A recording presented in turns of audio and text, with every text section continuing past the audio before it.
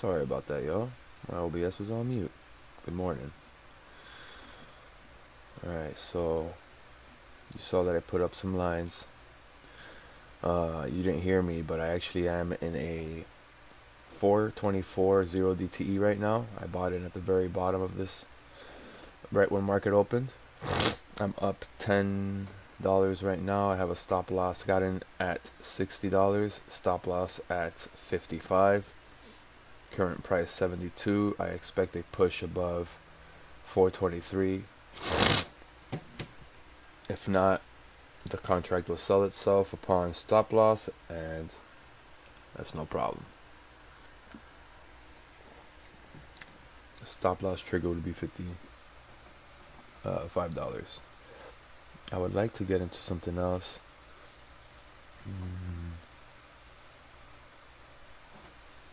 Maybe Mara puts. Let's look at Bitcoin real quick. Oh yeah, I'm playing Mara puts.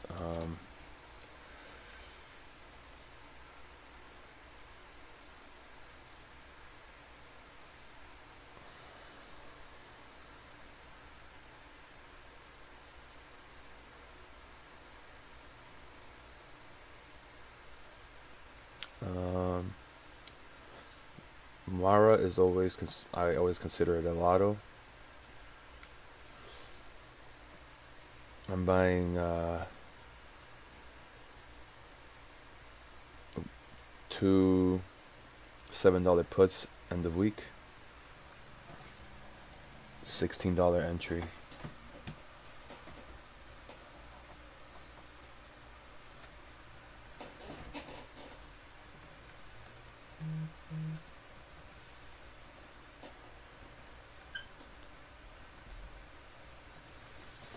Alright, let's take a look at where SPY went. A little push there, another push.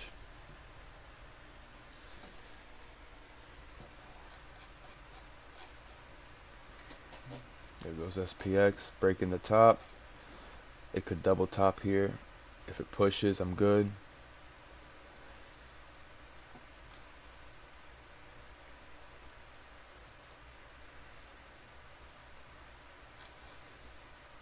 I don't like that. It needs to break that line.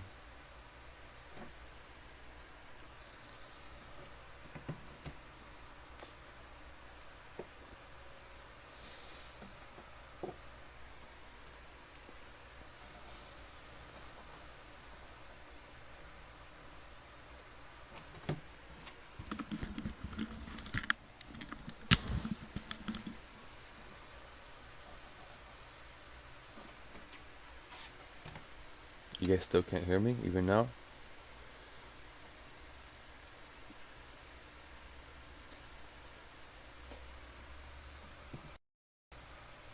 Testing, testing. 1 2 1 2.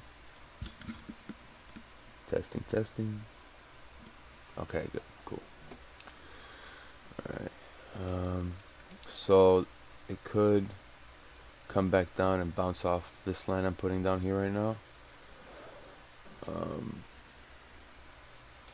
Or it could push up a bit more. This could be a 1-2 setup. This could be the beginning of the blow up. This line right here is, if it breaks through, this could be 1 2 1 2 3 4 5, and we go up first. The 5 waves would end up above 42.80. Let's look at the dollar. The dollar took a dump as of last night. Last night it was pushing real hard. Came up to 107.24. And look at this. Look at this drop. Let's look at the yields. Oof, woof. Alright, so alright, I'm holding that call. I'm still in that call.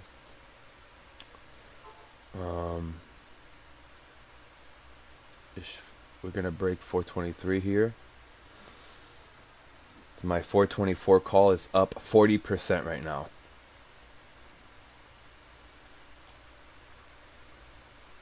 $60 entry, contract up to 84.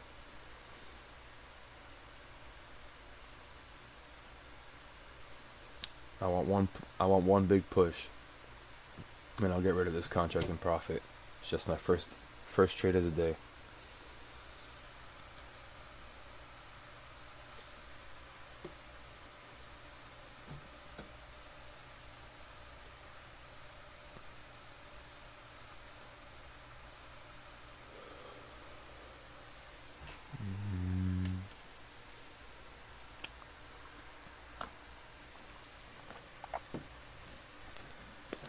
What's up, y'all? Thanks for joining us this morning. Like I said, if you guys have any chart requests, type them in the chat, and I'll look them up. All right, let's go back to the 5-minute.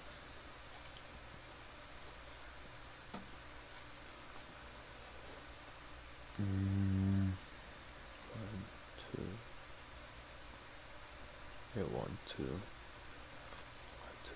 4, 5. All right, so potentially we could hit resistance. Probably it all depends. We could be so this is what I see. Could be doing a cup and handle here.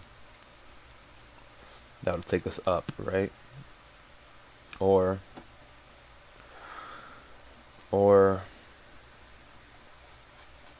I think this could be a cup and handle. Considering the yields are going down, dollars going down, we're gonna get a test probably right at this line. So we're depending the reaction right there. I'm gonna be selling this contract.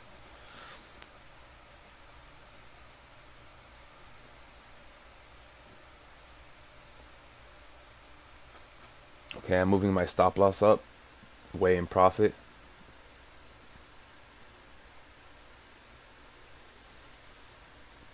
Moving my stop loss into profit.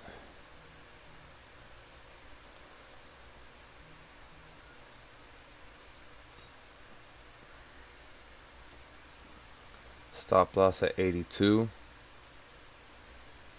Trigger at 82.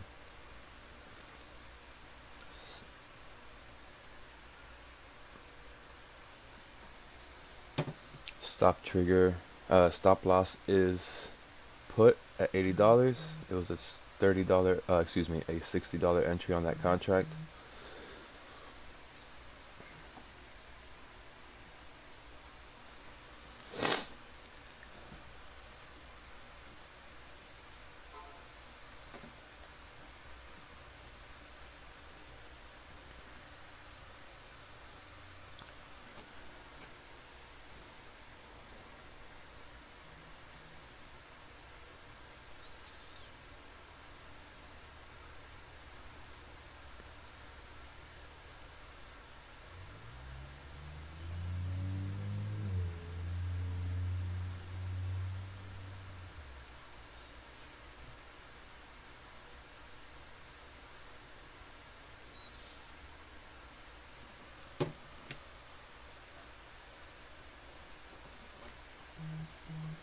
Okay.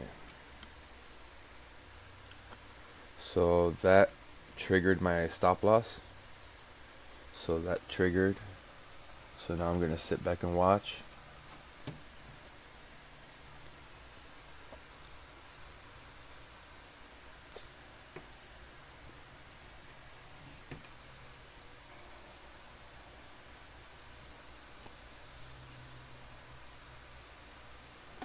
Let's see. What are you doing, Spy?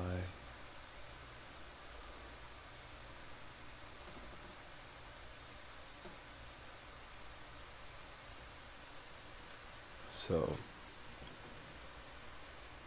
what is Tesla doing? Tesla could be a good put right there.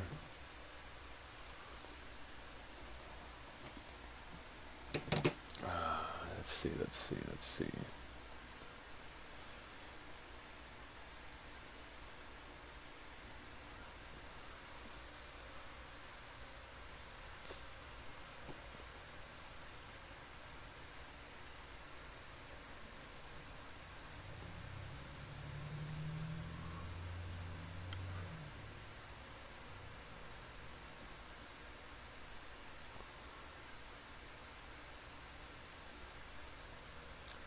Sorry, I'm just changing some indicators on my phone.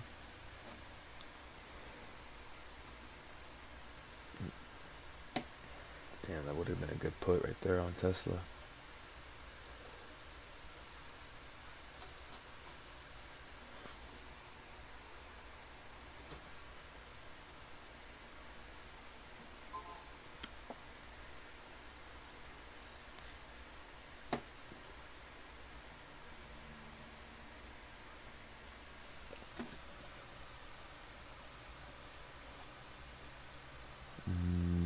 I think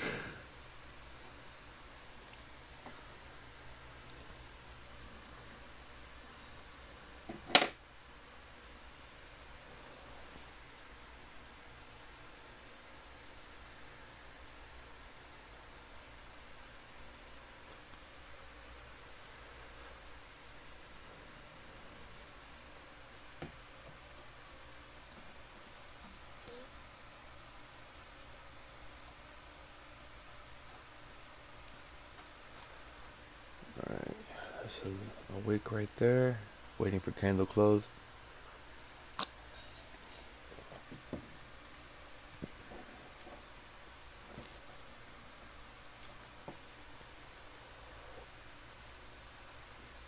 Let's look at the 15-minute.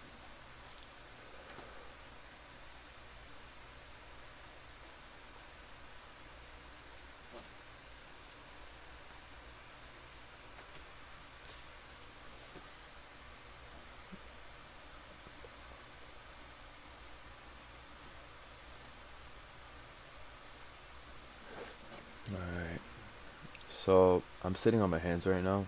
I'm not taking any trade at the moment, but I am considering another call. Looking at the candle close.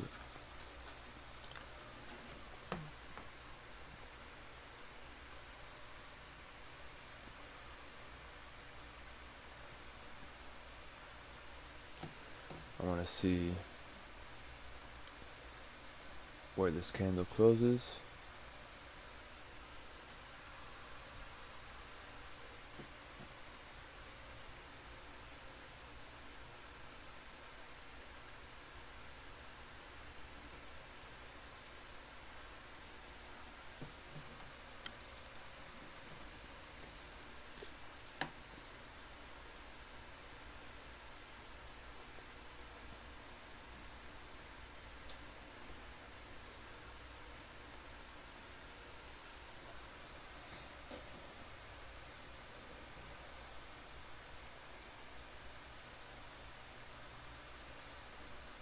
Alright, I'm still not buying anything. I'm just gonna wait for candle closes.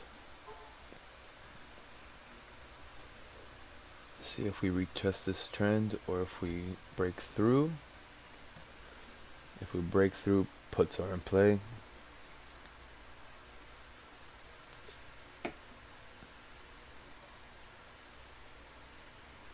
Adding some SPY puts to my watch list.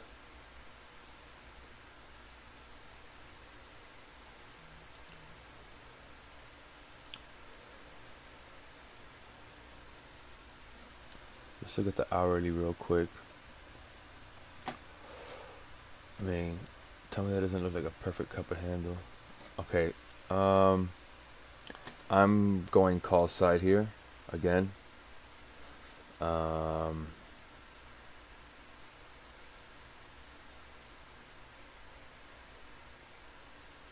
So I feel like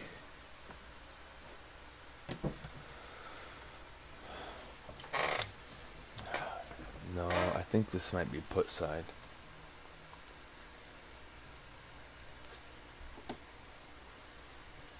It's a lot of wicks.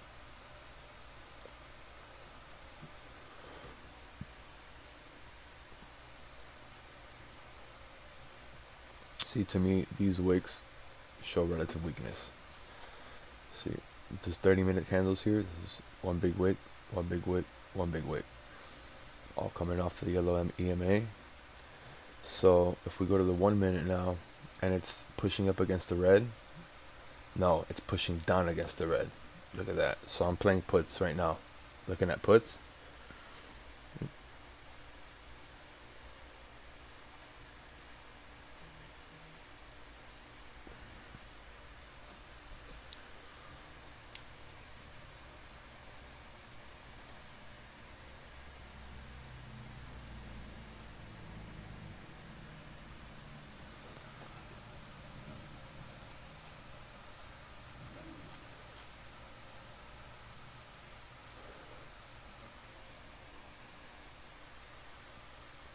Okay.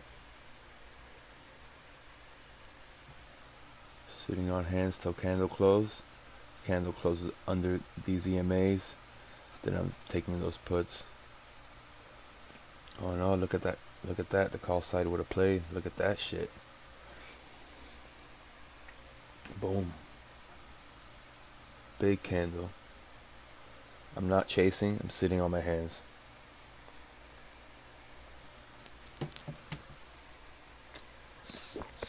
Do not chase.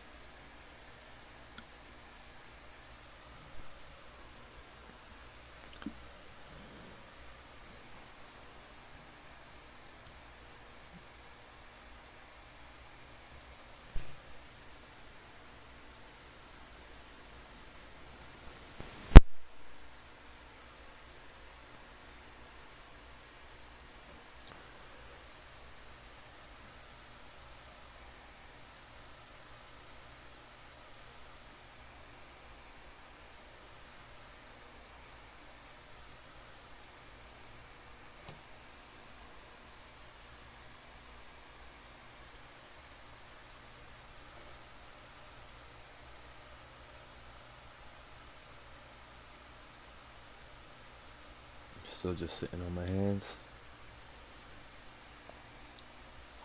Alright, I'm in two. I bought two 420 puts.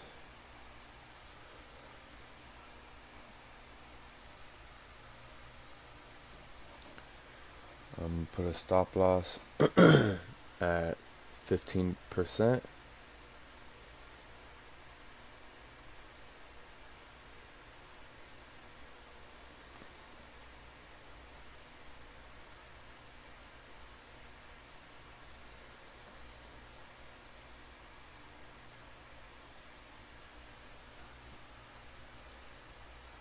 Let's go back to the 5-minute.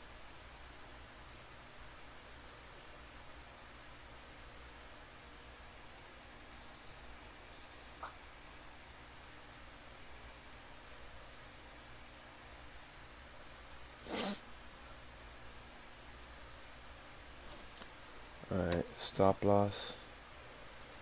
Risking $20.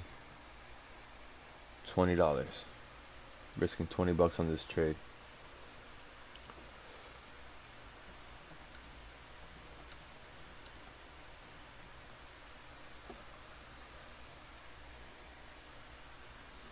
Alright.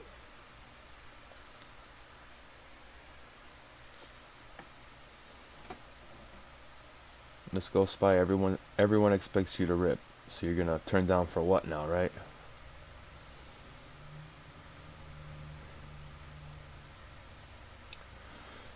So that EMA is holding a little bit of support.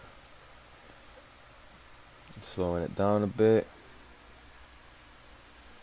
My stop loss is put in. Contracts are up 27% right now. Oh, here it comes. We're breaking down the trend line. We got 3 minutes till candle close. It's gotta close under. It's gotta close under for me to hold it. For me to consider holding these through the day.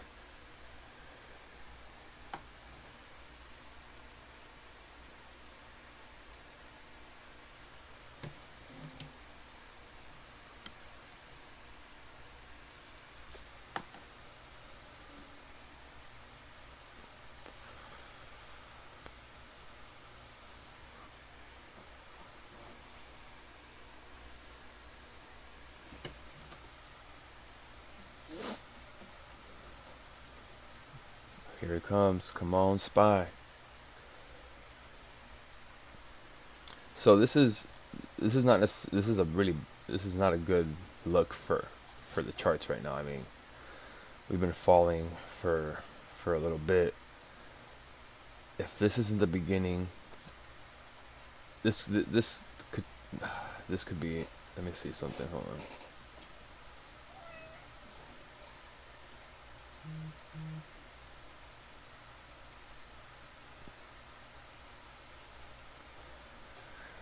See, this technically has room up to 425, but it's not. It wouldn't be the first time that a move like this failed in the last 2 days. It would be the second time, actually. We got 1 minute till candle close. I don't like that it hasn't impulsed down yet. I'm looking for an impulse.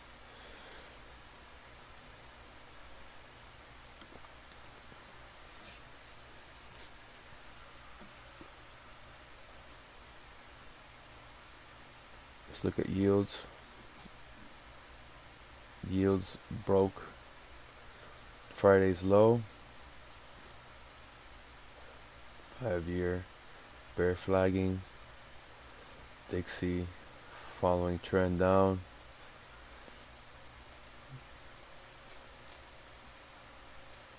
Well, that's an ugly wick. That's an ugly wick.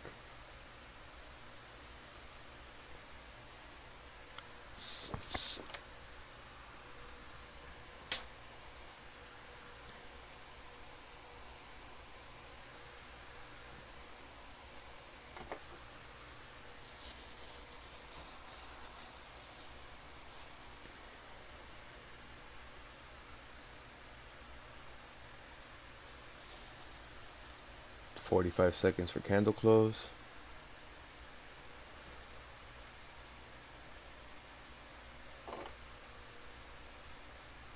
Let's look at the minute chart again.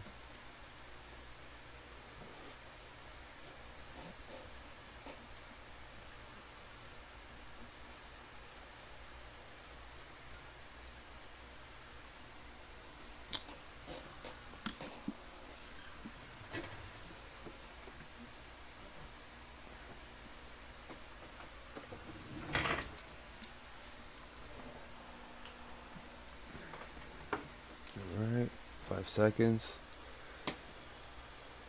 Let's see what 5 minutes look like on that close. That's like, I don't like that.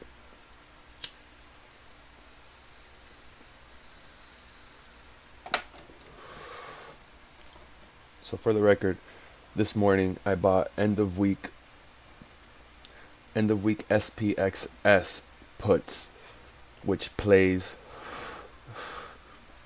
that's a play for SPY to go up. SPXS is the inverted version, the inverted leverage version of SPX index.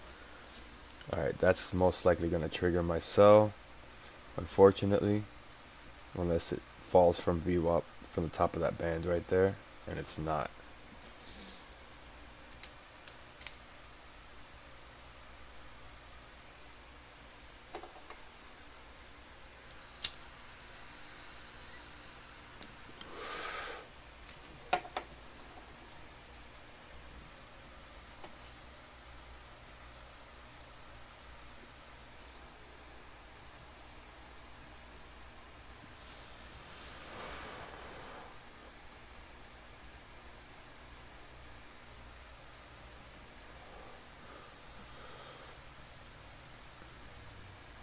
See, did my stop loss no way. Don't tell me it just triggered now after that dip. No, it hasn't quite triggered yet. It's about to though.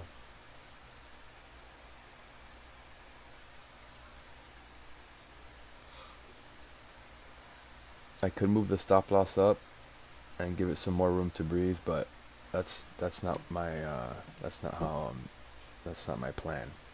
And the most important thing when you're trading is that you follow your plan. Yesterday I literally left $1,000 on the table. Can I be salty about it? Sure. Am I going to let it affect my trading? Absolutely not.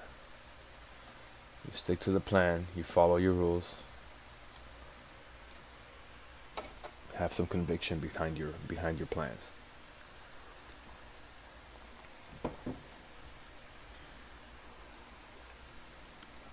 I sold all my contact. I finished my day trades at 10:17 yesterday in the afternoon. That means I took all my day trades within the first 45 minutes of the trading day.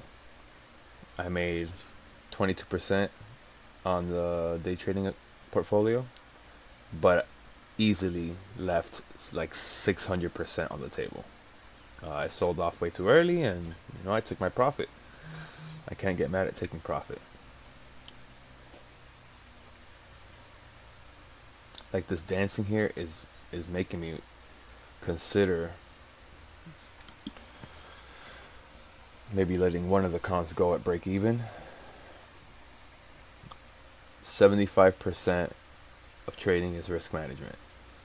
Risk management is overlooked a lot. And if you learn how to manage your risks, then you minimize your losses.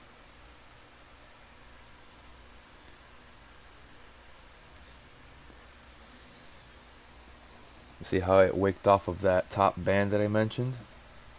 Let's see if it holds. Let's look at the 1 minute again, see if it's still pushing up into the red. Yeah, it's still.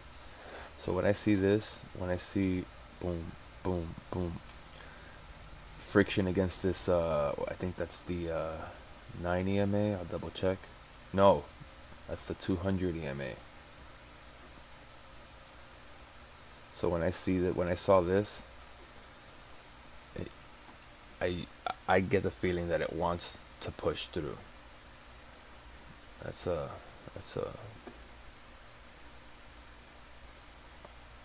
me no like Greek candles right now.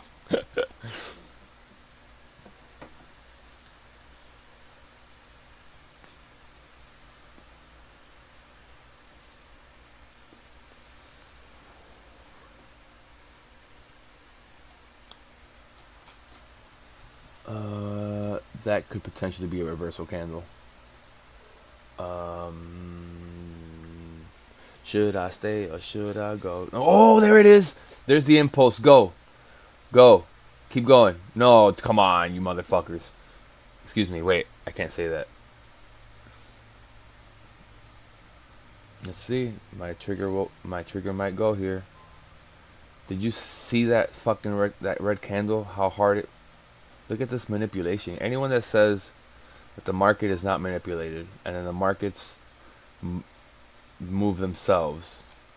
I mean, just look at these last 5 candles.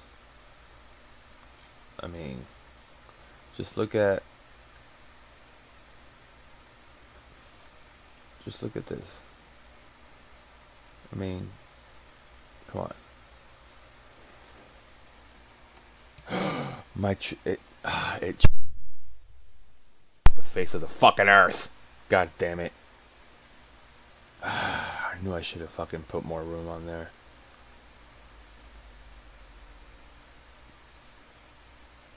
I'm not chasing, I'm sitting back.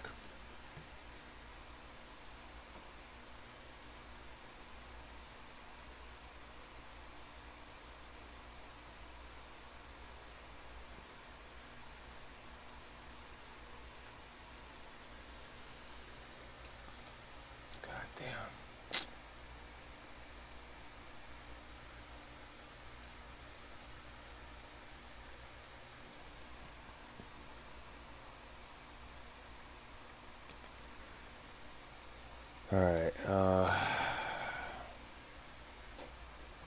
kind of want to chase.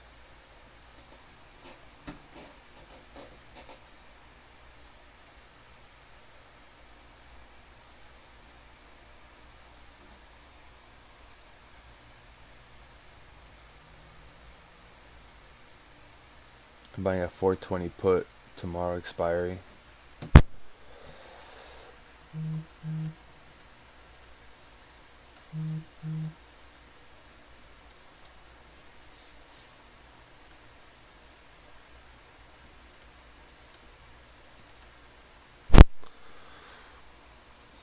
Alright.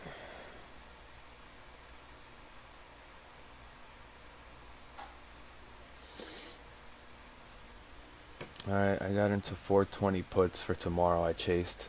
I bought it up here at an entry of 127.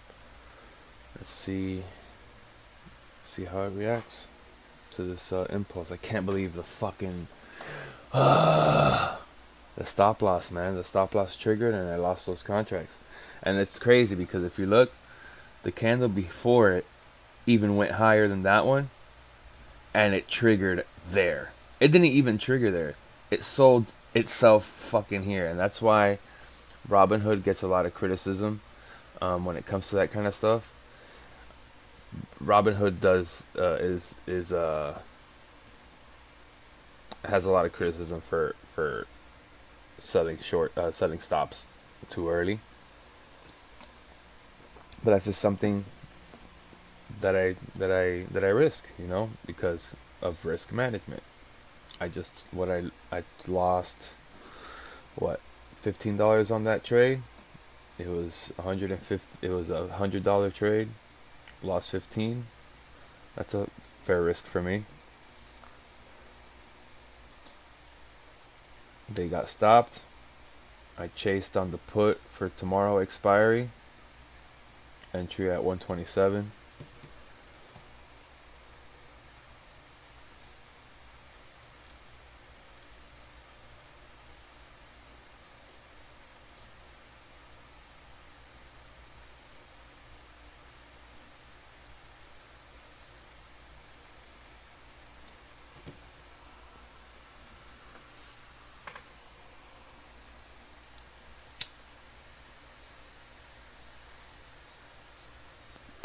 Let's look at yields.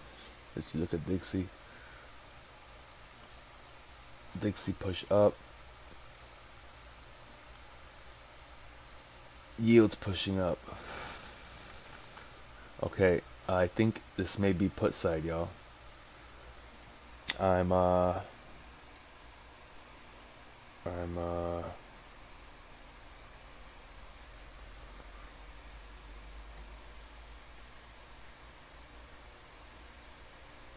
I'm looking at SPXS calls. October 13th. No, I'll keep it over here. I'm gonna wait for a back test to this area.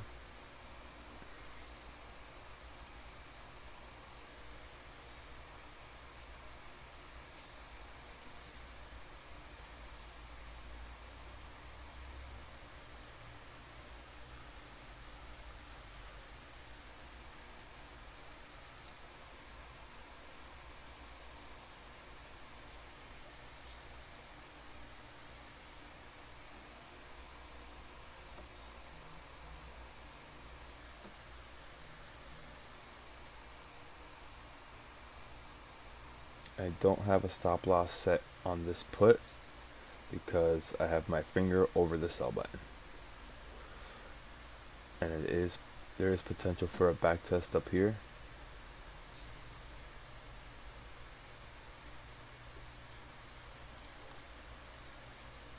And there goes SPY. The first confirmation that we're going to keep dropping is breaking this line that I'm drawing right now.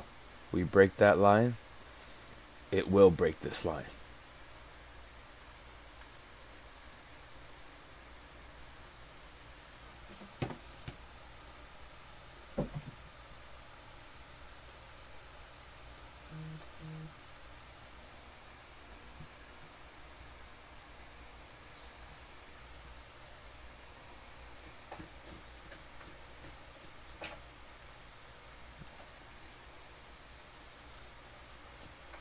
Watch this big rejection right here.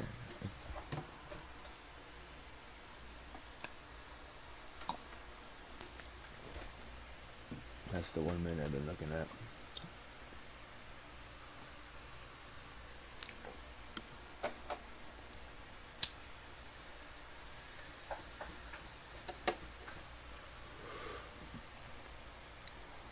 You see, normally I wouldn't have even taken a trade for a put until I saw this line get broken.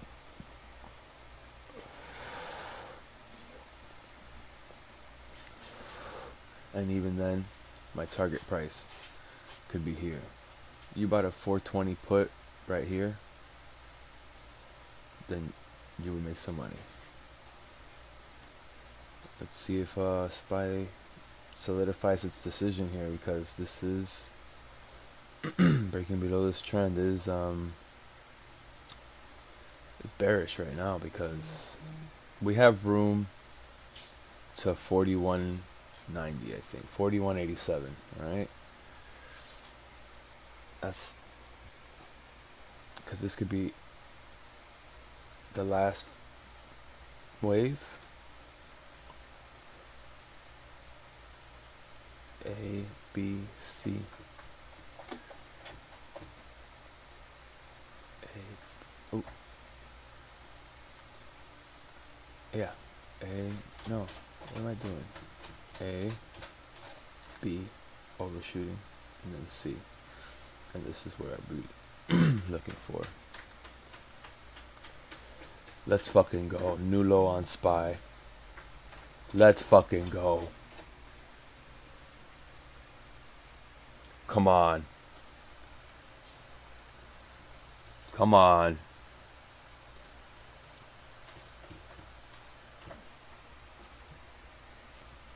Let's go. Let's fucking go.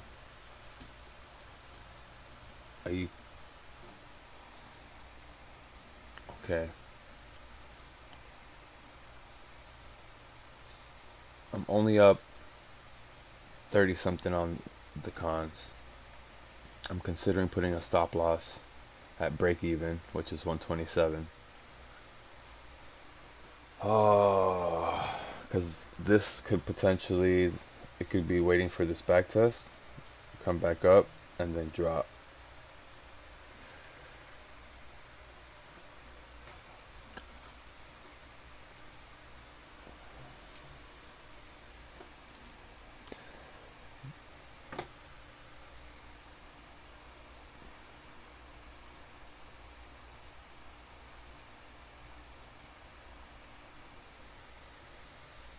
That's an ugly wick right off of that.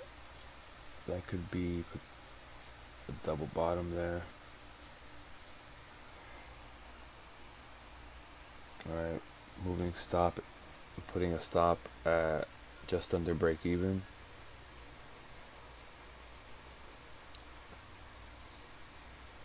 How much did I buy the contracts? 127.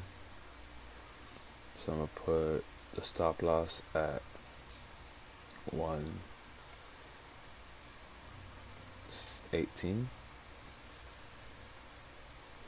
I'll put it at 115. Alright.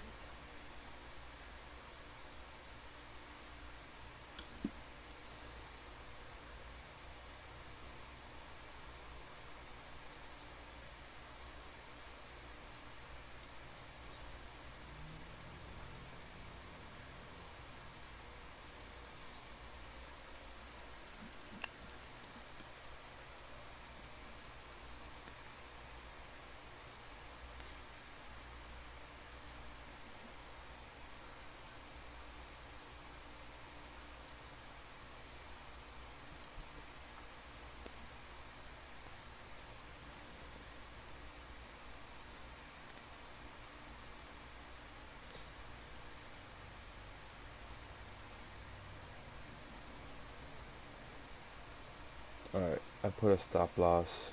The stop loss is at a $10 loss.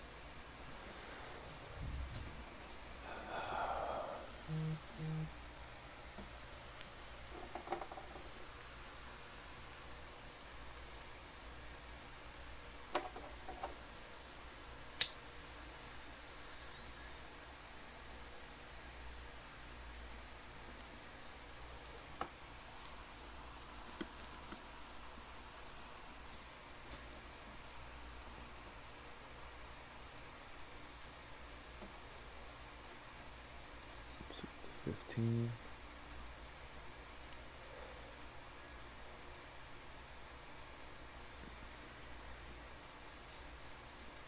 Two minutes till the 15 closes.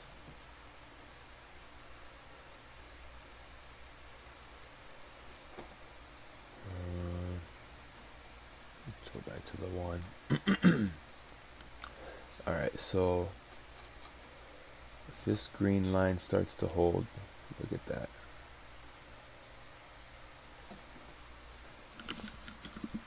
Let's see if it holds.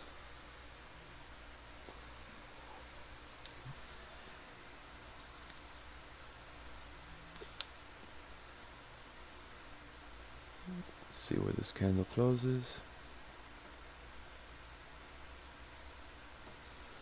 If it breaks this high, puts are out of play.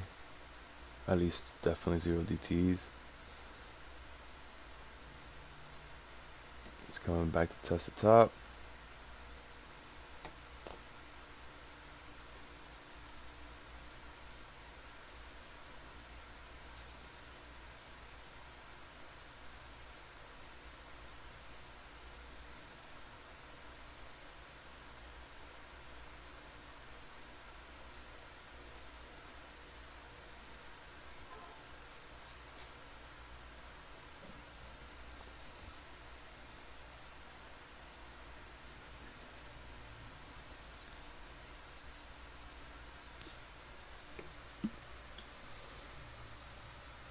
This is why you follow rules and you wait.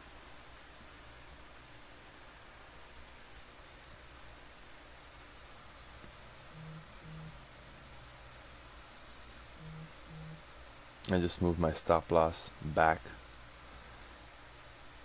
to -20 so that I have a little more room for up here, because I do expect a back test of this line and then for it to drop.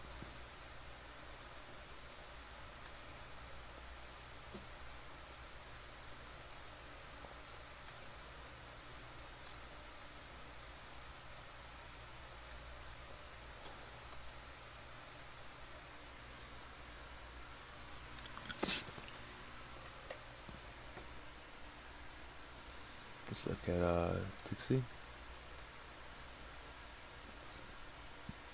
I'm gonna look at some news, economic calendar. So 30-year mortgage came in higher, less mortgage applications.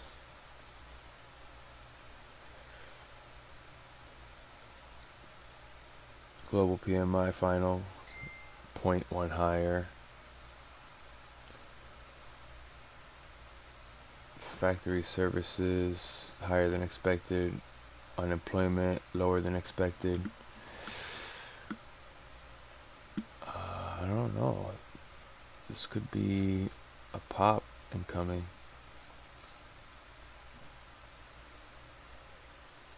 Let's look at yields. I mean, yields still doing good. Except for the 1 year. Silver not looking too good.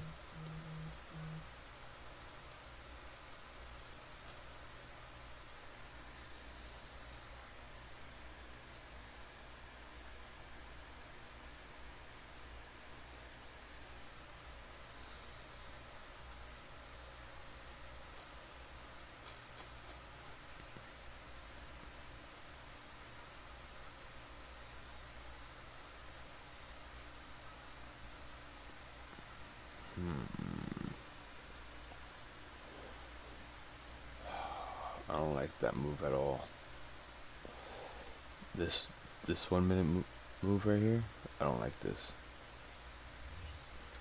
If it doesn't break this now, I will sell my calls.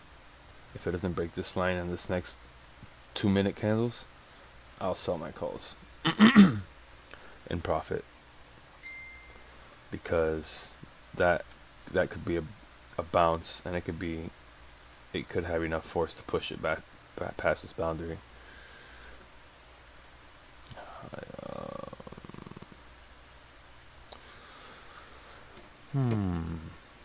I don't know.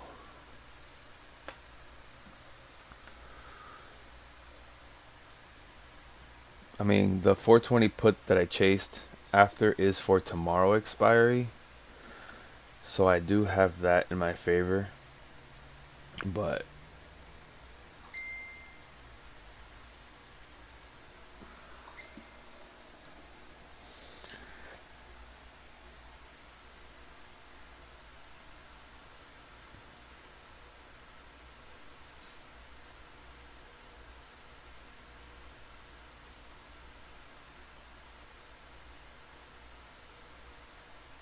yeah, it's crazy the way these charts move. It's nuts. You guys want me to take a look at any charts in particular? Just type them in chat. Let's look at Amazon.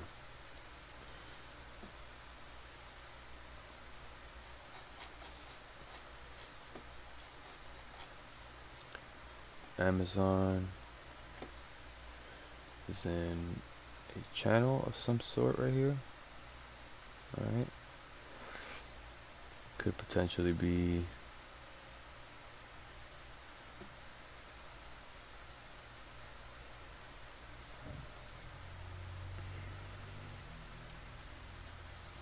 let's call it this.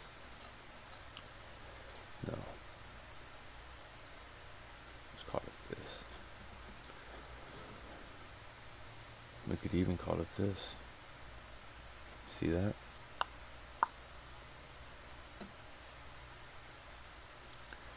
So it's the same deal as SPY, which isn't falling yet. Could be a cup and handle. This is actually, eesh, I think I should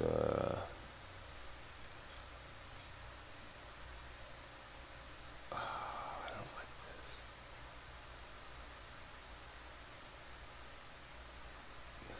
Let's look at Dixie. Let's look at yields. Okay, Dixie's pumping. So if it's pumping and then yields are pumping, we should turn down for what? But if all these yields and Dixie starts turning red,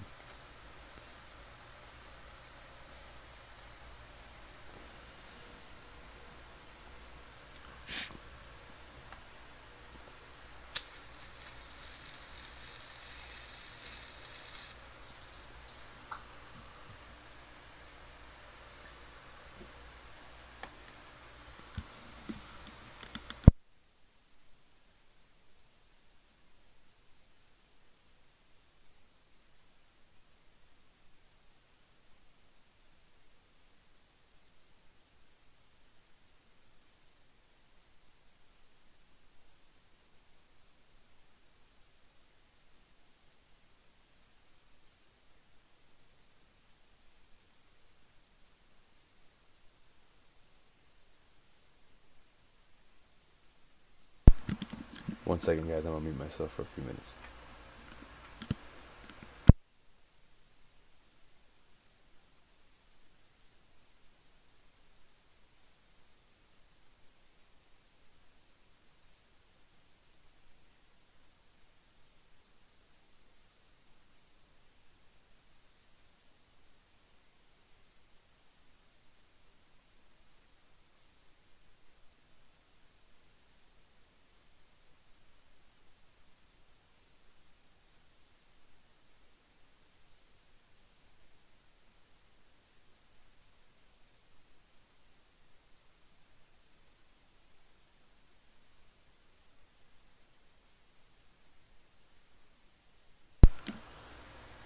Alright.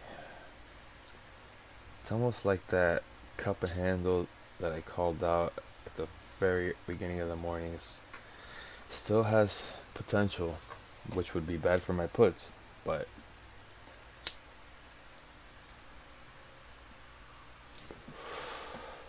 I don't know.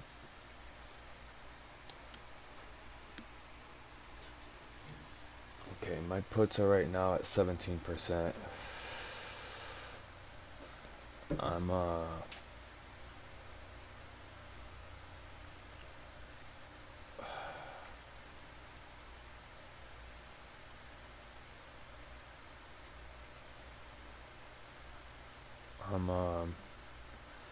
keep watching Dixie. I'm gonna keep watching yields. Yields are this could be a bull flag right there.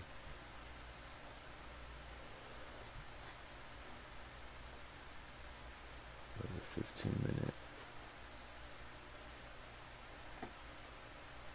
Be a tweezer top too.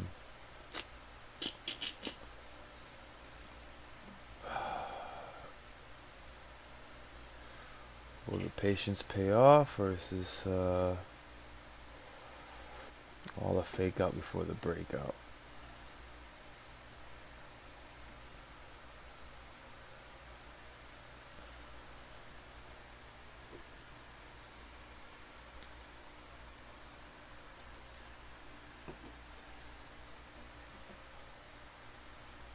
Let's look at the minutes.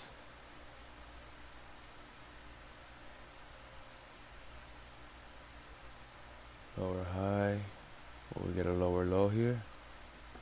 Oh, patience is a virtue. All right, let's see how far we go. We break this. We close under this line. My target price is down here. We're gonna close. It needs to be the 5-minute close, not the 1 minute. 1 more minute till that closes.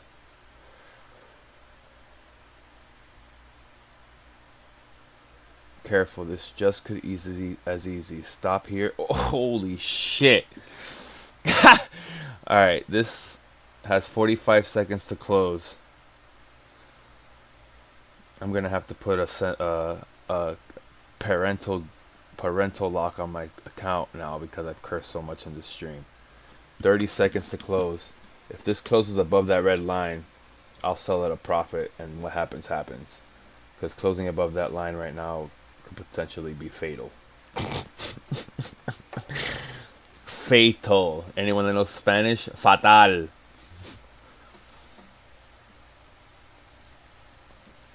10 seconds. Oh my god.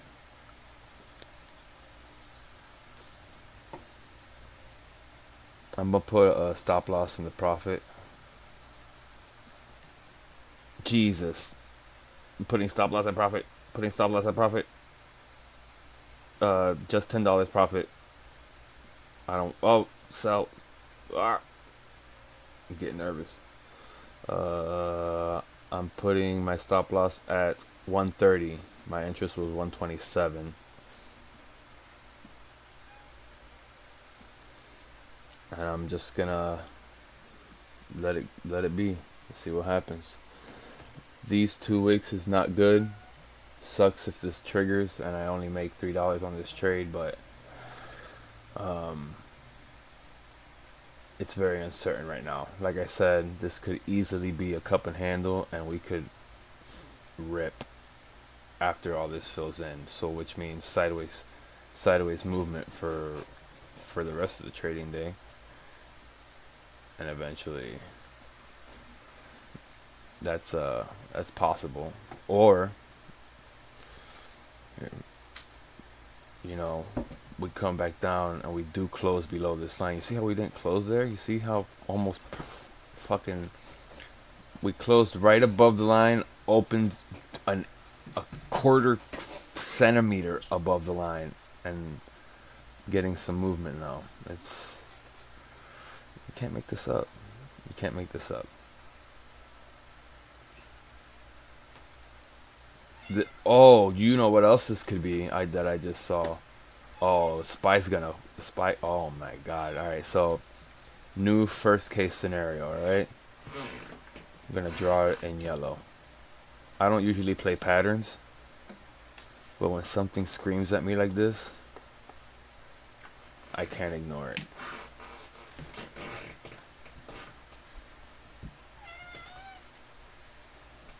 So it wouldn't be the first time that a head and shoulders move in the last 3 days fails.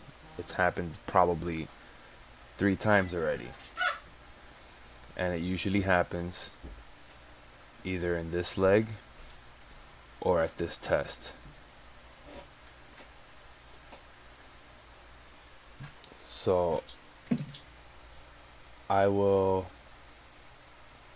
I don't like it being, I don't like that line being here, so I'm gonna take this away. But remember this head and shoulders pattern. Remember this cup and shoulders. Cup and handle. All right.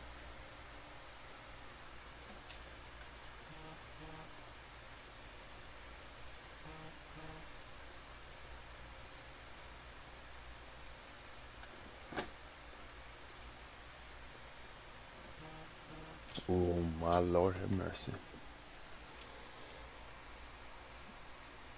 Oh my God.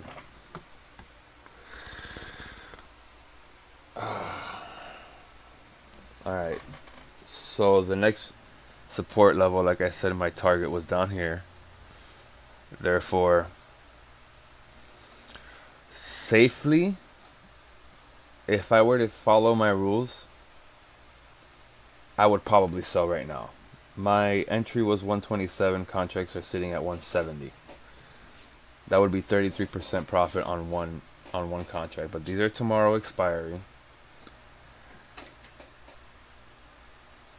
So I'm going to wait to see a reaction to this line, because essentially the cup and shoulders I can't break a certain point, and that certain point would be literally what it's breaking right now. Literally what it just broke. So we need to close under that. And this, if this was a head and cup and handle, it just failed. But also keep in mind, the head and shoulders pattern that I placed earlier, head and shoulders don't have to be perfectly aligned with the, like this could bounce from right here and it would still be considered a head and shoulders. So long as this right shoulder didn't break around, let's call it 422.20. Let's call it 422.50. Then it could still even so be considered a head and shoulders pattern. Oh my God, 12 seconds for the close. Let's fucking go. There's no way you're retracting up. There's no way. There's no way. Yeah, let's go. Watch this flush. Alright, maybe we can come back for a back test if it's not going to flush immediately. I expect it to flush immediately. Let's go. Stop playing with me. Stop playing, Spy.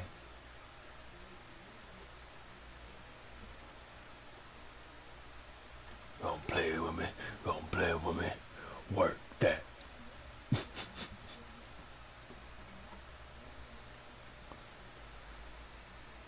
Alright, so you see how I didn't follow my rules? And I didn't sell here at 30% profit. Now I'm only sitting on 18% profit. And if this candle closes above this line, it's like this close down here never happened. Look at that shit. The market's not manipulated, guys. Did I even put a stop loss on this? Yeah, at break even. That would suck. What can you do, you know? You either follow your trade. Look at that. Let's look at the 1 minute. You either follow your rules or you kick yourself in the ass if it fails. I mean, really though, as long as it doesn't break this 421.80, as long as it doesn't go above that, I could be still good. That green line I pointed out earlier turned back, is now at the under. No, the neon one, this one. So it needs to break under that neon line. This is dicey this morning. Look at this. That's nuts. So if you had a con open and you took your profit down here, congrats. Otherwise, you're looking at another entry. Probably, let's look at this candle close first. If it closes under this dark green line, then that would be another entry for a put, in my opinion.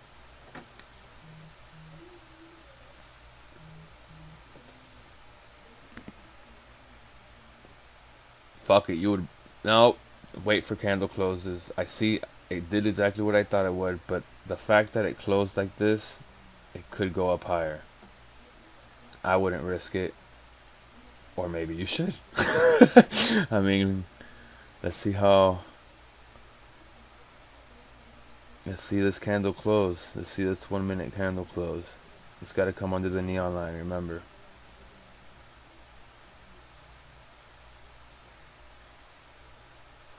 And look at that shit hold, you motherfucker. Alright, I definitely got to change my parental settings now. Let's look at Dixie real quick. I saw that little break. I saw it before we kill it. Let's do a trend line right here. So long as that line holds, SPY's gonna drop.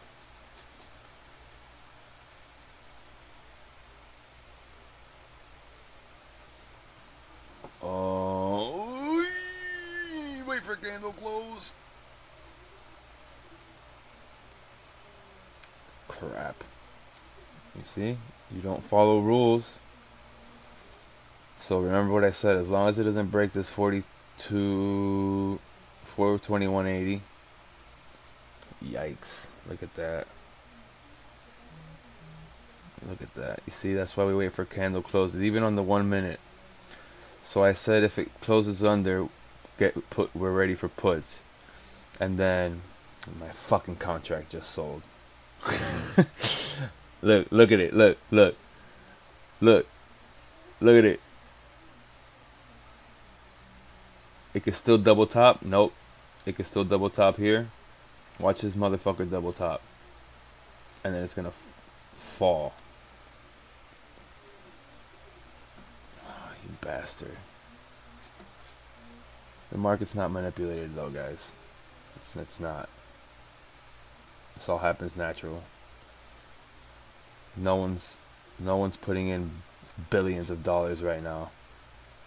Look at this back test. This is the last hope for puts right here.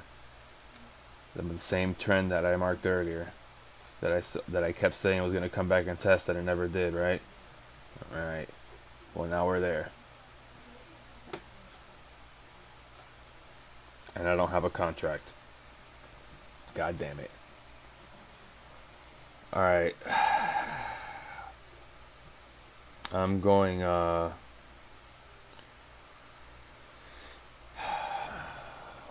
look at that. Wait for candle close. We've been looking at the 1 minute. We need to be on the 5.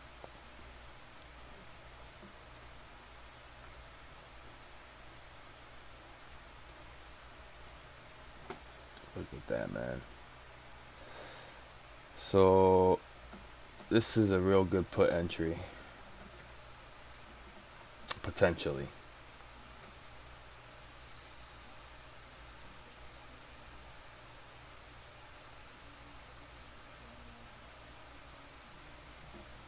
You gotta wait for candle closes on the 5 minute. That's 3 more candles after this one. But that right there, I mean,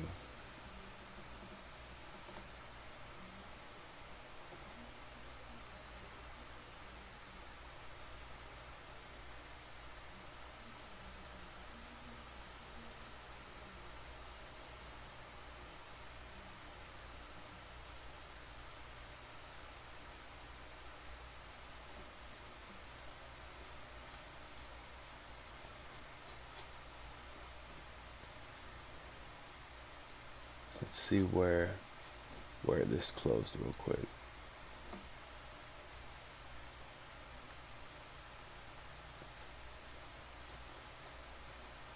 It did close under. I'm buying I want to buy puts, man. I really do, but I don't want to chase either.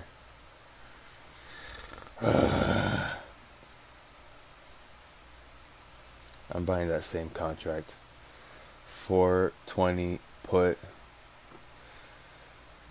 Breaking my rules.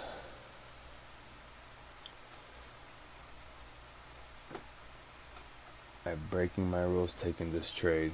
I'm not waiting for a candle close.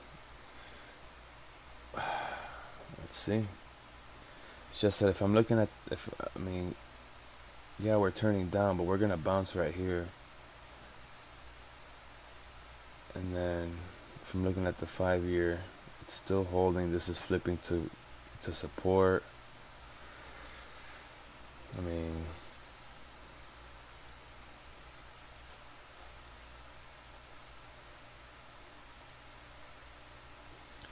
and I see a top here, and then I see one. Let me go to this 30-minute.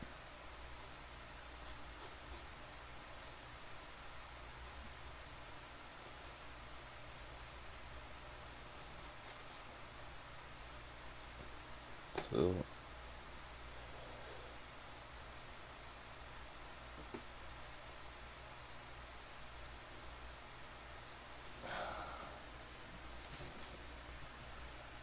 let's get rid of that circle. So, like I said, I didn't wait for candle close, so I already broke that rule.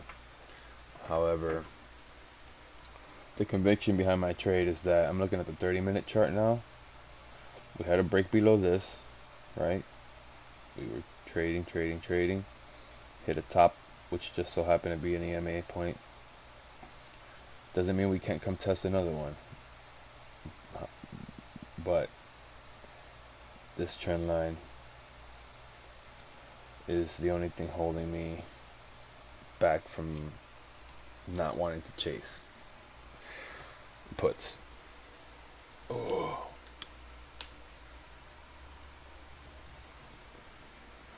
And if we go back to the minute,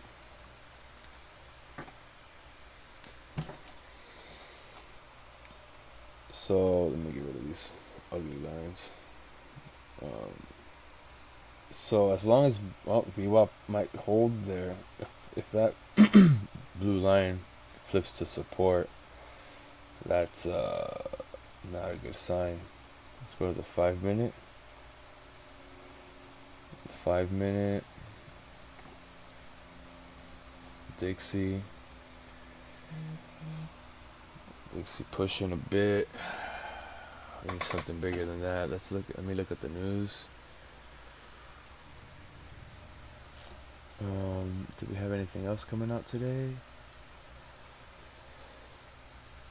1040 right now. Some oil stuff just came in.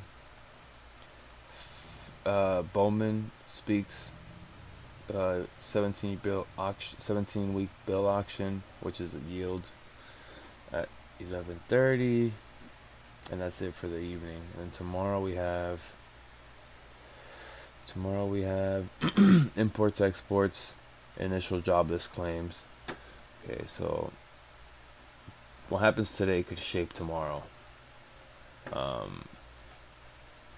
And I was in calls this morning. I took some profit on a call, and now we're here. Wow, look. Okay, I'm putting if this line doesn't hold here, I'm gonna sell for a loss, which is crazy.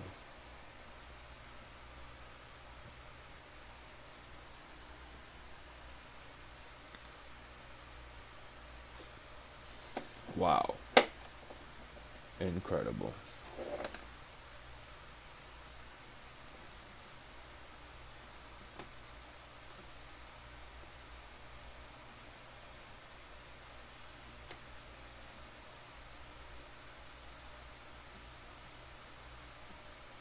Incredible.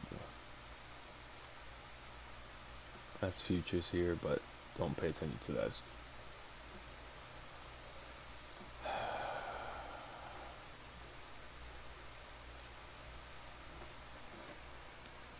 Well, so far it's looking like day one of day trade was good, and day two might turn out break even.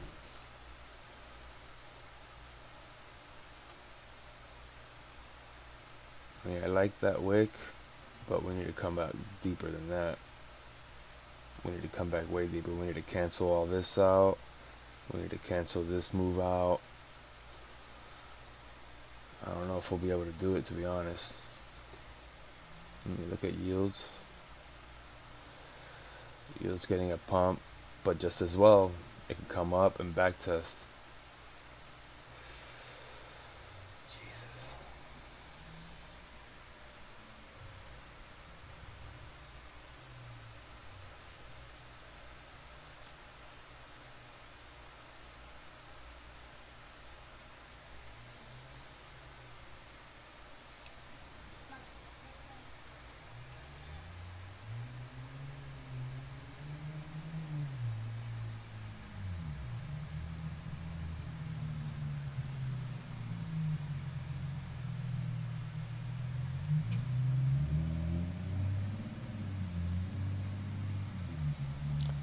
I'm loving those wicks, but I don't know if it'll be enough. I don't know if it'll be enough.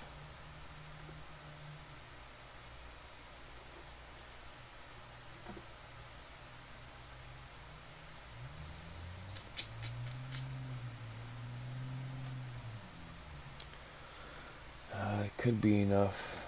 I mean, technically, if we close around here, we're still closed under that trend line that I marked on the 30-minute.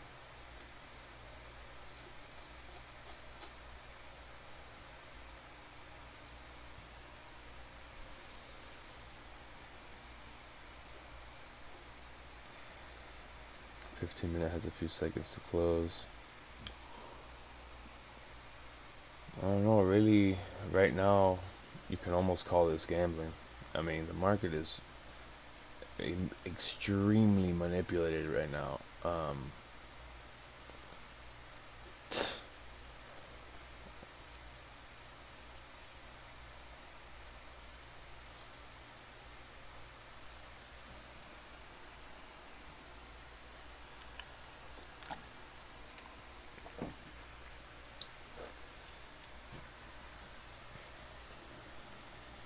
Like, technically, this is a higher high. This could run for real, for real.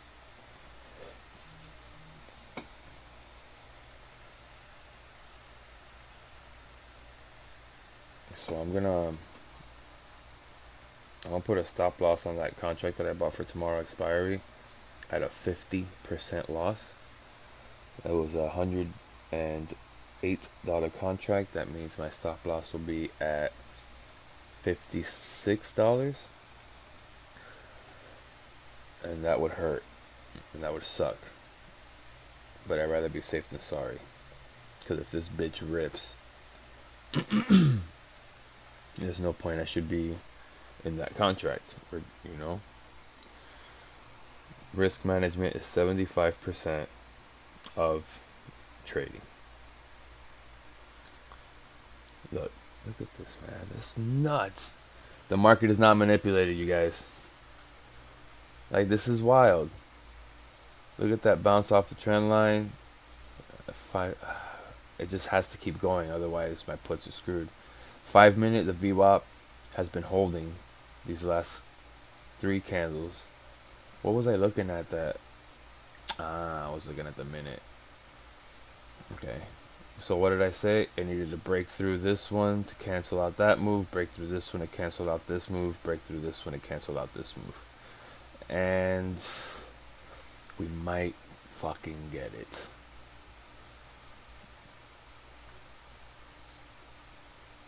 It's got to push further. It's got to push further. There you go. If it breaks this, we're fucking in the money. Let's go.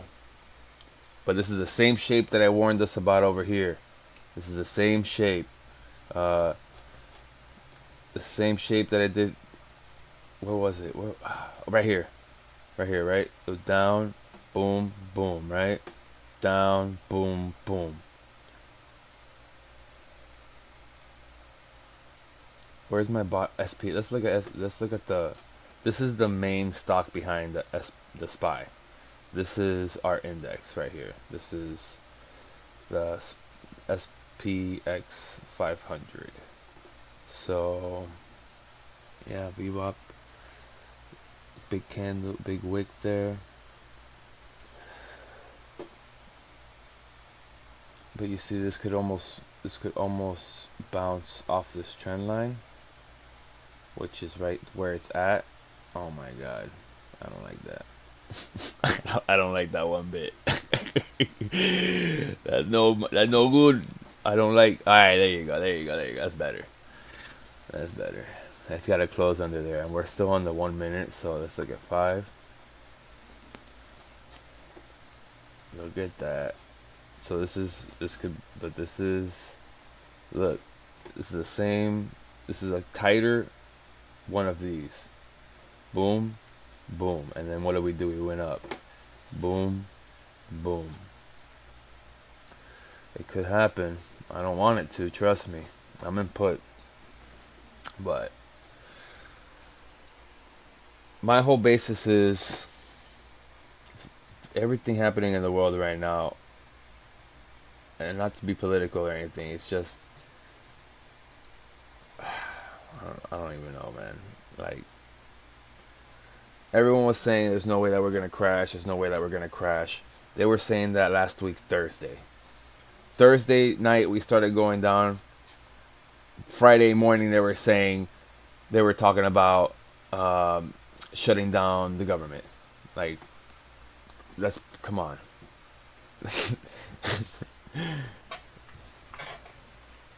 When you're trading, you're playing. Imagine that there's billions of dollars playing with and against your trade. You have no saying what's going to happen in this market. The fact that I'm putting trends up and that they're bouncing off trends, the fact that I'm using VWAP and it's bouncing off support, that's because they want it to. They make it happen.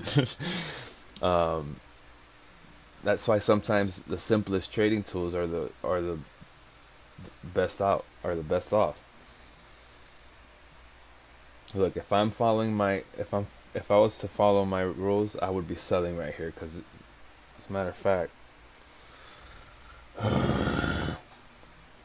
I didn't follow my rules here, and look what happened. I didn't follow my rules here, and look what happened. I mean, it's just that the whole conviction of this is just down. I mean, even if I draw another silly one here, let's see where this goes. No, that's no good. Let's see. If I put one here, does that not resemble a flag? So potentially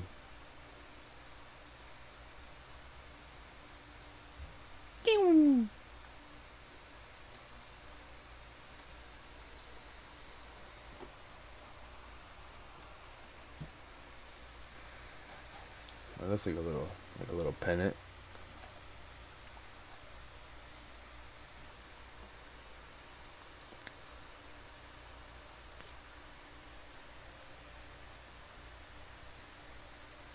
Or it could be a channel down.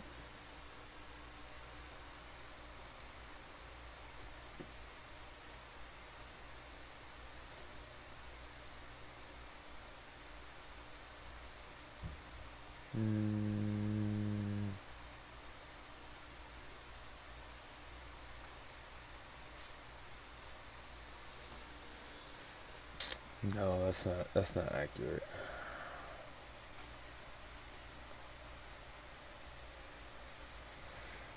I mean, I'm gonna leave it up, but I don't think that's an accurate trend line. However, if we break down from here under this line and we come touch this at 1545, you guys have to promise not to call the police on me for witchcraft.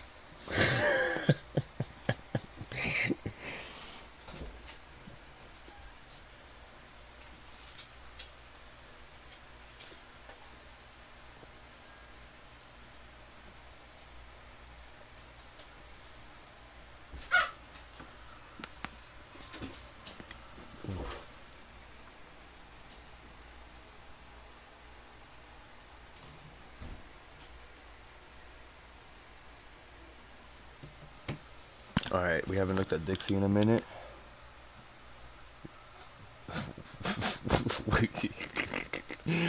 What did I say?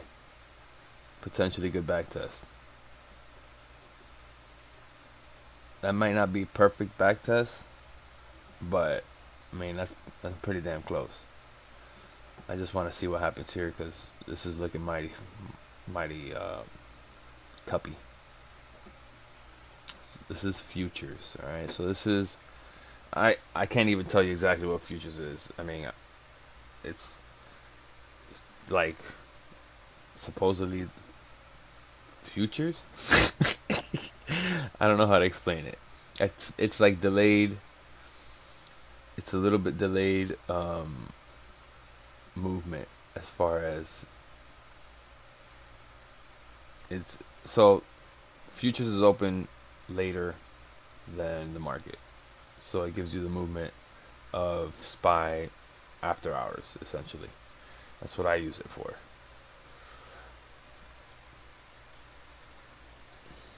But look, you see, this is nerve-wracking. Came out of the trend, hit resistance, came back into the trend, made a higher low, came above the trend, grinding down the trend. Why?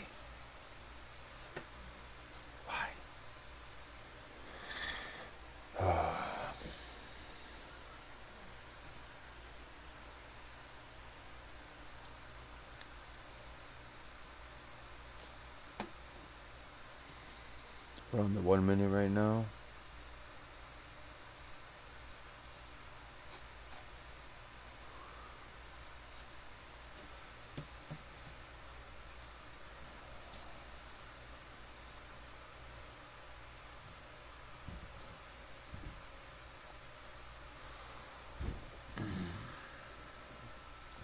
So far we see we had a break of that trend. If we look at the 30-minute, I mean, technically speaking, I mean, you guys tell me. Would you call a close right? Would you call a close right at the point? Would you call that a close above the trend? I'd say no. And then look at this next week. This is 30 minutes. This is a 30-minute chart. That's the wick, right? I'm not tripping. Like, yeah, that's a wick.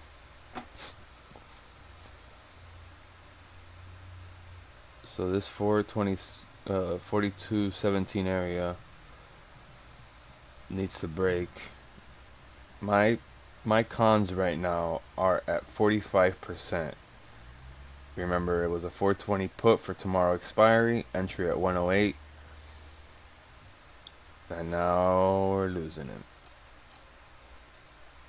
3 minutes for candle close. Let's just wait up. Let's wait here. Let's wait. Did I get rid of one of my? Why is one of my indicators missing? What just happened? Oh crap. Hold on.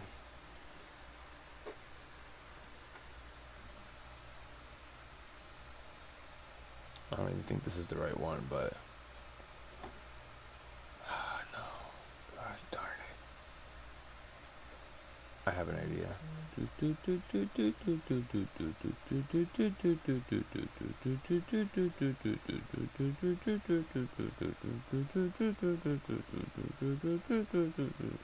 When did I delete it?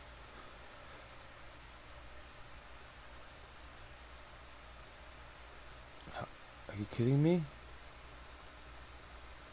Oh, crap. Alright, well, now we're gonna find a good EMA indicator. Let's see. Maybe if I type in something like 3 EMAs, 4 EMA,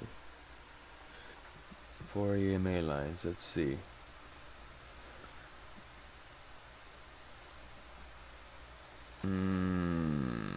there a little, can I edit it? Shortest EMA. Oh yeah, I can edit it. Alright, check it. Shortest EMA 9. Short EMA 21. Medium EMA 50. Long 200. Close, close, close, close. Boom. Alright, now we're in business. Actually, I think I want to put the so I'm actually going to put this one as 12, 13.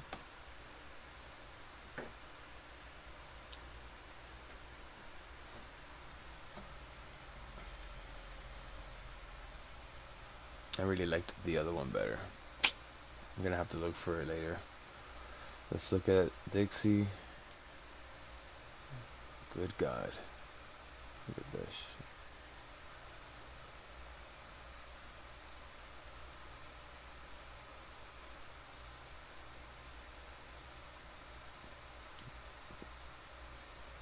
That could be, oh, watch.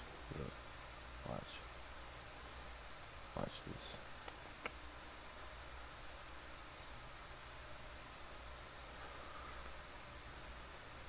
If you want to, we can supply you. Got enough to feed the whole town. They gon' shoot you unless you try to. Go around, you taking over one city at a time.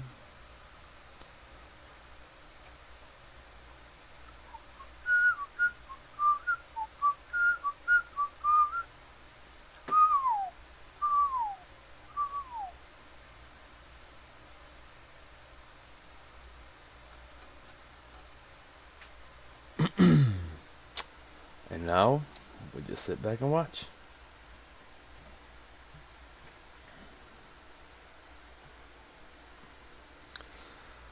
Those cons are back up to 40%. We're looking for one.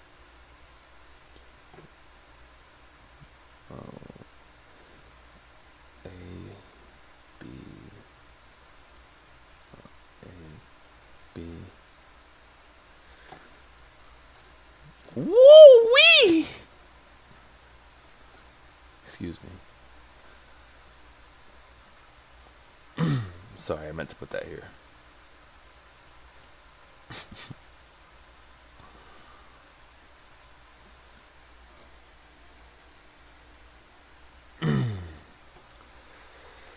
Retest of the bottom, or it'll pop back in, or it'll drop.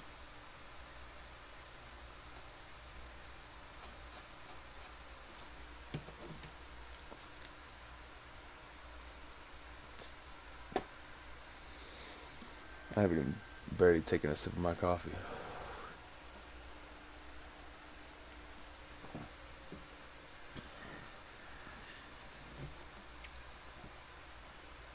Let's see, 5 minute. Let's look at, let's get rid of this. I can't see anything now. Alright. Let's look at Dixie. Dixie moving a little bit, back above the red line.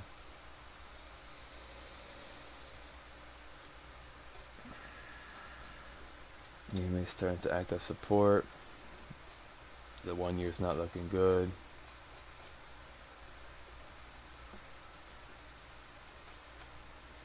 I don't know.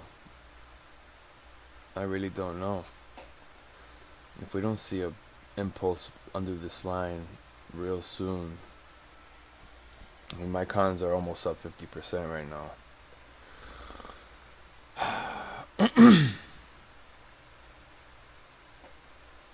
But I guarantee you, if I follow my rule now, I'll sell this contract right now, and this shit will fucking dump.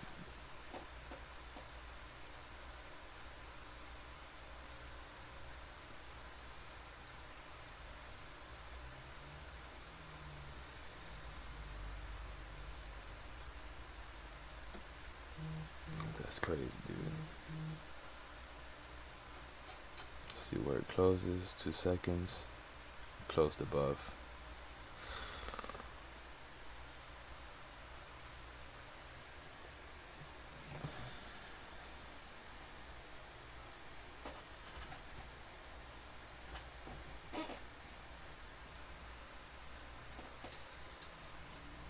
So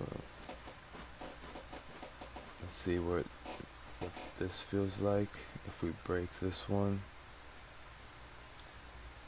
Let's throw up a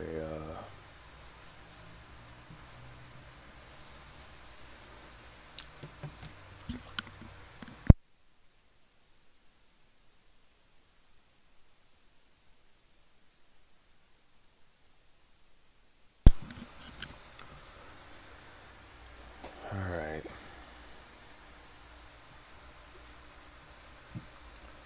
So this could be a double top, hopefully.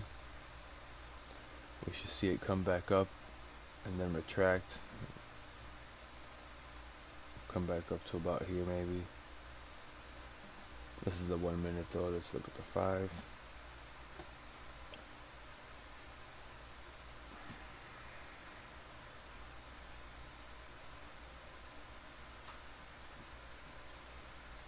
Jesus Christ, it's crazy.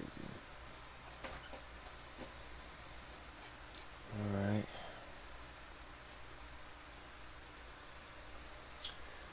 I'm telling you, it's just they'll make it do whatever they want it to. Let's see where this candle closes. 15 seconds. Dixie holding support, has room to go down.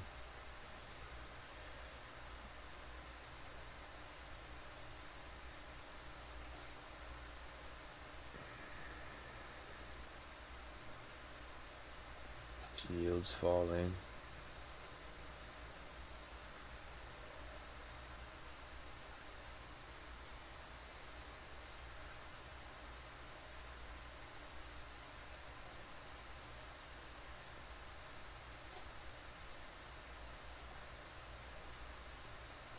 Alright.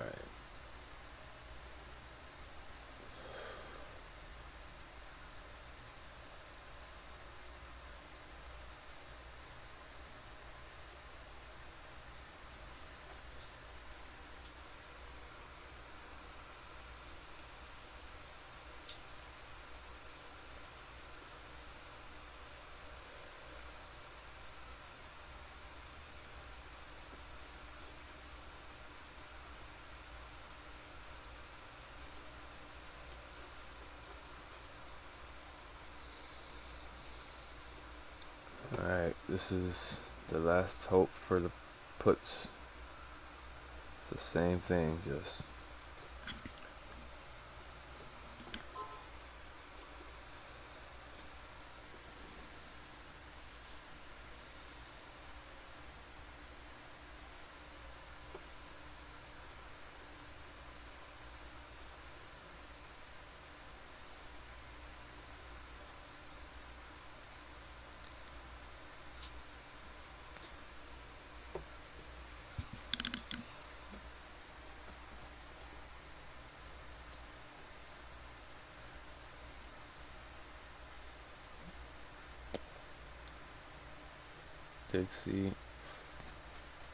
Dixie hurting.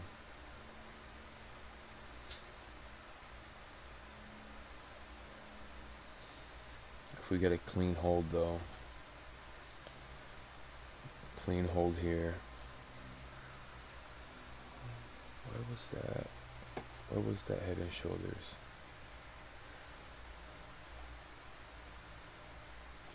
It was right here, wasn't it?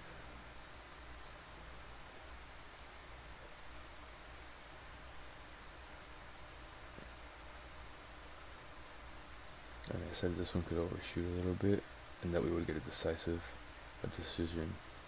rather, around here, and that it usually failed here or here. It did neither of those. It's coming up above as if it's going to play out, and we won't know for sure if it's playing out until it breaks. I would say this line, But as far as technical analysis goes, this line.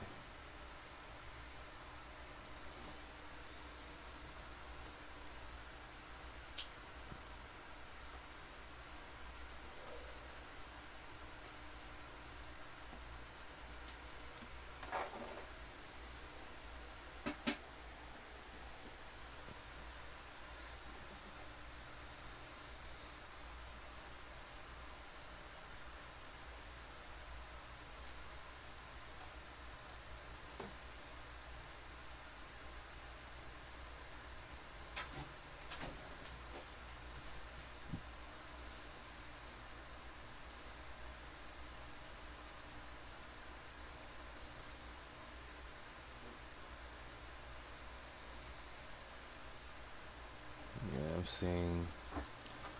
seeing higher lows, higher low, higher low, higher low, lower high, lower high, lower high.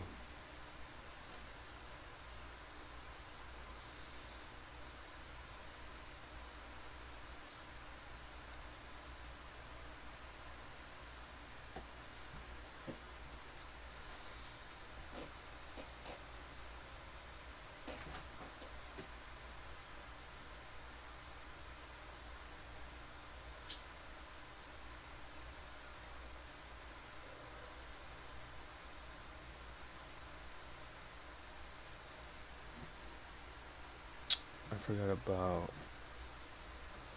GRTS.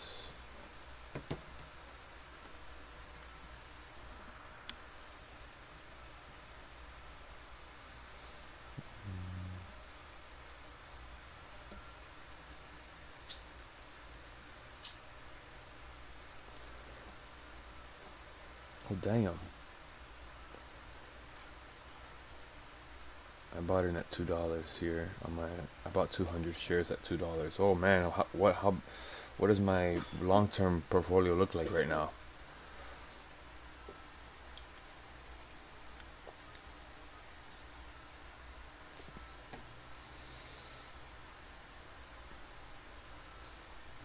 Oh damn.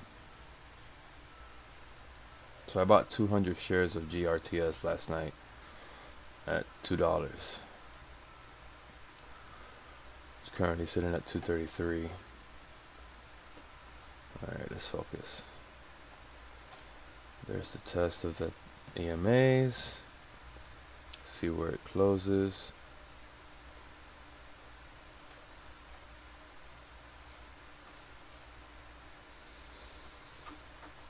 Horrible. Horrible, horrible, horrible.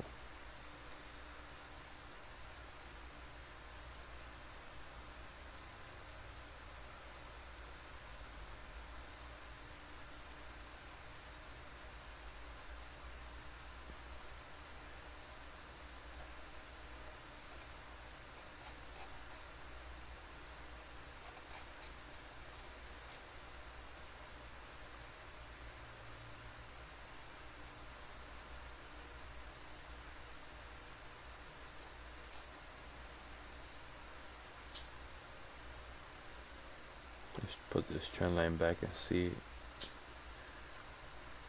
where it is.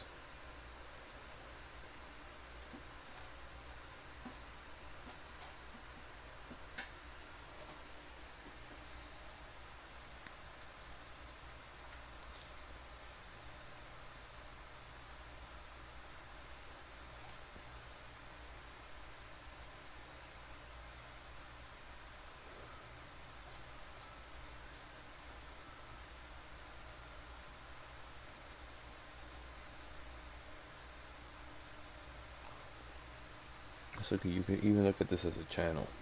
Imagine that this is a line, boom, line here, boom, line here.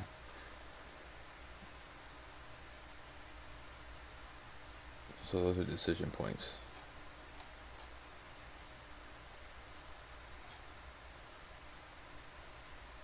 Tesla blowing up.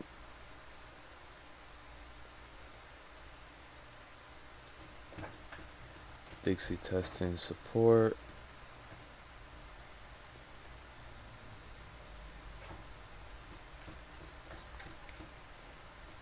Let's go to the 30-minute chart. Alright. Oops.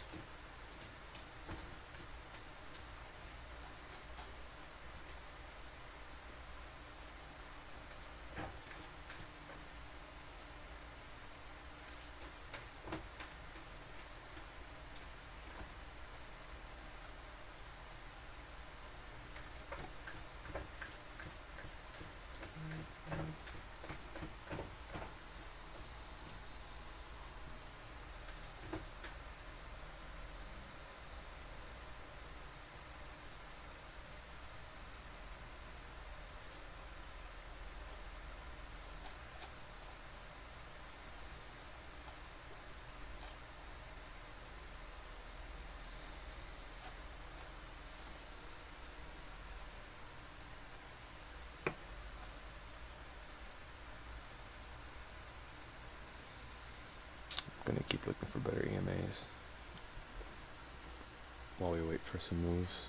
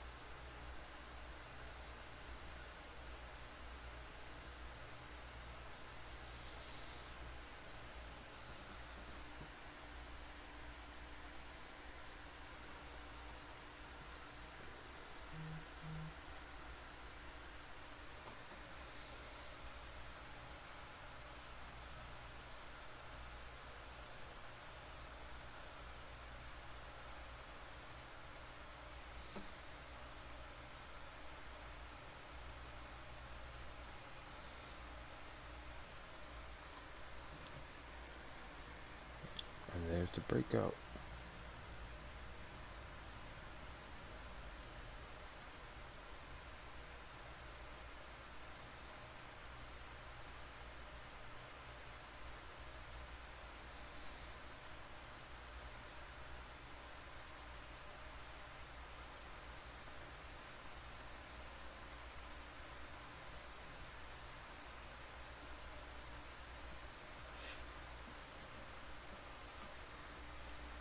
Alright, so we gotta see for candle close here.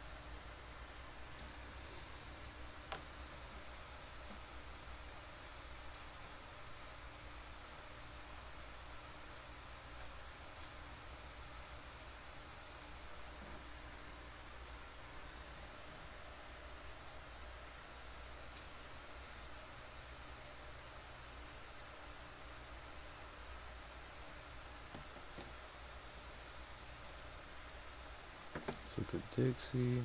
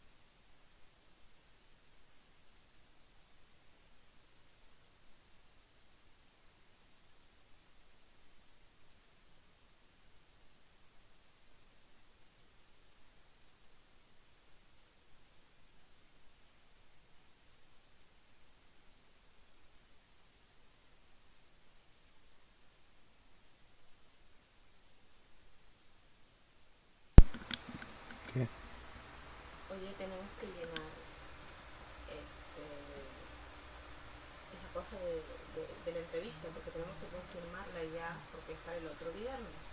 Sí, amor.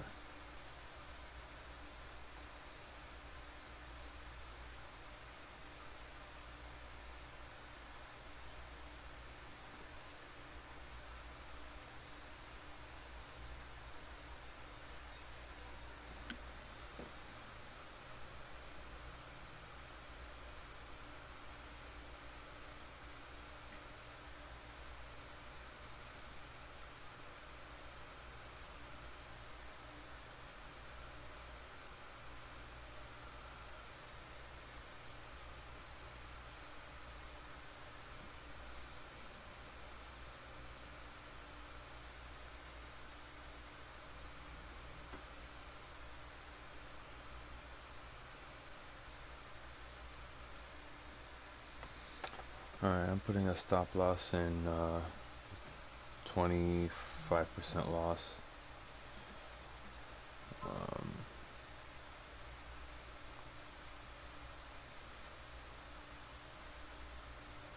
If I don't see an impulse from here, SPY is gonna push.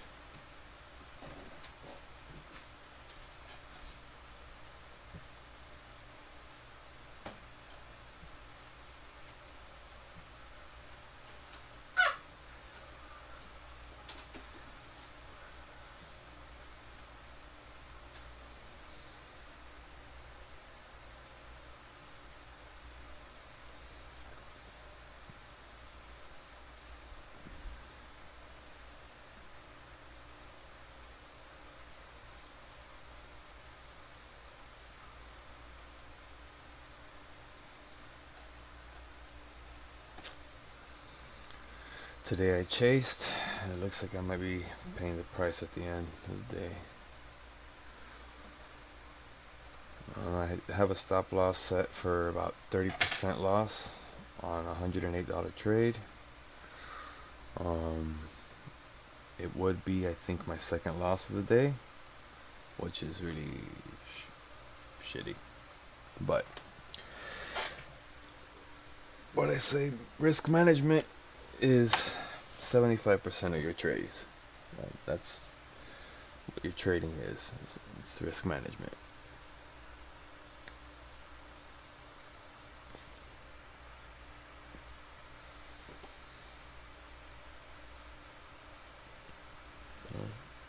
Heard that?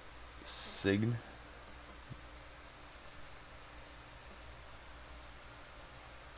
Just call you Vera.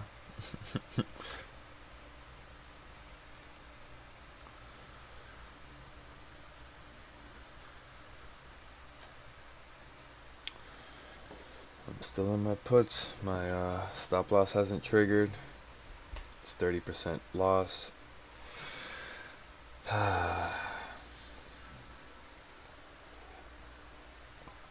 This is my day 2 of day trading. I've been trading for a couple years now. Started with crypto probably 2 years ago, right at the peak of crypto, unfortunately, unbeknownst to me. But just recently switched my account to a cash account on Robinhood to allow me the ability to buy and sell contracts as I please throughout the day. It allows me to day trade as often as I'd like. So we'll see what this line that I'm putting down does. This is looking like a fucking bull flag though. You know, from a perfect W, I mean, that's call side. You know, it could fail. It could fail, and the only way we could confirm that it would fail would be closing below this line, in my opinion. I broke rules today. You know, I said I should have sold here. I said I should have sold here. This could be either an awesome diamond hand play or a fucking stupid loss. We'll find out shortly.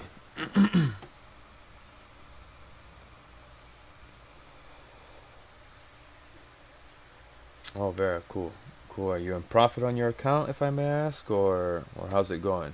Uh, what was your start point? My start point, I think, was actually my start point was $334 in a cash account. Um, Granted, I had other contracts already open that I also sold into profit, so technically, I started the account with about $500. Um, at the moment, cash to clear tomorrow is at 313, and I have 307 in holdings. Um, so it's not looking very good, if I'm being honest. Um, I could potentially be playing. Day one was 22% gain on the portfolio.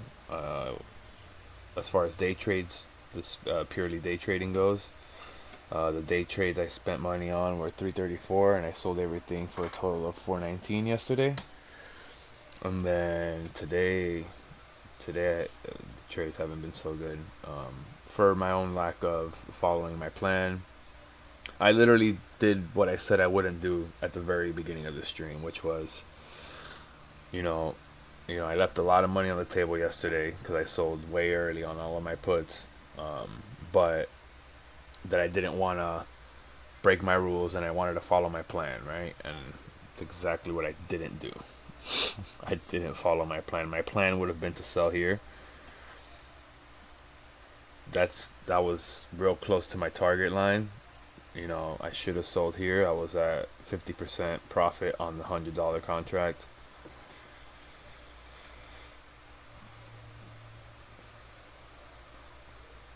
About break with a small account, 300, 340. Yesterday I made 10. I was happy. I've had 800. I've had $800 days and negative. Yeah, like I said earlier, like every trade we take has $1 billion playing with it and $1 billion playing against it. Um, you know, that's honestly why I wanted to make so the whole point of me going into the cash account was, like I said, to be able to day trade. And again, I mentioned I broke my rules today because the whole point of me switching to day trade was because I don't trust this market right now.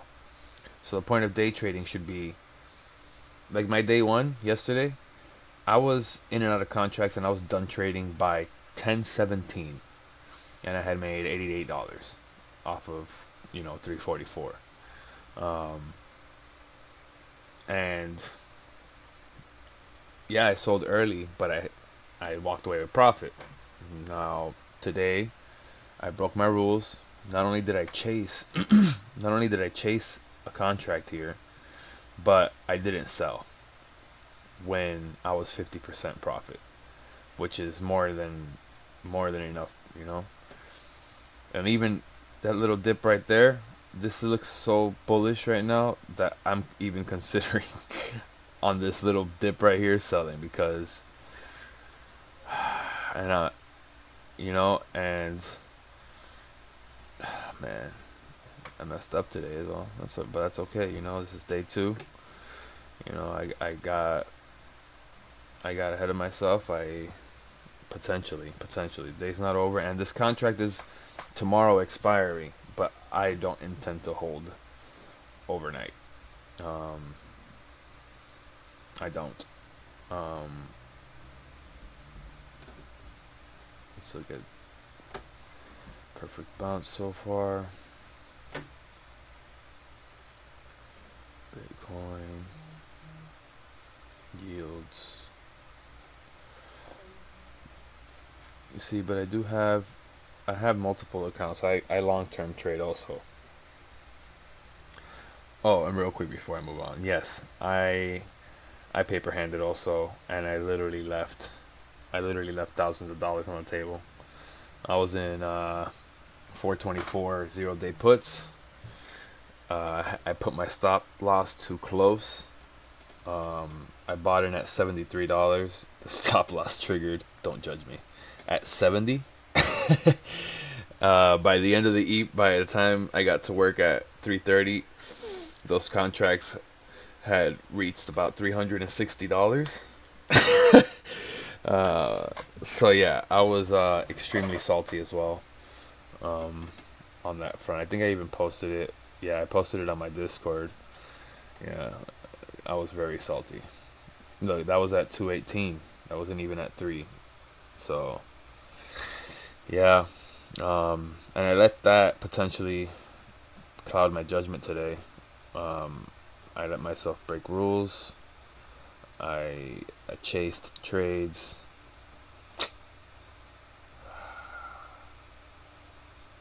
You know, and I could be looking at paying for it today, and then just tomorrow's a new day. You know.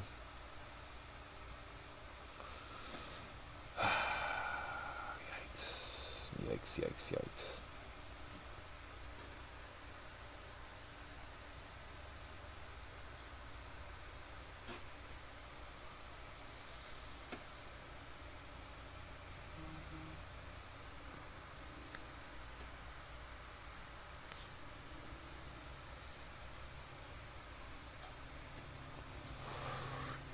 I mean, in the large aspect, this is still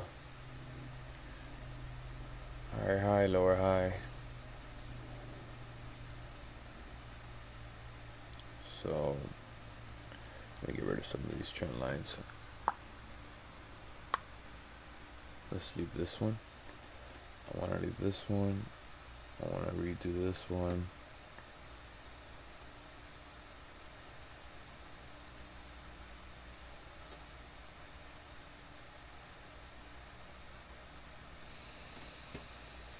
Alright. So, assuming this was... So if this is wave 3,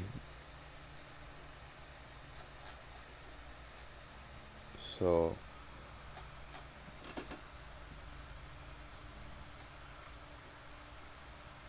I mean 1, 2, and this move down is 3.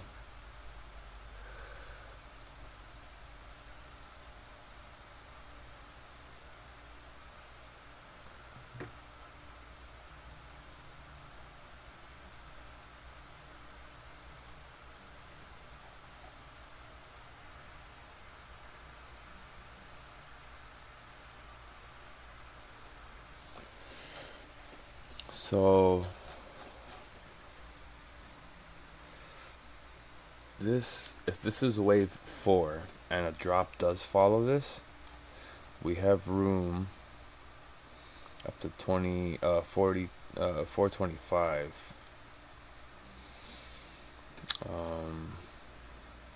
I'll mark that. I'll move this one here, and I'll move this one here, and then I'll move this one here. Oops. Oops.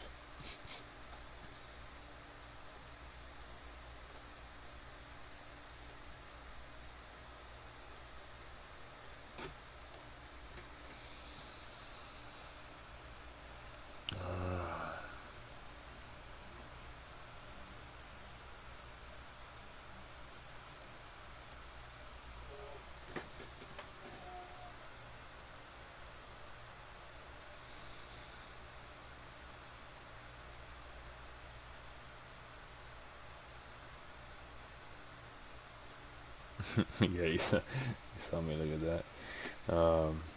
Wow. So if this is if this is a bottom,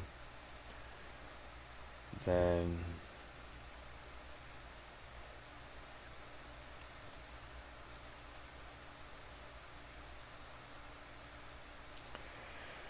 closed under, pushed up.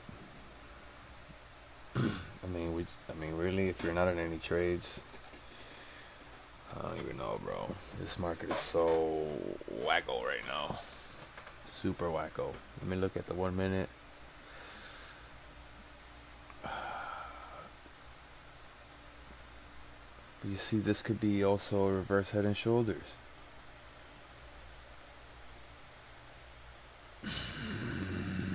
I don't play patterns, man. I don't trust patterns. Patterns fail.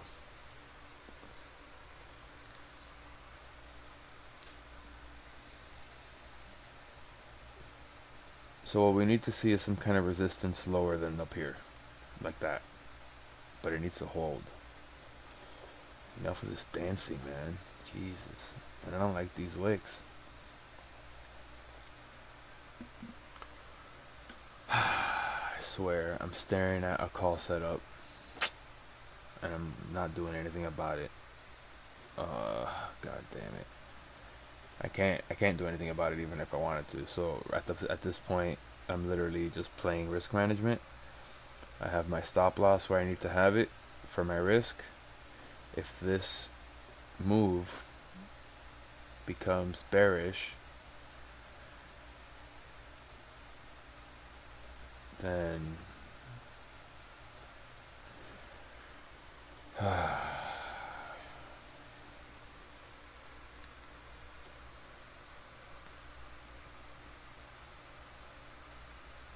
that's a triple top technically. Then we could potentially, if that is a triple top, we'll test this again, bottom of this trend line, and then come down.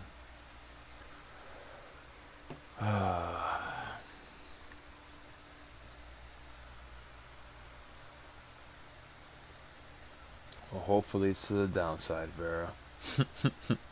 Hopefully it's to the downside.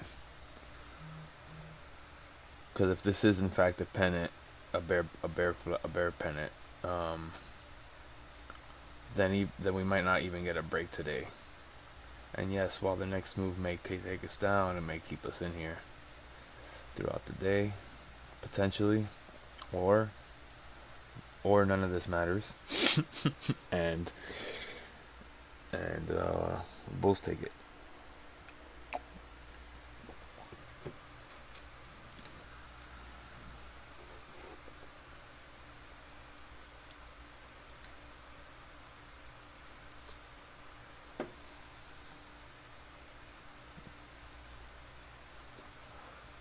Five-minute close under that green line would be nice, but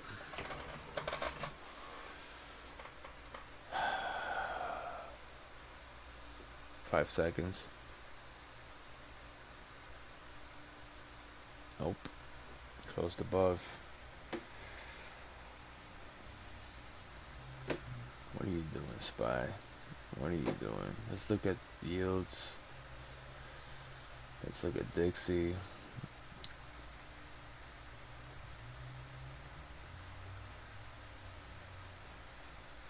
Lower lows all across on the yields, but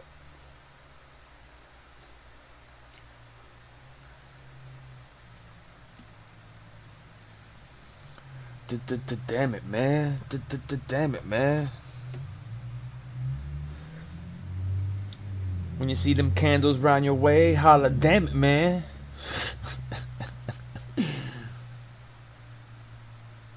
When you see them candles breaking trend, holla, damn it, man.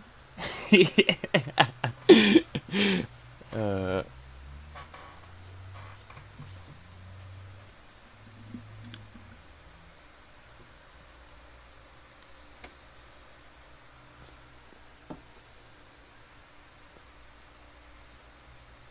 is wild. Like, I almost just want to close that contract at break even and just start over tomorrow. Like that's how uncertain I am about what the hell is happening right now in front of us. I wish I had. Okay.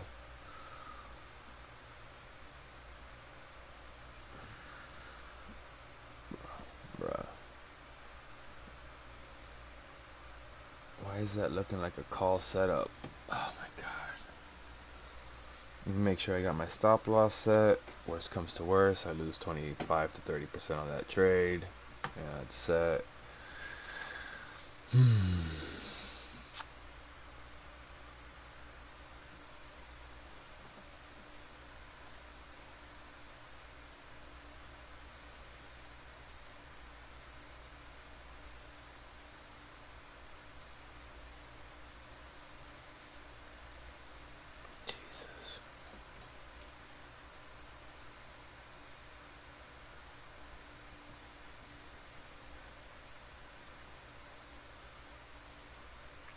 There's the break. What I say? Perfect call setup. Fuck!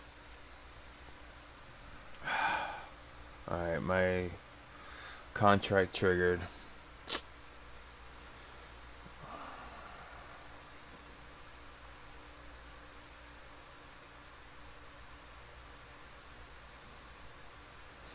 God damn it, man.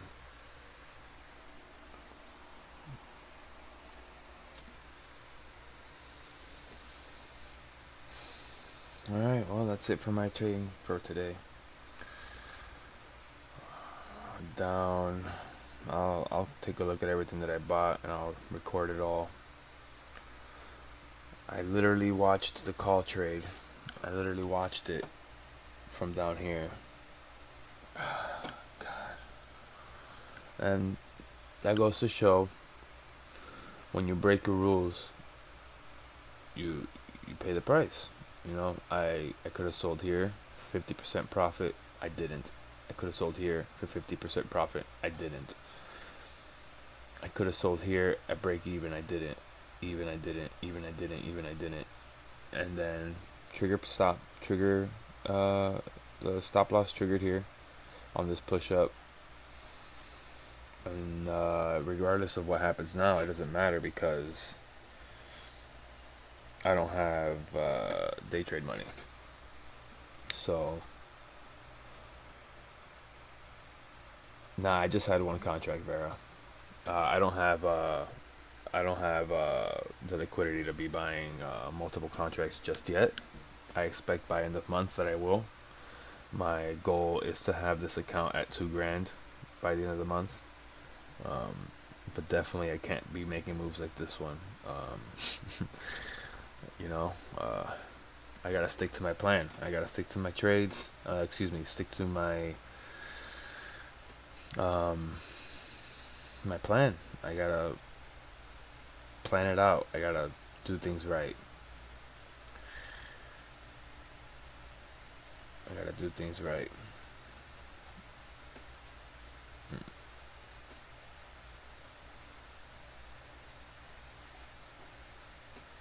1 minute, the 5 minute closed above that yellow line. I expect another push up, and that would have been a hell of a day, a hell of a call right here.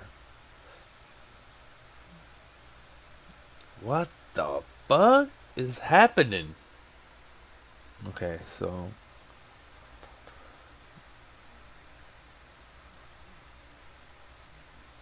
this is crazy. Oh, this is crazy what we're watching right now. So technically I still have I did take some insurance contracts, SPXS puts. SPSX is the inverse of SPY, and it's inverse leveraged. So if SPY goes up, SPX goes down. So I have that insurance. I know I should have mentioned that in the beginning, but that was one of the first trades I took this morning.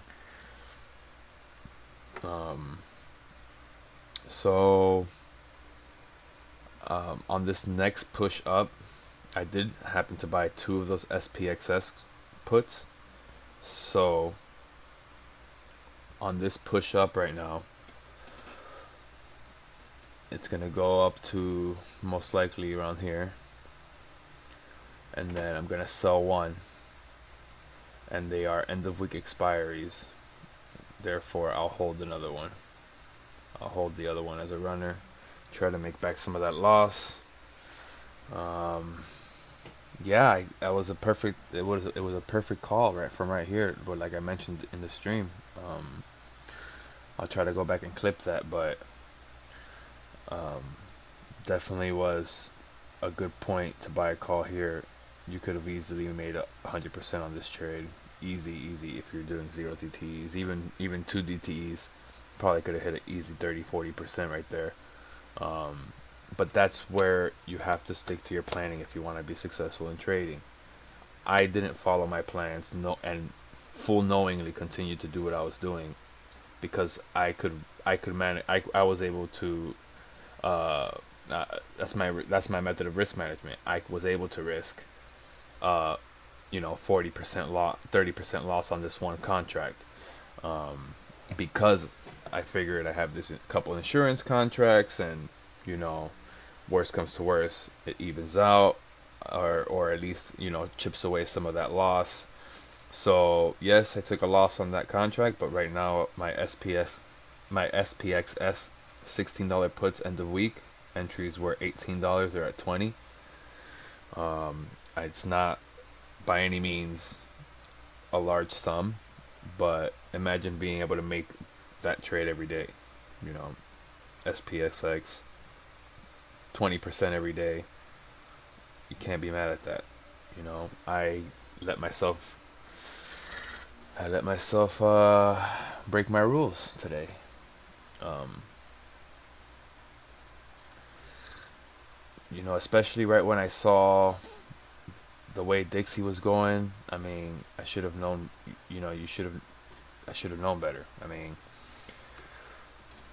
look at Dixie for the last couple days, right?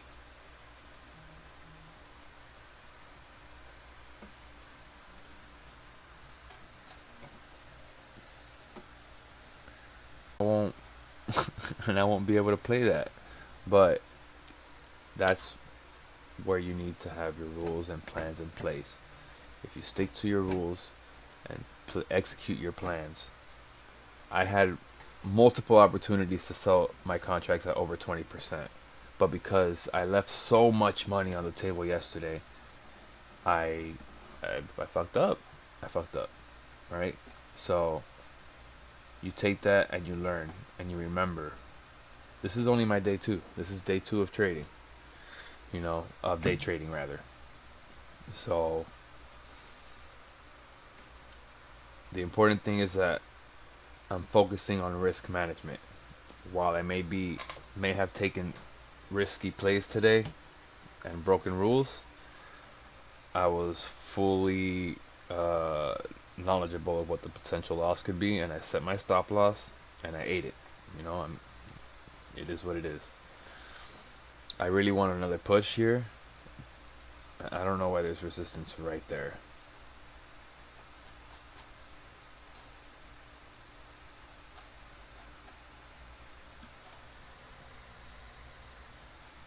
Yeah, I'm not sure why there's resistance right there, but I expect one more push, and I'm gonna drop one of those SPXS calls.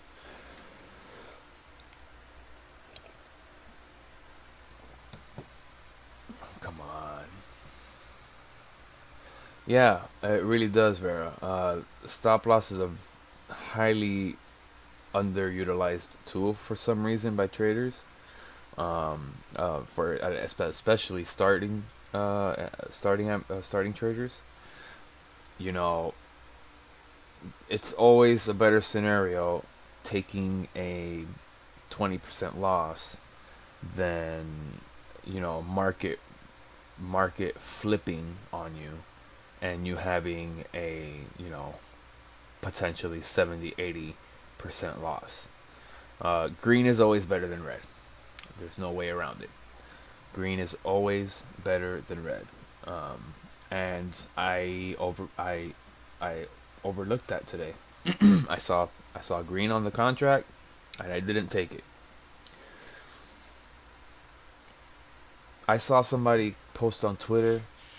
I won't say the gentleman's account name or anything, but he's been trading for day trading for 68 days, and I've watched him get his account to 7,000, then down to 3,000, then up. Not right. So recently he got it up to 11,000, and literally in one day of day trading, he lost $9,500. Almost his entire account. There's no excuse for that. There's absolutely no excuse for that. If you're trying to make this a potentially lucrative hobby,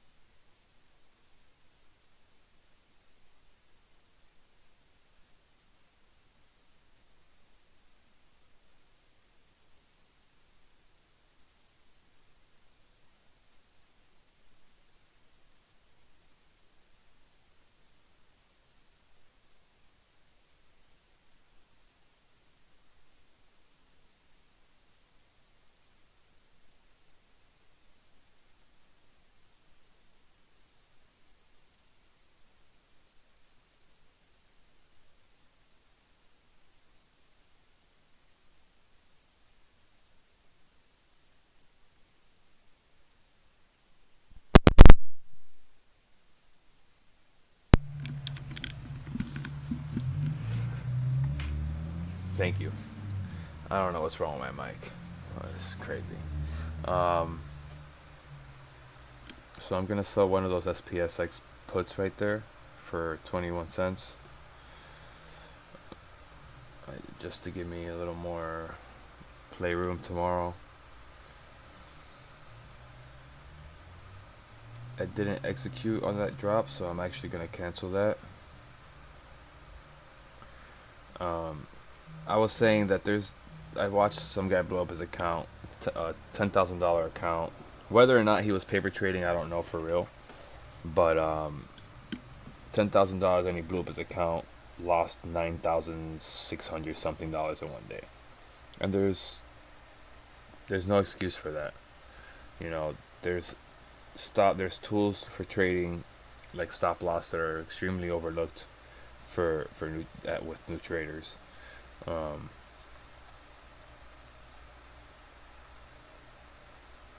What is happening right now?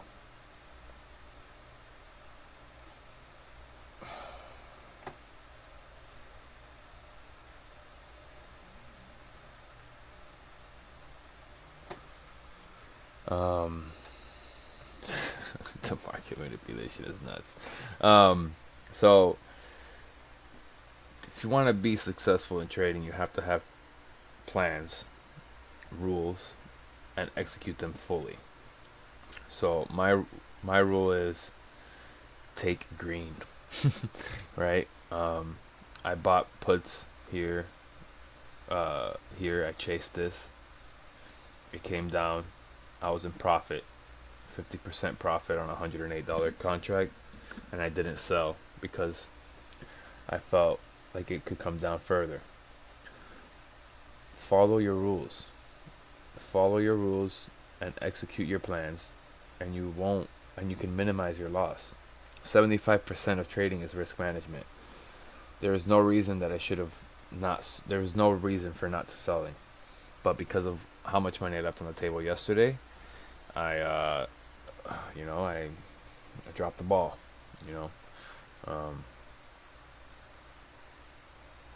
And it's crazy because the market right now. Look at this, man. Like, it's nuts.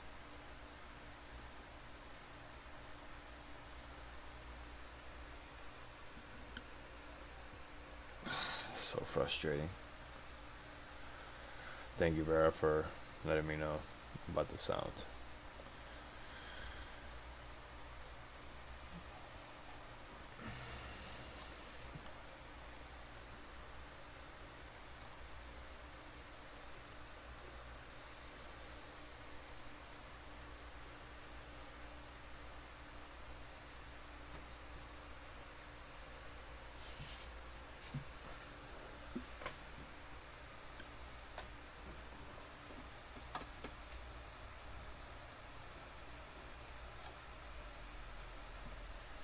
So we have to realize with every trade we're making, there's billions of dollars playing against it.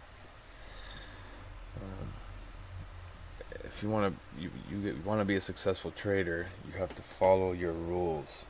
Follow your rules, and you will live to see another day. I fucked up. I fucked up big time. I had easy 60-70% profit here, held through all this.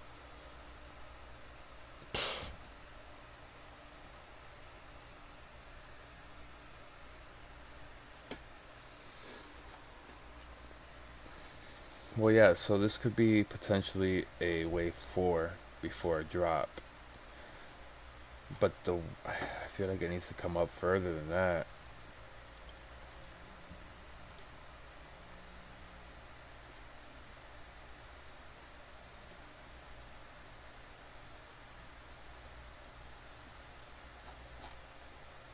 I mean, technically it doesn't have to, but it has room up to where I marked up here.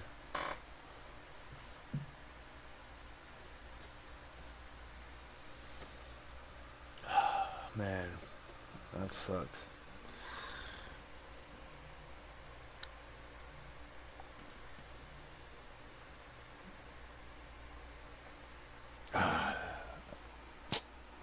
You know, no day, no, you're not, no trader that is ever gonna be profitable all the time. You know, it's just the fact of the matter. The point is minimizing your risk and managing your risk.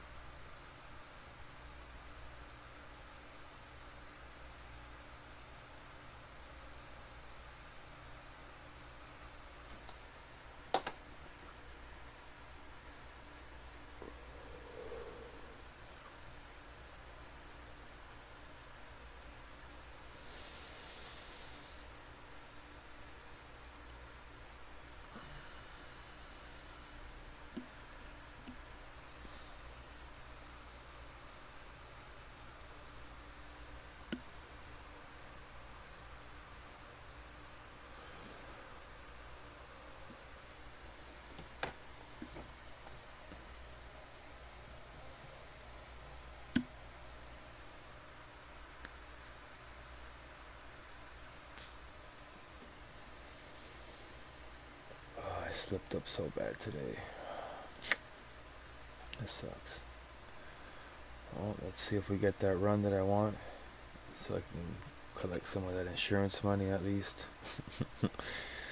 um,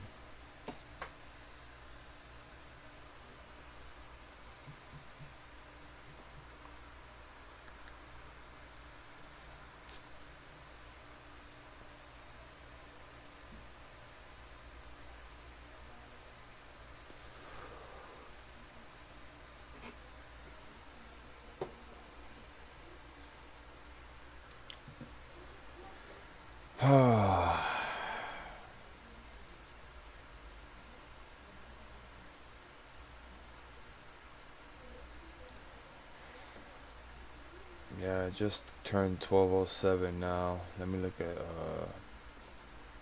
economic calendar, see what news came out.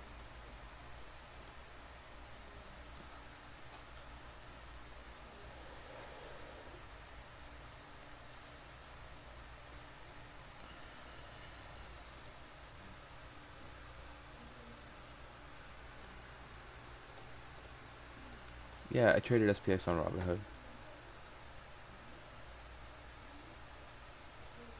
Not SPX, SPY. SPXS. SPXS is the inverse leveraged version of the SPY index. Cheaper contracts, more time.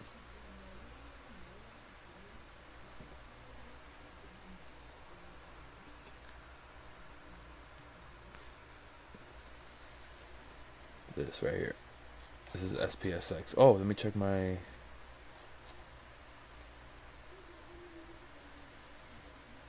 Damn. So, in hindsight, knock on wood, my long-term portfolio could potentially erase my losses in my day trading portfolio. Potentially.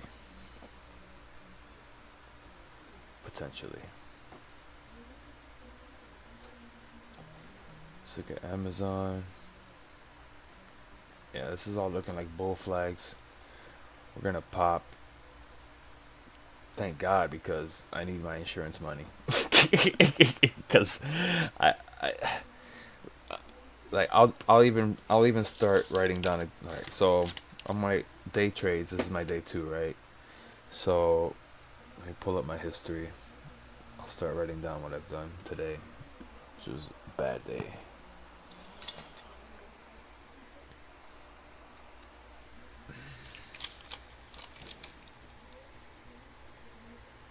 So October 4th, day 2.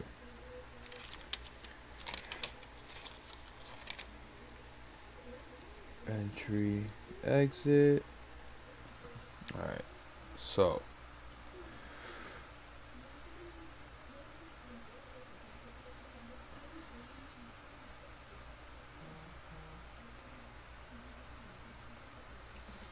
My first buy today was a call. My first purchase this morning was a 424 call, 0-day expiry. I bought in. Hold on. I want to follow my format here. SPY 424, entry $60. My exit was $83. Alright, here comes that push. My next contract for day trading was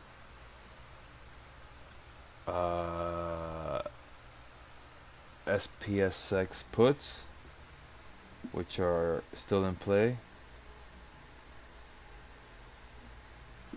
SPXS $16 puts, entry at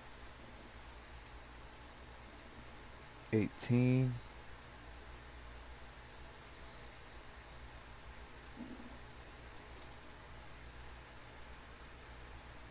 Still haven't sold any. Then where I fucked up. Then I bought a put on SPY 420 for $102.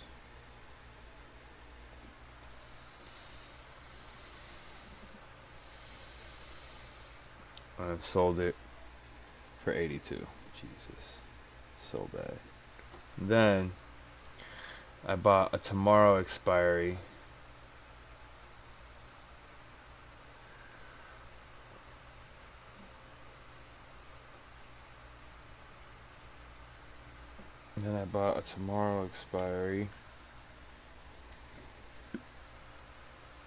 Maybe I should do this later, better, because I gotta sit here and stare at it to write it all down, so I don't get confused on the expiries. Alright.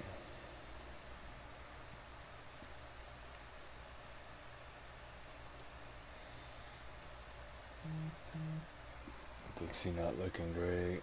Yield's not looking great. So I think my SPXS puts should pay out. My insurance money, as I keep calling it. What is this, dude? Come on.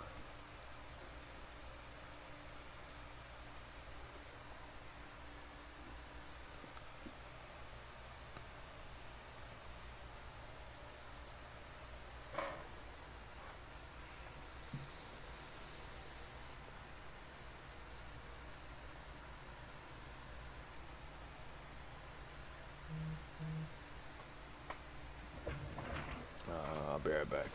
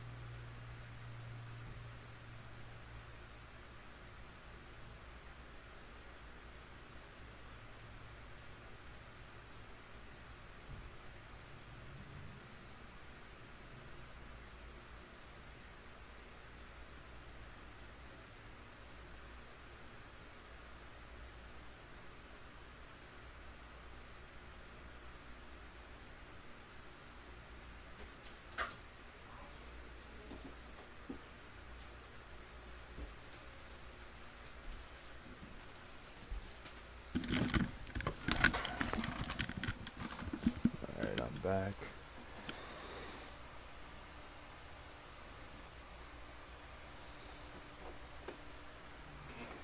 This movement is just wild. This line should hold. Still expect another bigger push.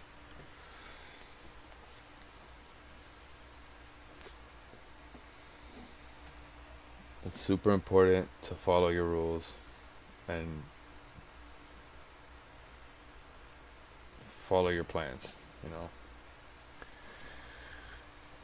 Even here I could have sold that contract. I sold at a loss for about 30%. Could have sold it break even all through this area. And I was even saying you couldn't, apparently wasn't connected, but I was saying I'm looking at a call setup. I kept saying it. I feel like I'm looking at a call setup, and I didn't sell at break even. Um,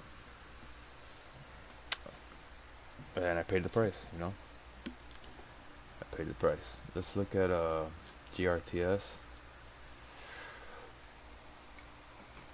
I would love for this to break. If this breaks, so I have 200 shares in my long-term account with Wells Fargo. So if this breaks, I'll probably sell half of them.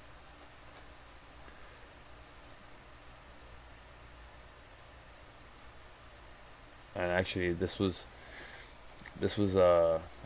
searched up. You can search FDA upcoming FDA approvals, and it tells you all the dates for potential approvals of farm uh, pharma stocks. That's how I found that.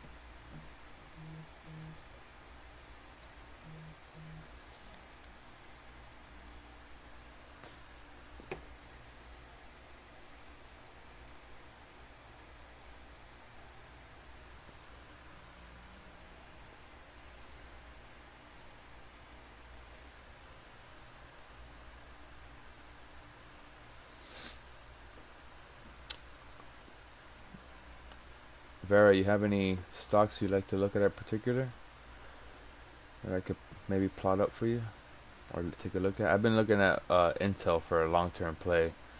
Uh, Long-term Intel is a great play.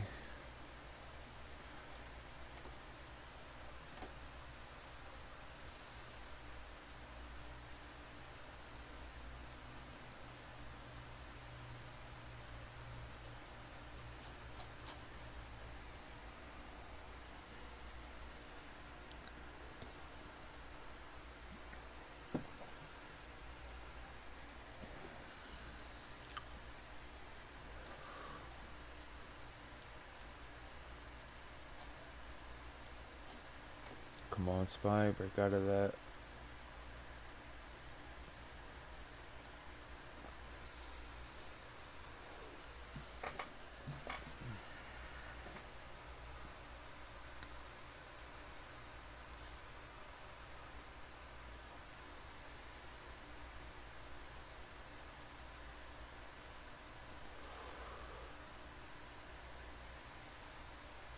Alright, show me some more power. Come on.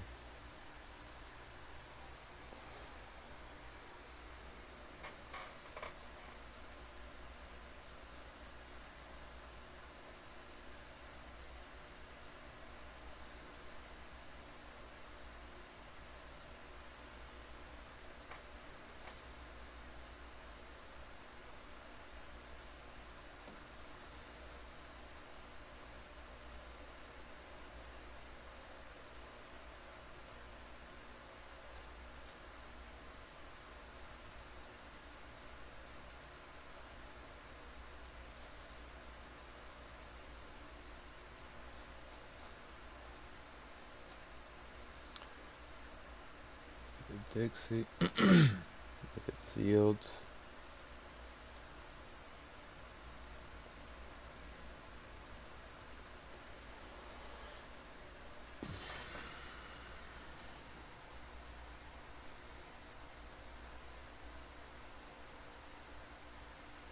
Here we go.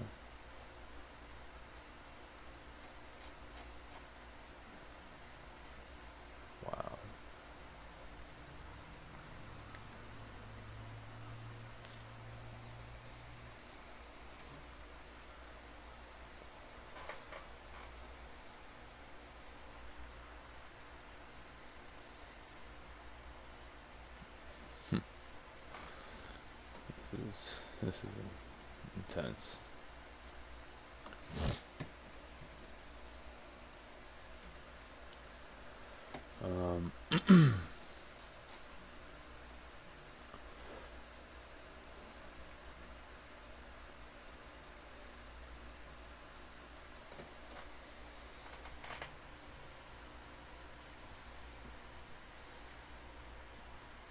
I really need it to break 424.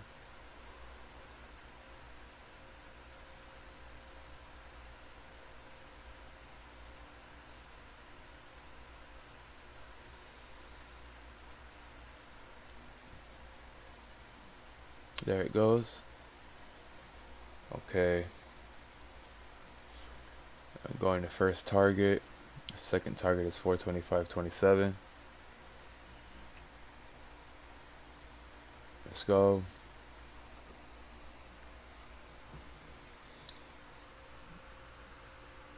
Alright, I'm selling one of those SPXS calls. Entry was at 18, selling one at 22.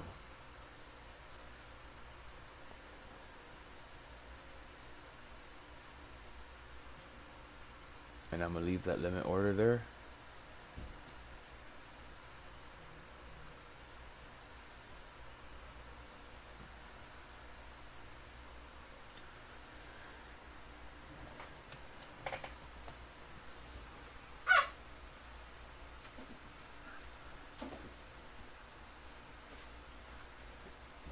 Actually, I'm gonna replace the order.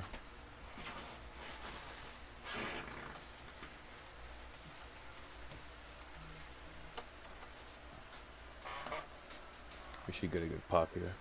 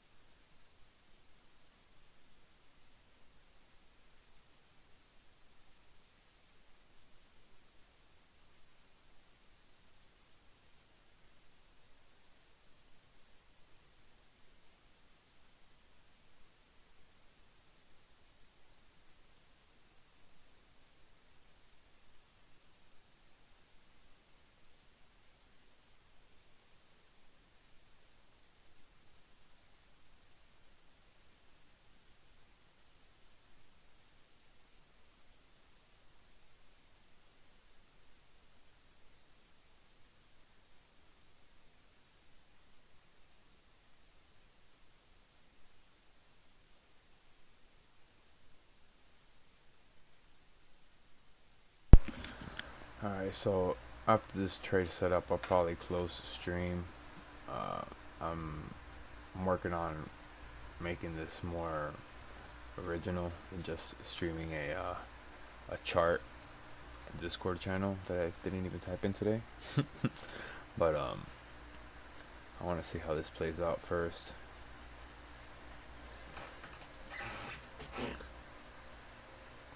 We should pump. This is a call setup. This has been a call setup since right here. Since even right here. I mean,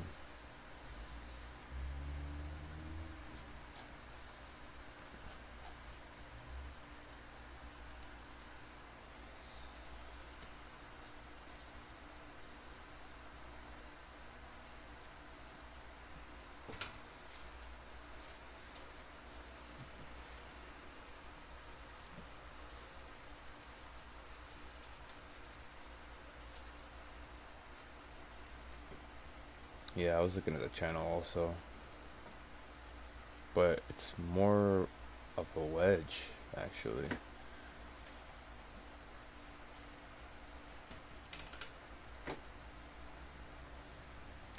Like I said, I'm not too fond of patterns. Patterns fail. Um,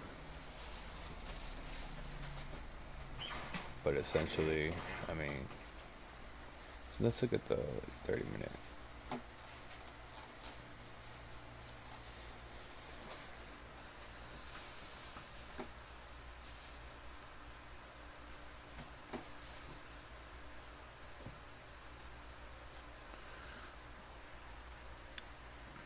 Essentially, it's a cup and handle, just like I said.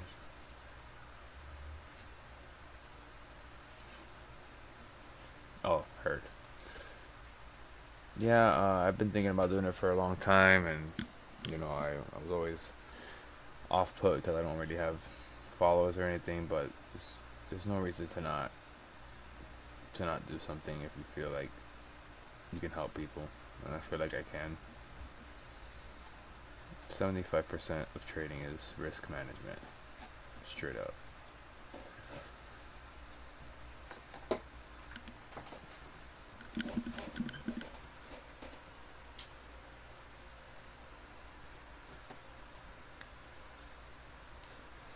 And there's just so many angles of trading, so many different ways to trade the same things to accommodate a certain style of trading. It's virtually endless.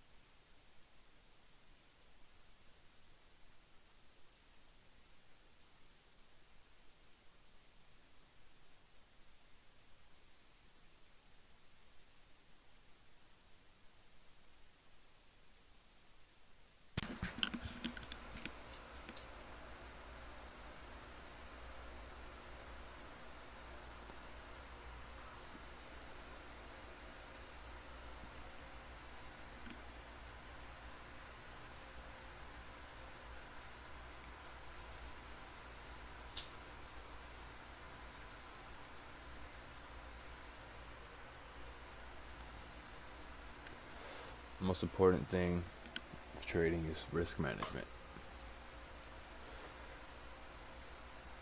When you make a plan that works for you, you follow it. You follow it, and that way you minimize risk. If your plan is to take 20% profit on every play, then take fucking 20% profit on every play. Doesn't matter what happens afterwards. Sure, you know, you could leave thousands of dollars on the table, or hundreds like I did yesterday.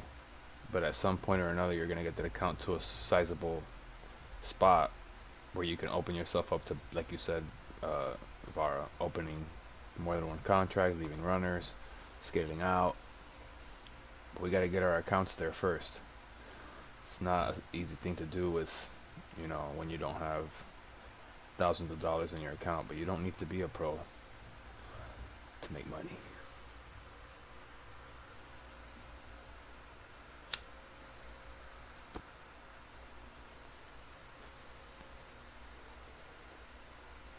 Hence the birth of NoProTrading.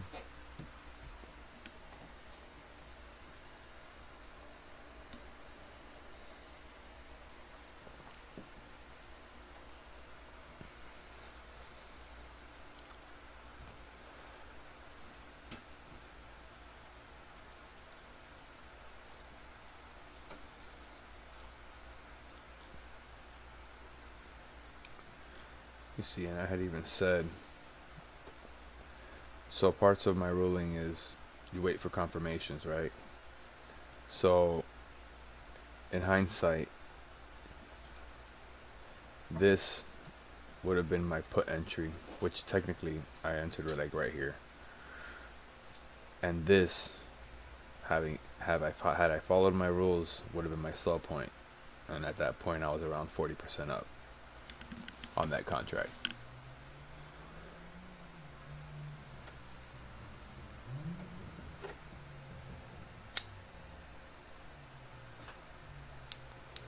When you break the rules, you pay its consequences.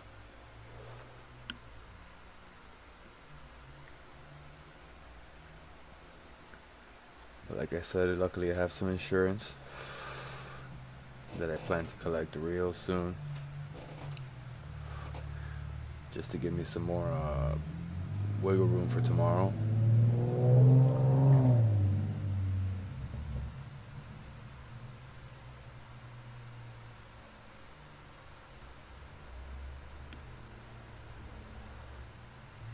And there's a push.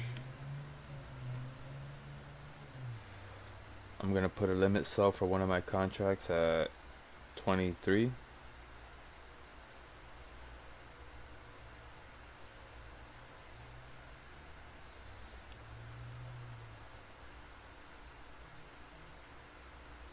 Correct, yeah. So basically I hedged my play. So though I played SPX puts, I played SPXS puts also, which is the inverse. Obviously my more heavy position was the SPY contract, but on the off chance it did sell itself, like it did, you know, at least I have my insurance. Yeah, I'm not too familiar with multiple leg trades, but yeah, it's like a Dixie yields Bitcoin.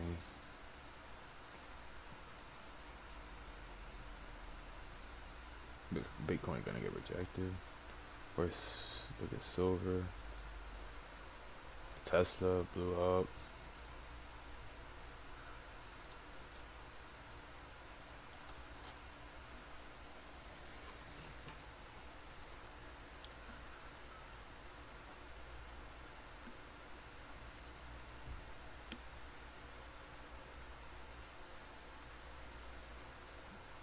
Okay.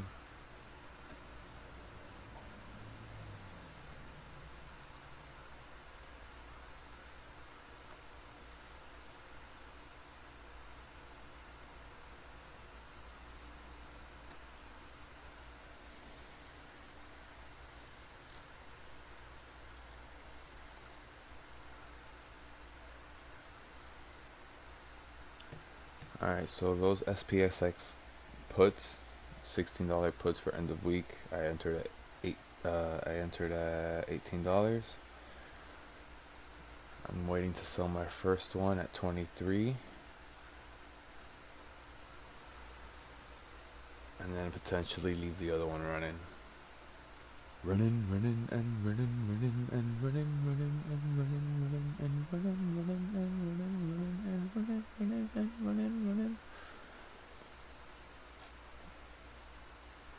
So see here in this play, I'm following my rules. I see green, I want to take green.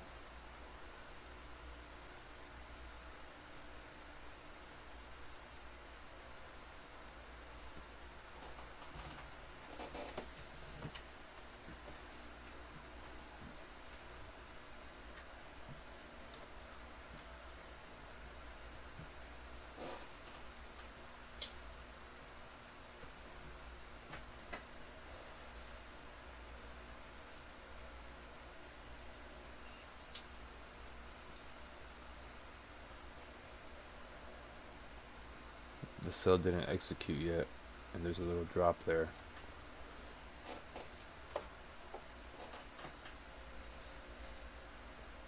I'm going to try to sell it for 22 instead of 23 just so I can lock that in.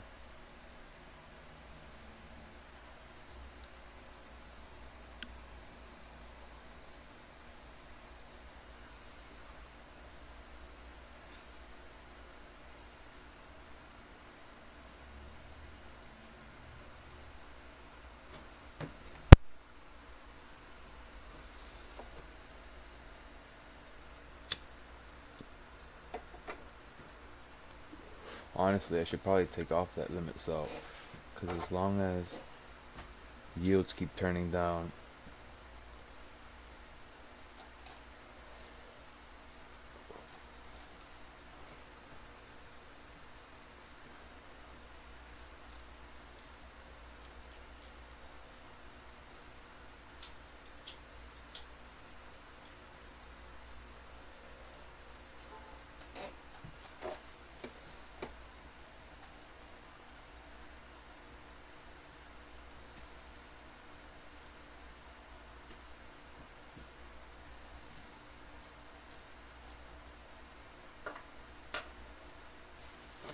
so as a matter of fact, so instead of putting a limit order to sell it into the buy, I'm just gonna watch. I'm just gonna watch with my finger over the trigger.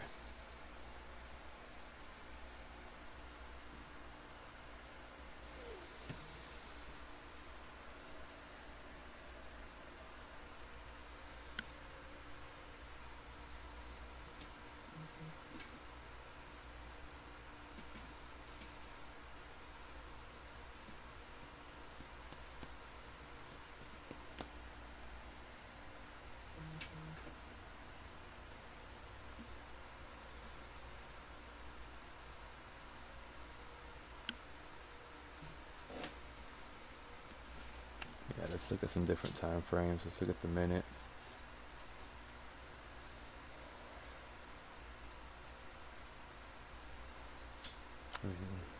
It's playing that wedge.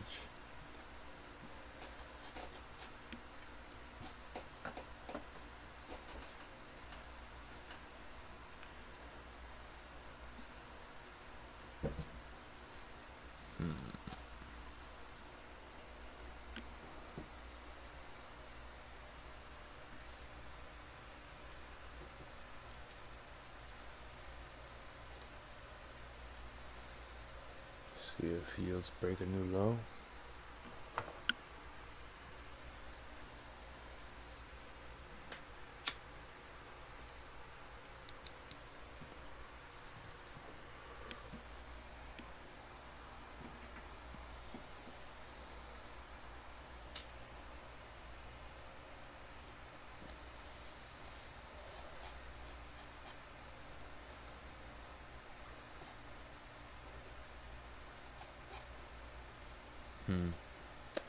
Extremely indecisive market. 1, 2, 3, 4. So as far as technicals go, 1, 2, 3, 4, 5, and then a run up.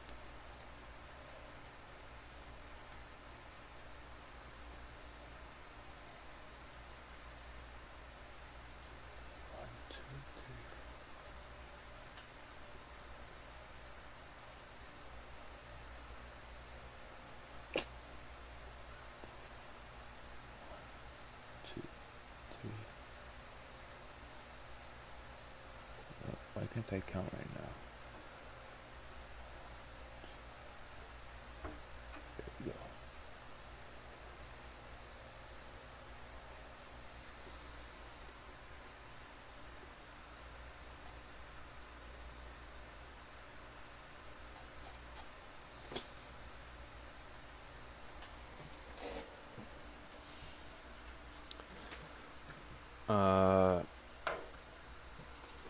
Elliott wave. So essentially, if this is wave 4, so alright, so this is my view. let's go to the SPX, the hour. So I've been calling this down since up here. So this is a wave 1, wave 2, this is all wave 3, this is wave 4, and this is the bottom potentially of wave 5, which means we have a 1, 2, 3 to come up, and then whether or not that 3 turns into a 5 or it stops at 3 and we come down in 5 will determine what's going on. So if I was expecting a downturn from up here, I was waiting for a bottom of the wave 3.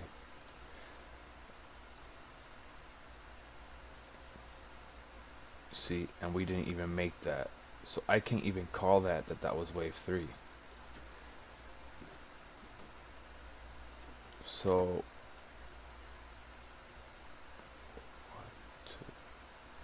no, I think it's 1, 2. Jesus Christ, I can't. 1, 2, 3. No, yeah, okay. So if it went up 1, 2, 3, and then 1, 2, 3, 4, 5, and if I take the trend base fib of this,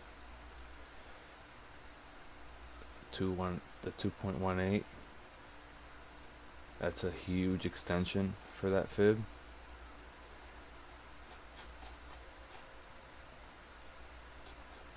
It even broke it. There's a better way to see this. So in essence, wave 3, which is this one, should have 5 waves. 1, 2, 3, 4, 5. Either that or 1, 2, 3, 4, 5. So I'll draw that out.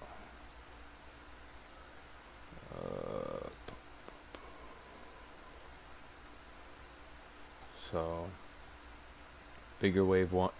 So let's draw the whole thing out. Boom, boom, boom. Potentially, right?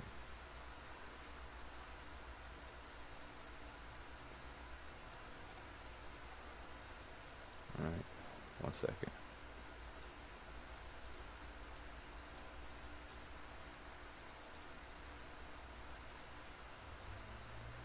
This is 1, 2, 3, wave 3, 1, 2.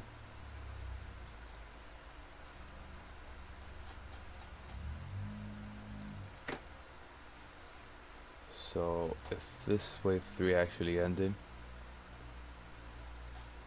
that's a potential, that's almost perfect Fibonacci touch, which means this wave 3 finished, this wave 4 finished. So if this wave 4 finished, let's take the top of the sub wave 3 to the bottom of subwave 3 to the top of subwave 4, and it's touched one Fibonacci level. It broke through. I'm calling it right now. We're dropping to 41.95. Calling it right now. 41.95.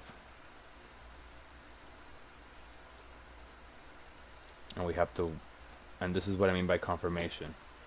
So if we're looking at calls, right? Oh shit, wait, let me focus up, because if that's gonna happen, yeah, look, it even just broke under the trend line.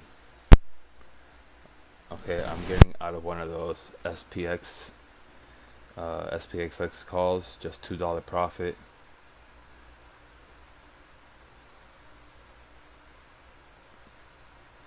Just gonna hold one runner.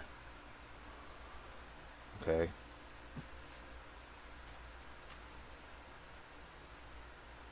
I'm considering opening a call on SPSX. I only have 18 bucks left for the day for day trade, so I could buy a $17 call for $9. I could buy two $17 calls for $9 each. Two. End of week. Alright, I purchased them.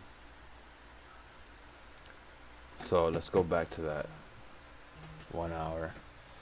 So, oh wait, I was on SPX. Perfect. Okay. So, let me line this up perfectly. Because yes, it can matter.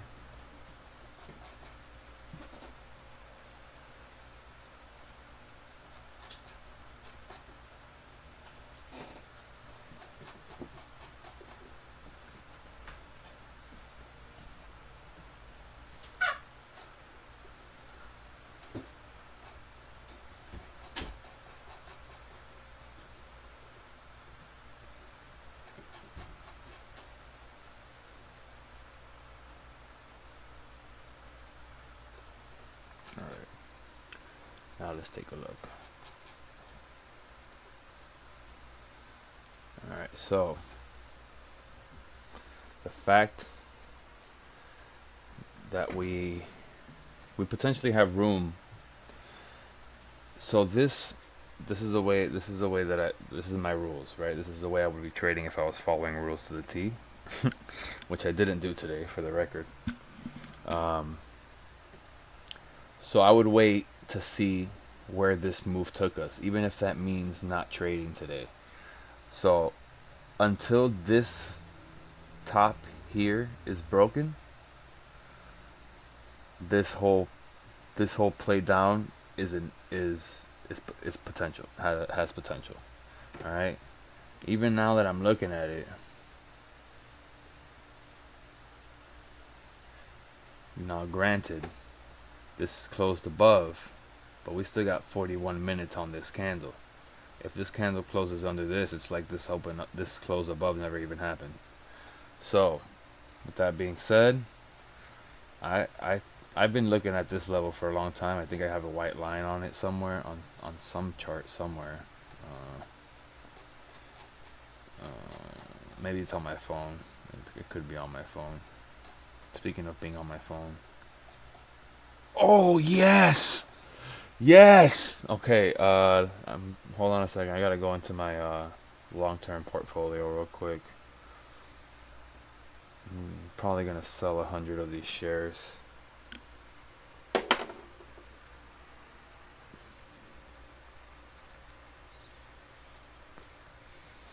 Hell yeah, one overnight trade, $200. I spent $400 on the trade. I'm up 84.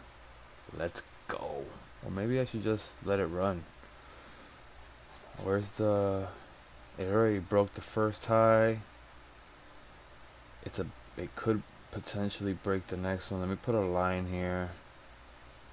So when you're posting lines, take into account, granted, yes, wicks count, but as far as real resistances go, it doesn't necessarily have to be at the wick. Let me put another one here. See that one there? Little doop. Yeah, I think I'm gonna let this mother run. I bought in yesterday, $400 for 200 shares, and it's running. It's running.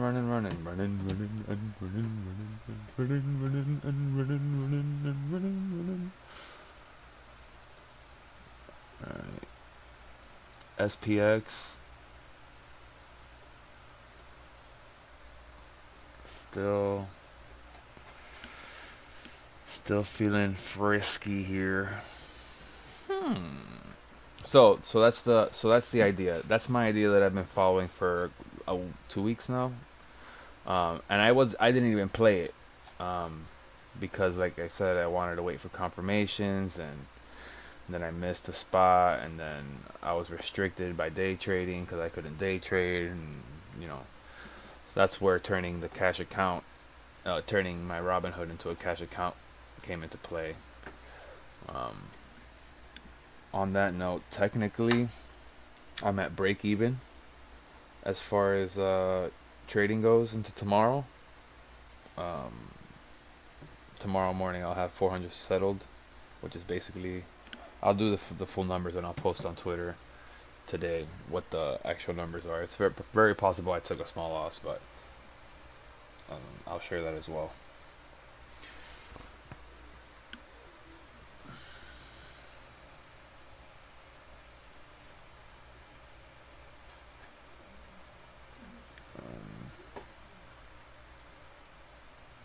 Let me see if I can look at this another way too, because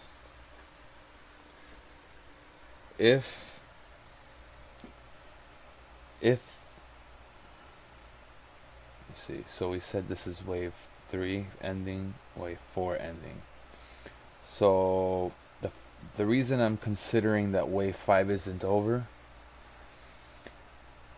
let me think, if wave 3, and don't hold me to this, I'm not a professional Fibonacci. I know it looks all clean and stuff, but I've only been studying this kind of levels for maybe 4 or 5 months. I follow a couple guys that are much better at it, but if I'm not mistaken, wave 3, a sub wave 3 of the larger wave 3 should be in 5 waves. 1, 2, 1, 2, 3, 4, 5. Right? So then wave 4 should be 3 waves. 1, 2, 3. I realize that you see this, but it's just the way it works. I can't explain it in perfection, but the fact I could have, maybe I should start a little understanding class in the future. But anyways, this move is a wave 1, 2, 3. Fed speaking at 10:23. What time is that for me? I'm not sure. So if this is a wave, so this could be a couple things actually. So this could be A wave overshooting B, C before drop. Alright, or this could even be one A, B, C, and then 1, 2, 3, 4, 5, and that's what I'm betting on. I'm assuming 1, 2, 3, 4, 5. So I'll mark that, and that should be the completion.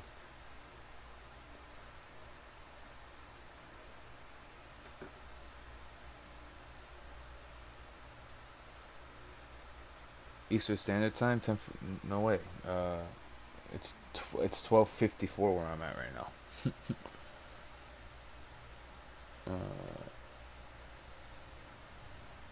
Let me see. Let me look at my economics calendar. So Fed Bowman spoke at 11:25.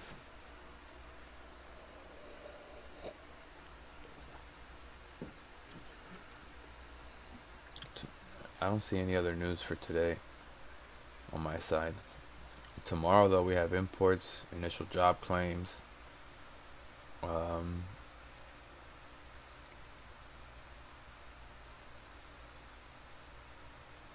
then Friday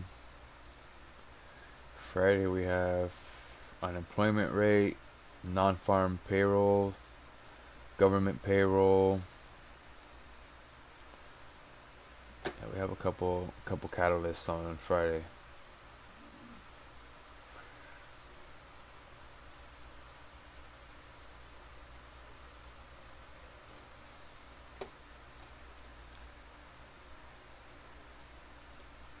I'm sorry, I didn't understand. Is it from candle color change to color change?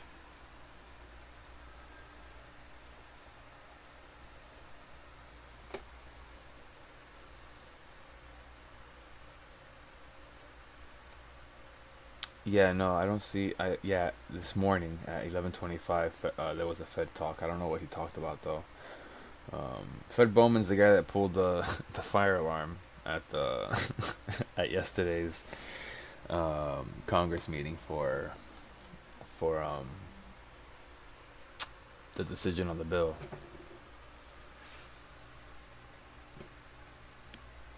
No, not necessarily. No, it's so in this example here, the reason I'm not counting this as a wave, like, so if I come down from here, you see where this ended.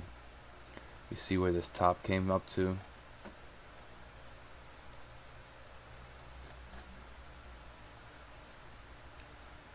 And this one didn't come far down enough from here to make it a wave, to make it count as a wave.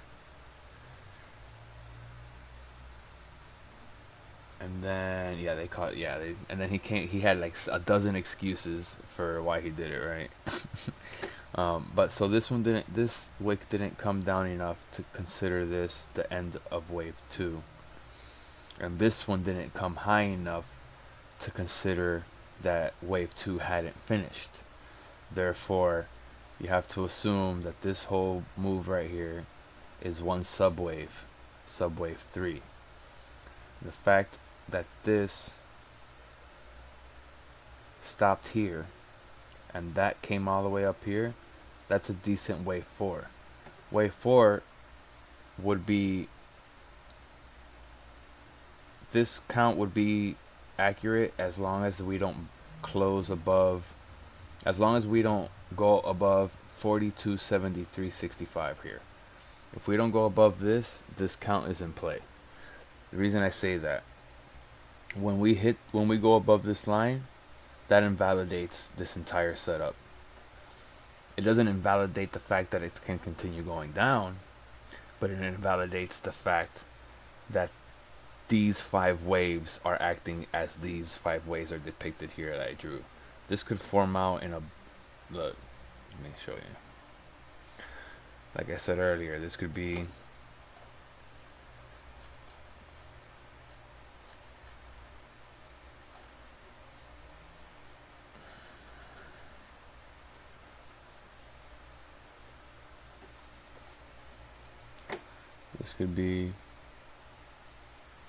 in wave 4.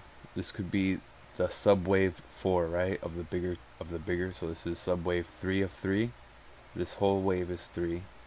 This is subwave 1, subwave 2, subwave 3, right? Subwave 4 could be forming as a ABC pattern with a what we call overshooting B. It's not uncommon. It's not common either, but it's not uncommon. It could go that way. It could form a I could do a bunch. It could do a bunch of things before invalidating a down count. But in my invalidation point, like I said earlier, for the fact that we're going down, is this one right here. Initially I said this candle here initially, which technically if it wicks to that and closes below that, it's still a valid count. Yeah, there's a lot of ways to look at this. Let's see my pharma. Oh, come on, pharma, push.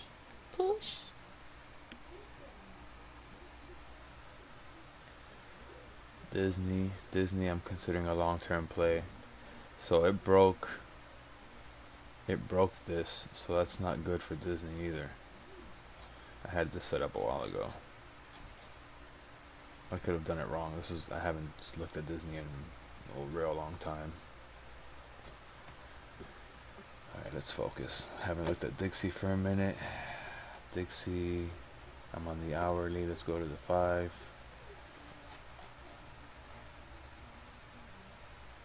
So technically we're not in a downtrend yet. We have higher lows. Would you imagine that SPY just dumps now? Did you imagine? I can't even, I don't even have, oh, I did play. I played those way out the money SPSX calls in case it dumps. Yeah, today wasn't a good trading day for me. I don't consider today a profitable day. I broke rules. I didn't follow my setups. I didn't wait for any confirmations. Patience is huge when you're trying to make this a consistent thing. Patience is a big thing. You see, right when I'm gonna go back and record and see if I was recording when I said patience is the virtue. I think it was like right here on this first drop. Why I didn't sell there is beyond me. Like, that was a perfect trade. I had chased up here, and it was a 50%, 60% gain, and I didn't sell it, and I paid the price.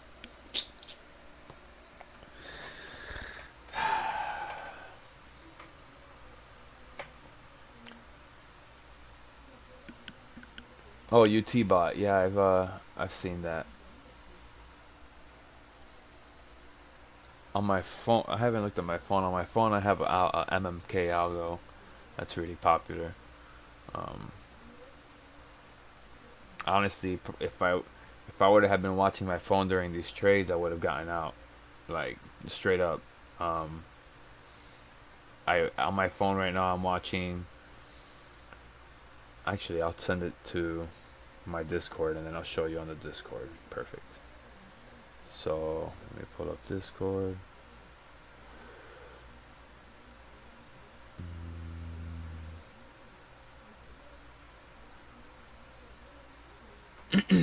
So look at this. So I have the MMK algo here, and it plots zones for me of resistance and support, right?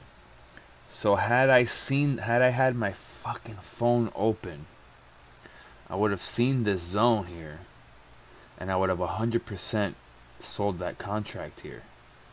And then I would have seen this line got tested. I probably would have bought the second trade right there. And then I would have seen it come back and sold it right there. Or even better yet, I would have just sold that contract here, gotten that retest, and then gotten these big ass wicks right here for a perfect call. New rule implemented today, October 4th, 2023. Look at my phone before I take trades.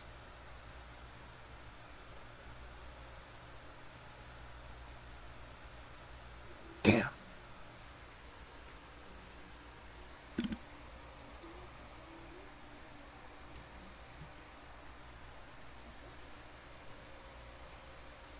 New rule initiated today. Have both charts open, the one on my phone and the one on the screen.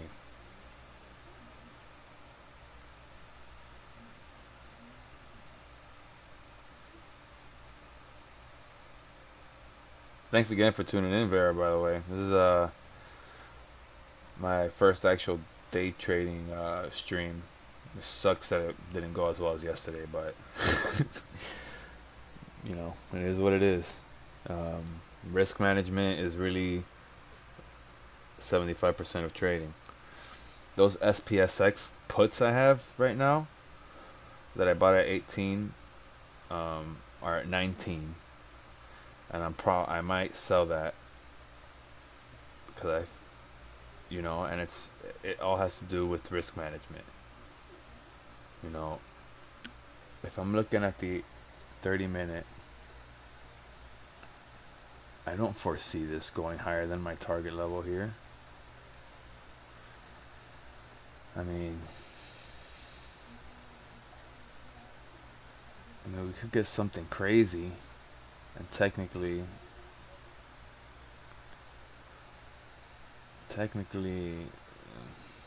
I'm sticking to what I said about my trades.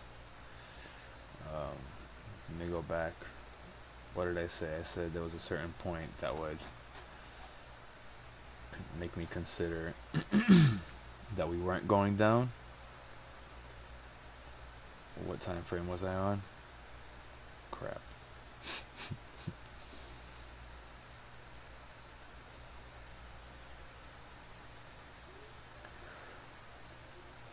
Oh, I was on SPX. That's why. Okay. Okay, that's better. All right. So as long as we don't break the bottom of this, I consider this count to be accurate. However, I wouldn't risk trading overnight. Let me see what time whatever data comes out tomorrow comes out. Tomorrow's Thursday. We have data. Actually, shit, it might be a good swing, dude. Non-farm payrolls that has pretty good volatility. The unemployment rate, average hourly earnings, average weekly hours, government payrolls, manufacturing payrolls, non-farm payrolls, private. So tomorrow's a pretty big news day.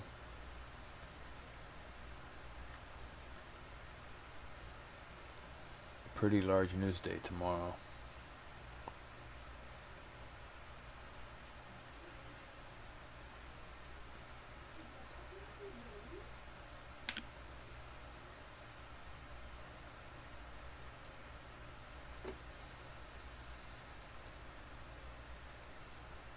So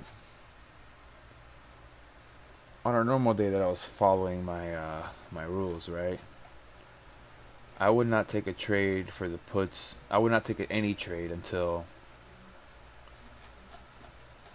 I saw a close under here. And actually, let me open my phone. So I'm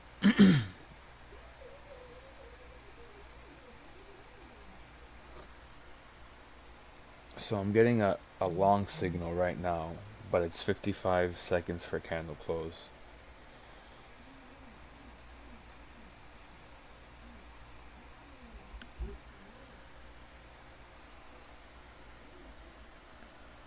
$40 for candle close.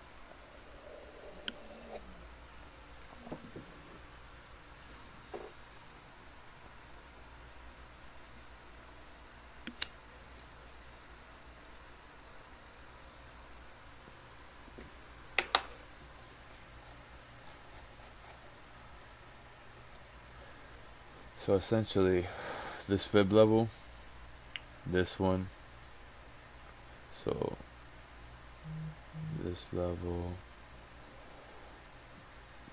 this level, this level. The one is the ideal target, but we can't just assume that it's going to stretch that far. This 5, if it's still a 5 and it bounces from here, that's totally acceptable. That's totally acceptable.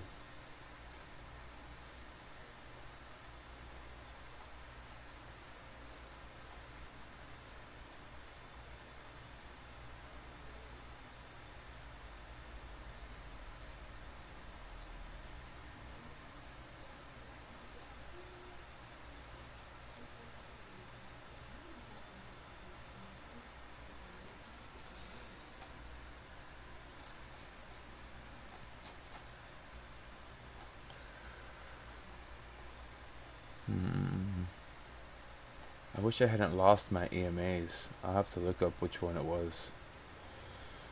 I don't like these. See if I go. You see, and usually when I see that kind of stuff, that's a. I mean, look. That might push up.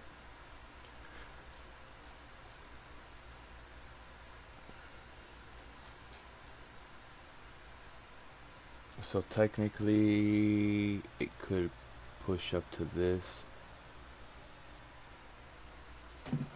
This.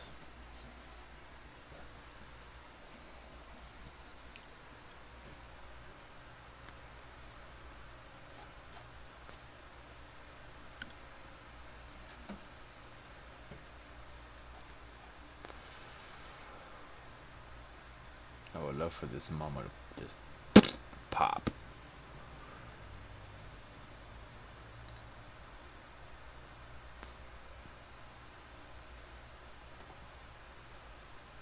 Boeing's falling. Oh, Boeing taking a dump. I have puts against it for next week expiry. Boeing. Contracts I entered at $9 are currently worth $12. Fuck yeah, there's my insurance money. Hell yeah. Come on. I'm selling one con at $12.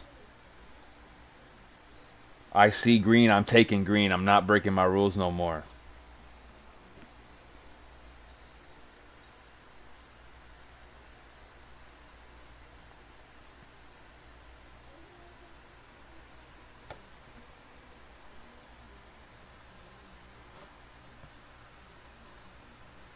Yeah, so what? That's $3.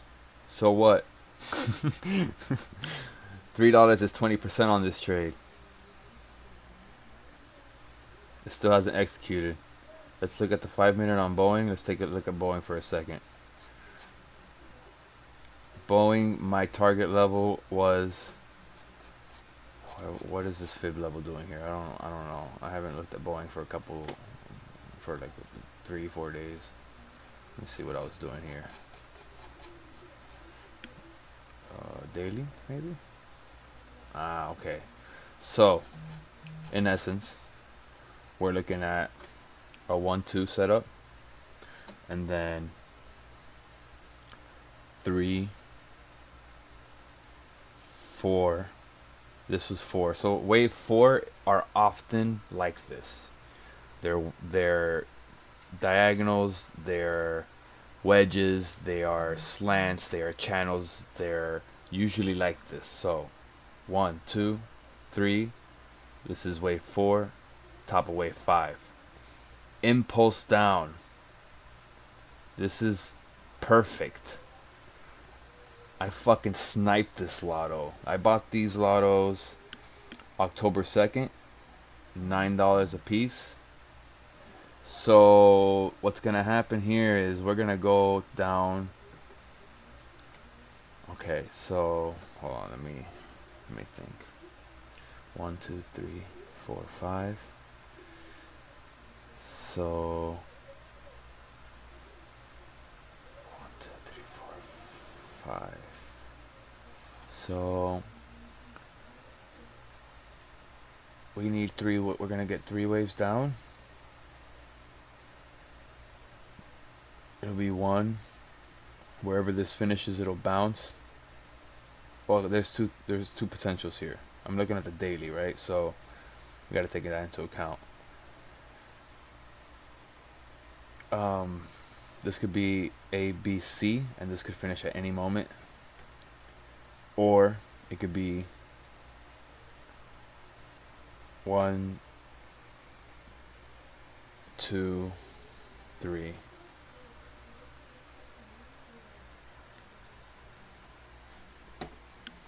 So my order didn't sell there for the $12, so I didn't take the green, but I have a feeling this is gonna Boeing's not done.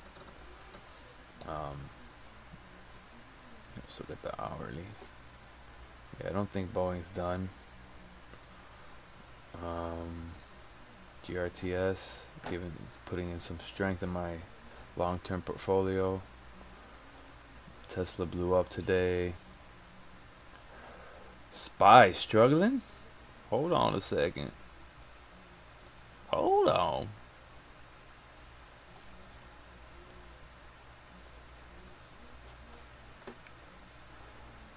Okay. It's not looking horrible. Honestly though, we would really kind of want more of a slightly more impulsive move, I think. So I'm questioning this wave count, because the initiation of wave 5 should have been more direct. However, wave 3 is really wave 3s are really the strongest ones. So it could be just this is setting up a 1-2, and then 3 will be the impulse. We'll see. Let's look at Dixie curving. I don't know. Let's look at. I'm also playing month expiries on silver. Ticker SLV. Right here. End of month. Lottos, $22 calls. Boeing catching a breath here.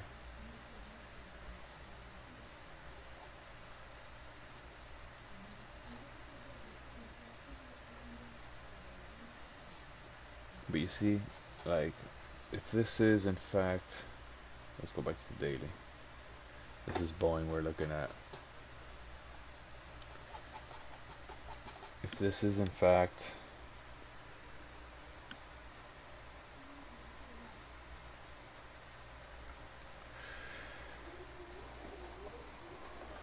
let's draw a little channel.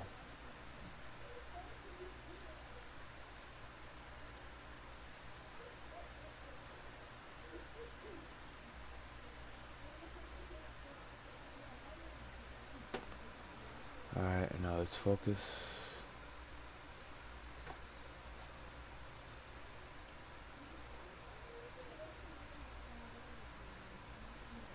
On the subject at hand.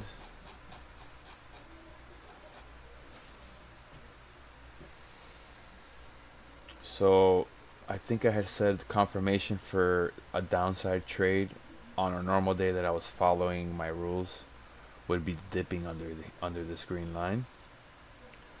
After that dip under the green line, I would expect a retracement, test it again, and that's the kind of trades that I take on a normal day. I wait for my confirmations, I wait for candle closes, 5-minute candle closes, minute candle closes, whatever I'm looking at, I wait for candle closes. That's how I trade. So in retrospect, if this plays out, this will dip under, it'll come back, and someplace in here will be where I'm placing my put.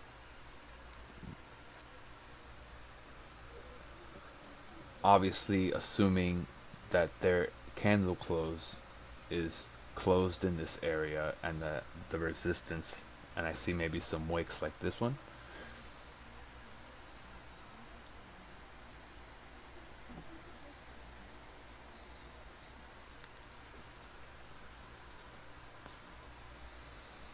Damn, I wasn't fast enough on that Boeing sell-off.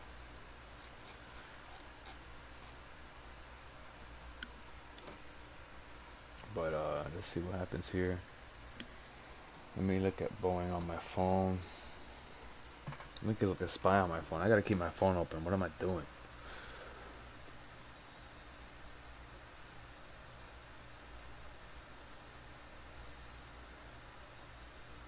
I just got a long signal, but there's 4 minutes for the close on SPY.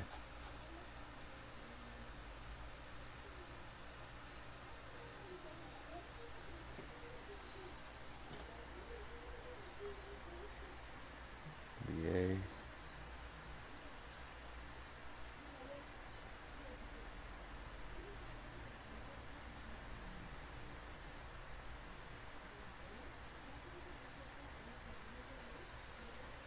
Boeing popping back.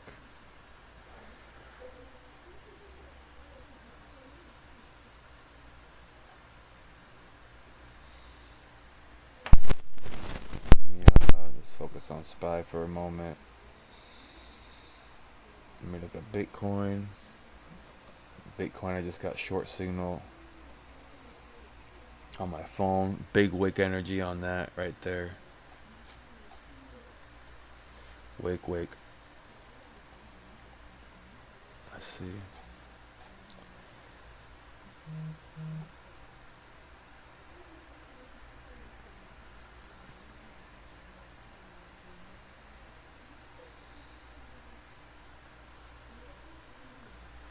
Looking for the follow through.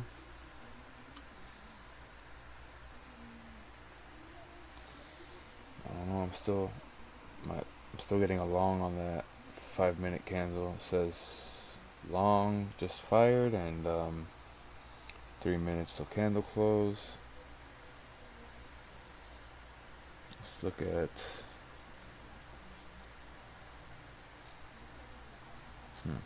interesting.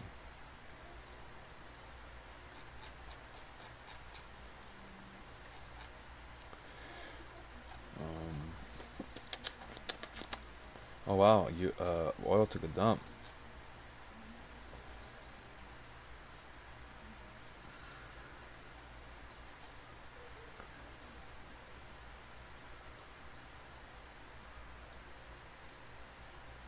Let's watch Dixie. Dixie still higher lows. Yields not so much. I mean, technically.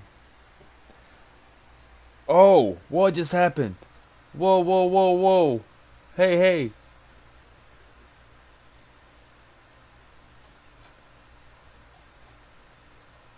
Oh.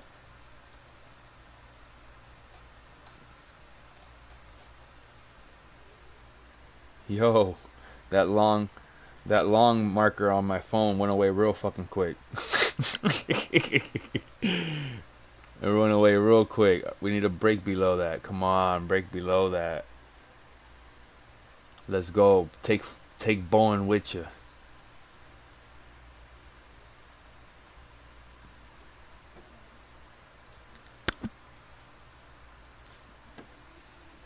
See, but we have to be careful because this could be a potential good spot for calls to enter also. 1, 2, 3, 4, 5. Now we're coming down. This is 1, 2. You know what? This could be even more bearish than we thought. This could be a 1, 2, 3, and now we're gonna come down in 5 waves. Well, time will tell. So what did I say? My confirmation for a trade on any given normal trading day. We break below, we get a bounce, and the bounce is where I enter puts, right? You have to have conviction behind your trades. You have to be patient, and you have to wait for your setups to play out. Don't play what you expect to happen. Play what happens. You understand? The fact that I didn't sell those those puts in profit here was a very dumb move on my part. You know? There's no reason to take loss while you're in profit. There's no reason for that. Again, I say risk management is 75% of your trades. If I still had day trade money here, I would wait to see what happens now. We're breaking down a little bit. We would come down to some point of support, right? Wherever that may be. And then you wait for your pop-up and you wait for your entry. I guarantee you follow your rules, you will minimize your loss. So on any given day, my trade here would be come down, come up, buy puts right here. You got a big account, start a position here, scale in higher. If we close above this, stop loss right here. You lose $30 on $40 on a couple $100 of a play. What happens if this shit drops right here? Do you know what that account will go to? You have any idea? Hundreds and hundreds of percent. Don't play what's going to happen. Play what is happening. wait for your setups. Plan your setups and wait for them to happen. If they don't happen, there's 1,000 other tickers that you can look at. There will be plays, and there's going to be times where you miss plays because things don't play out perfectly the way you expect them. Like right here, if we get a bounce here and we come through here and we bust through here, right, we bust back through, I'm not taking that trade. I'm not taking a put up here because my plan was to buy a put at resistance here. I don't see resistance here. I missed the trade. I don't care if it falls off the face of the cliff of the earth after that. I don't want to take that risk. There's no reason to play what you think is going to happen when you can play what is happening. Set up your trade. Let it play out. Let the trade come to you. Don't go to it. Let the trade come to you.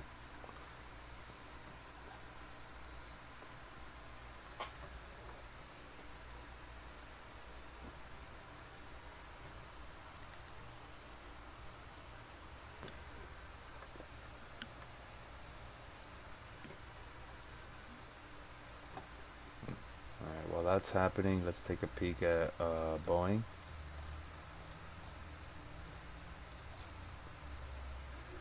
Boeing catching a breath.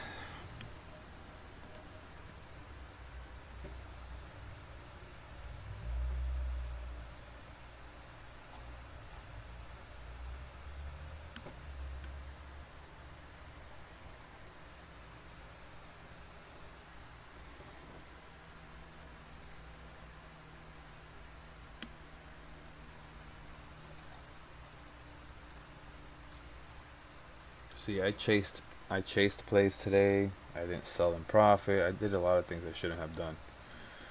But you know, it is what it is. I live to see another day.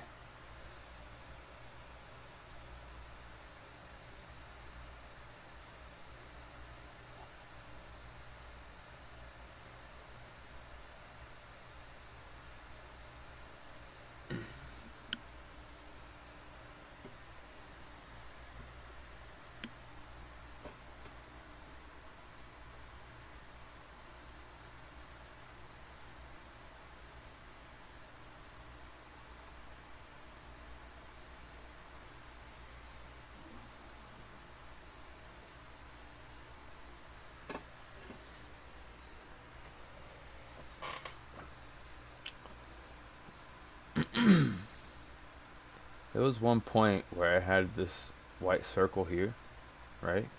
I don't know if you remember. I had the white circle here for puts, for potential puts. See that?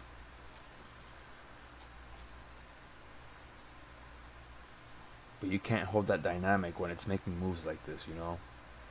It's better to sit on your hands than blow up your account, you know? It's just close below that green line. Close below that green line. Damn. Wow. Wow. There's no market manipulation, guys.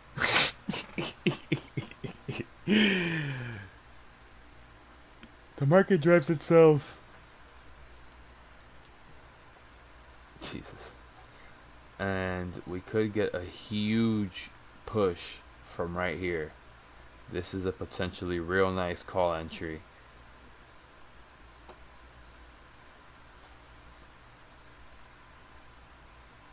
Potentially.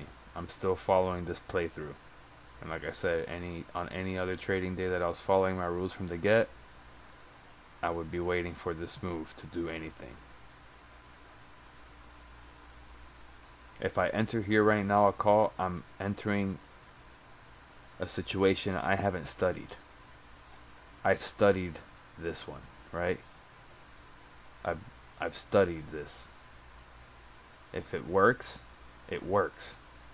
It comes up, I take the trade, it'll dump. If not, my stop loss would be up here, right? If this plan works out, why wouldn't I buy my put there, right?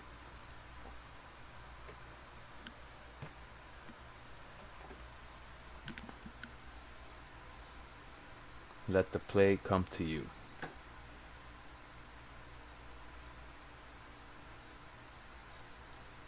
I'll go back and I'll try to clip where I had it here. I know I had this circle here for a while. I remember.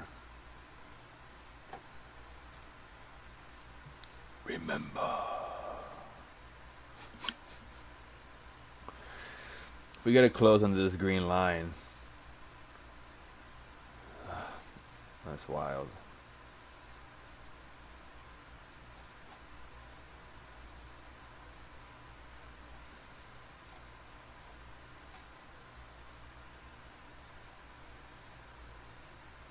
That yellow line right there. So, but I wish I could. Oh, I could look at on my phone, and so I want to see my my pharma, my low cap pharma, GDRTS, compared to SPY, and I want to see if I'm looking at the 5-minute. Has it reacted positively as SPY acted positively, or is having no correlation whatsoever? Because I don't want to lose that profit. You know, I just don't. I definitely don't. And it looks like no, there's no correlation, because since the 3rd, it started dropping, and GRTS went up. What did I say? Potentially perfect call entry. That's what I said, right? I'm not quite there yet.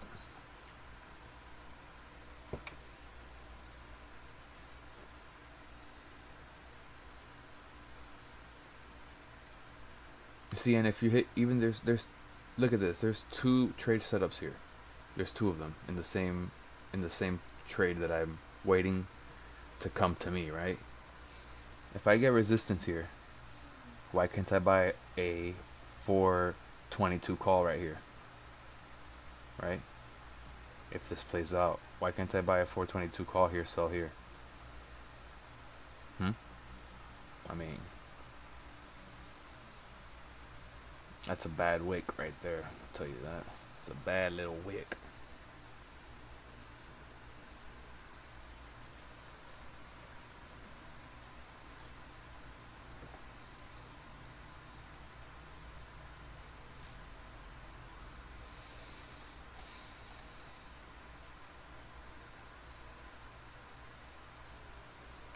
Yeah, let me look at my phone.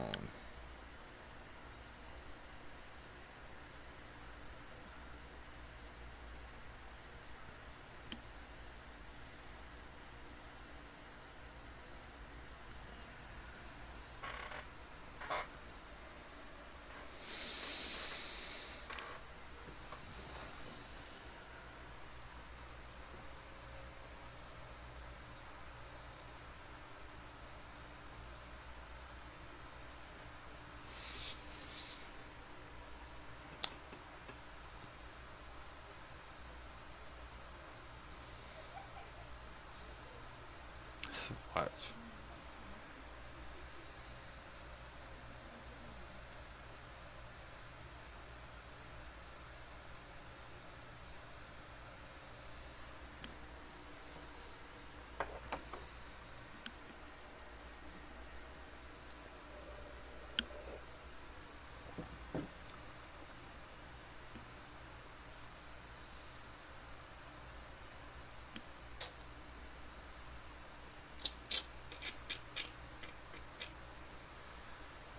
Alright, where's the move?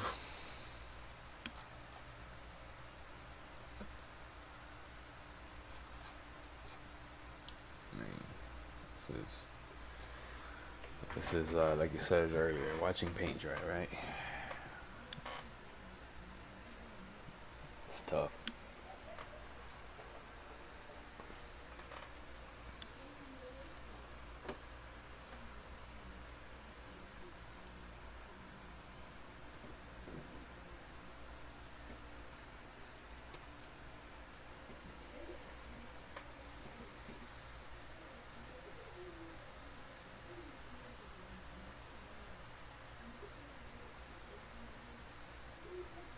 I just would like so much to end the day in profit, man.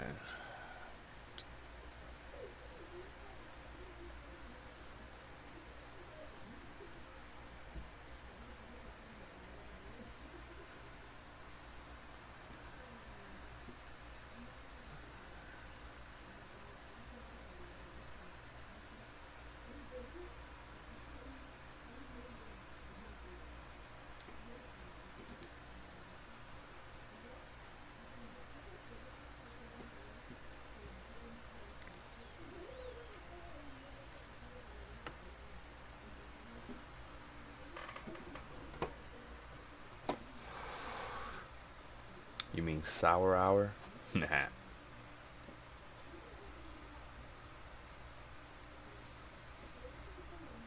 Let's go. That could be the let's get the impulse down. We got 1, 2, 1, 2.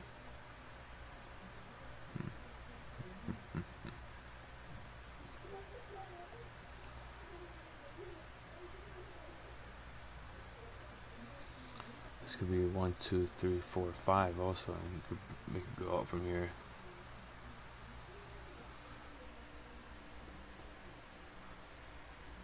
Yeah, I got short signals. Oh no, that's gold.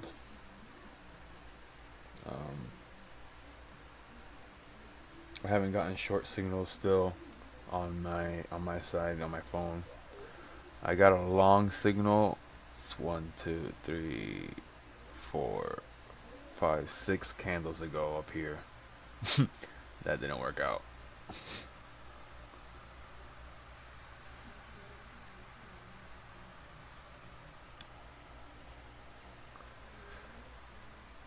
I concur. I've noticed I like opening hour trading. It's nice and volatile. Oh, could this be engulfing? If this closes similar to this, the fact that this candle is bigger than this one is huge. Bigger and covering.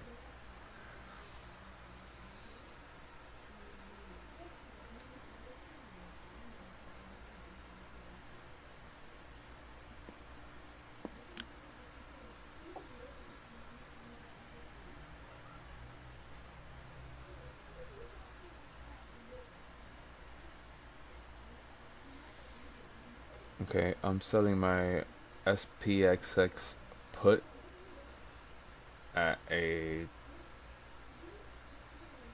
$4 loss. I'm convinced we go down. My confirmation would be a close below this line, but well, I didn't follow my rules today, so I mean at this point there's no reason to start. So I sold my SPSX put because I think it's gonna go up because it is the inverse of SPY, and I think SPY is gonna go down.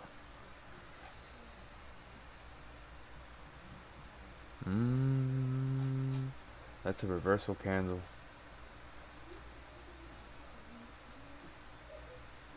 Here comes an impulse, perhaps.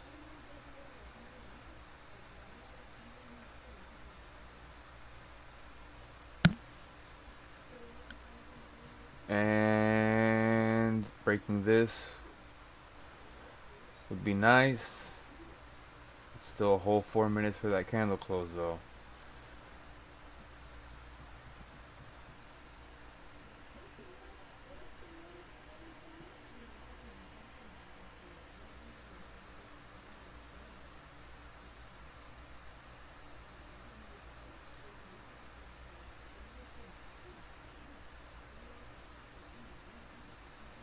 I'm canceling my limit order of Boeing lottos. I think they're gonna have some juice. We need to close below the gold line, though. Remember this is a potential nice call entry. This could also be a head and shoulders. I don't play patterns like I said earlier, I really don't. But I mean, I'm seeing wicks. I don't like it.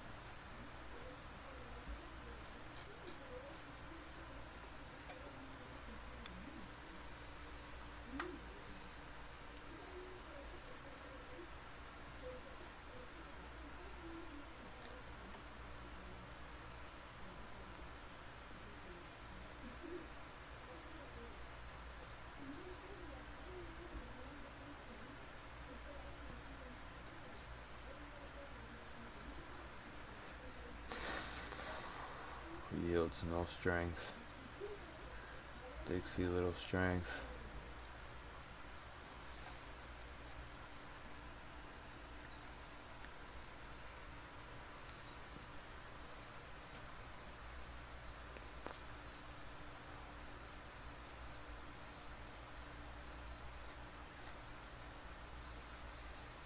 So a real confirmation that wave 5 is happening is a break below this low.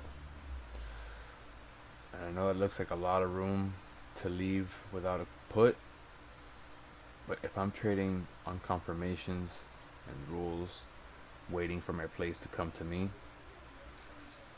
you know,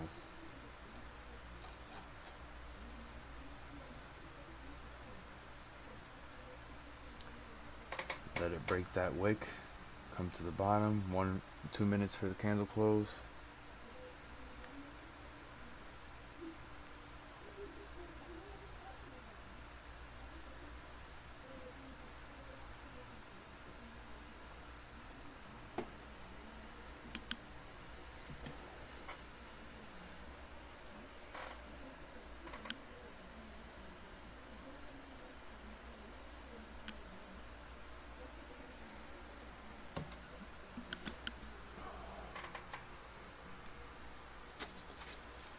What a shame. Today wasn't a good trading day. I might break even to start tomorrow as far as day trade go, but jeez.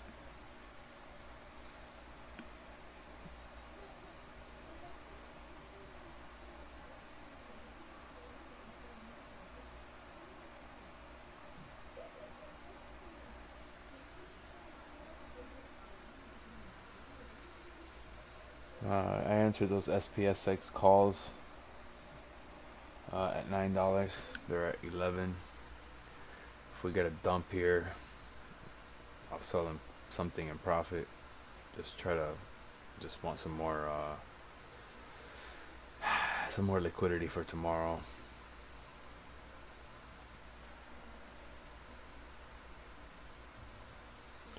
However, if we drop and break this low, I might leave that runner overnight.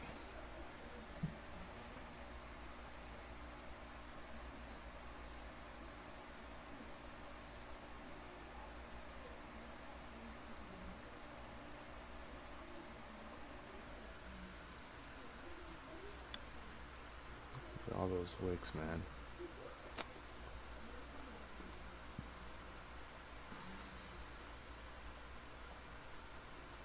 Yeah, when I see testing, it's usually that it wants to break up.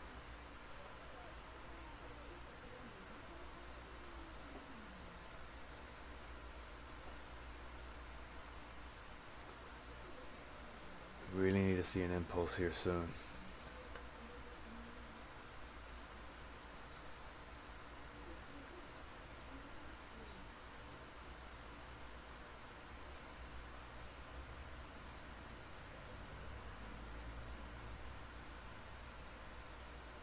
Look at my phone.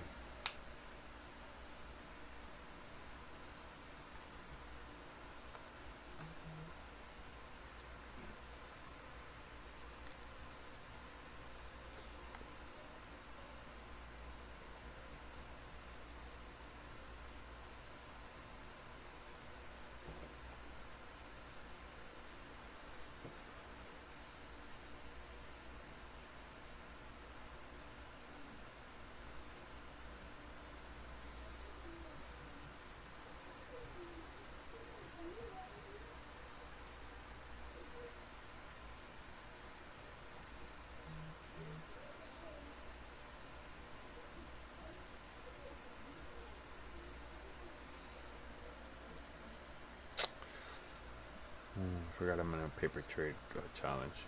Forgot. Let me put some SPY puts right now.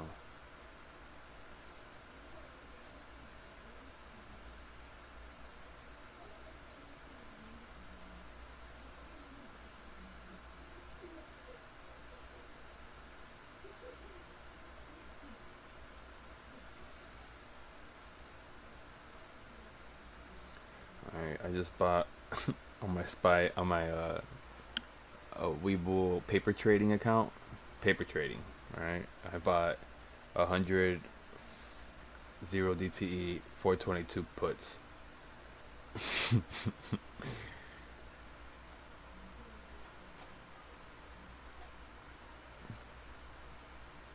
Remember, let the trade come to you. If you miss a trade, you didn't miss loss. Yeah, you're right. I mean, you didn't have loss if you missed a trade because you didn't enter a trade.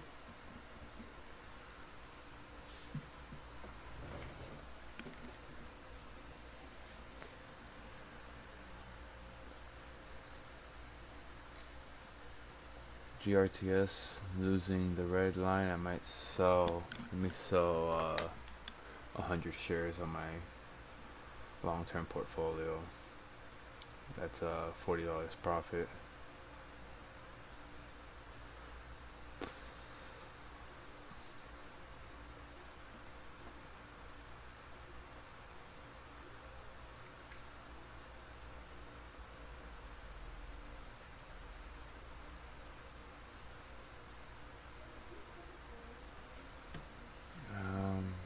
You know, I'm gonna let it run. I'm gonna let it run.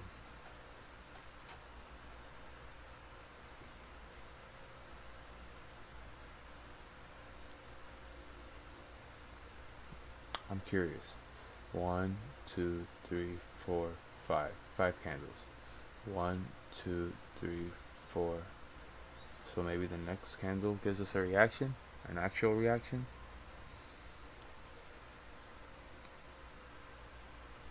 If that happens, I'm a wizard. You're a wizard, Harry.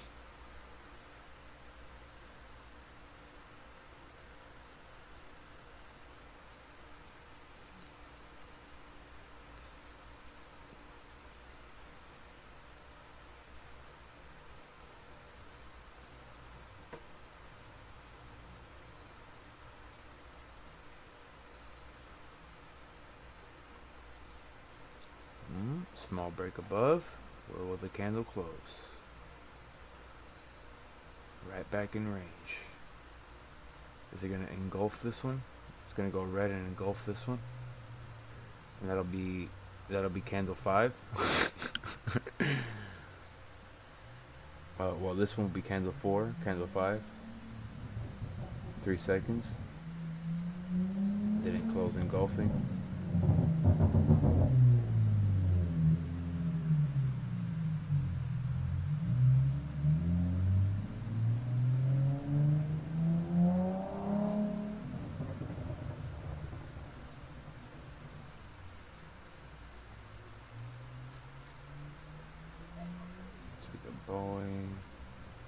Boeing hitting some resistance.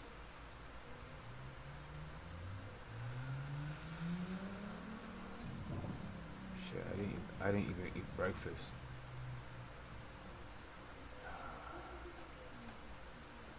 You think it's charging up Super Saiyan Doji? It went straight through all trends. I mean, that would be the impulse down. That would be what I'm essentially waiting for, right? An impulse down.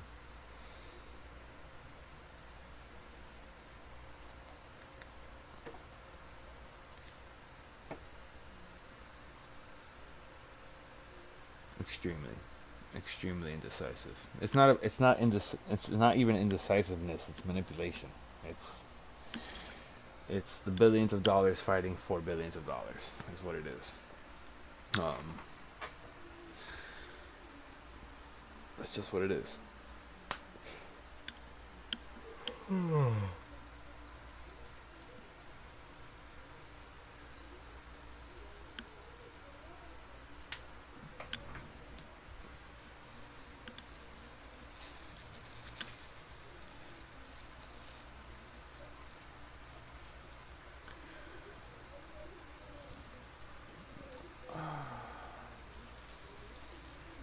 God, just let me close the day out with a little bit of profit, even if it's $5.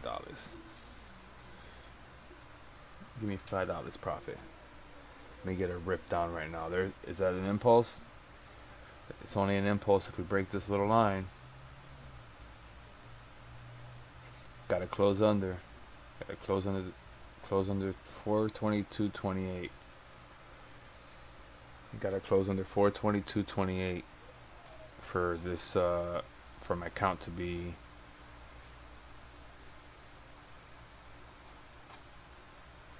well, no, I take that back. Remember, for the official confirmation of wave 5 being happening would be a break under this line. And breaking under that line would open the door to a previously marked level of 41.95-ish.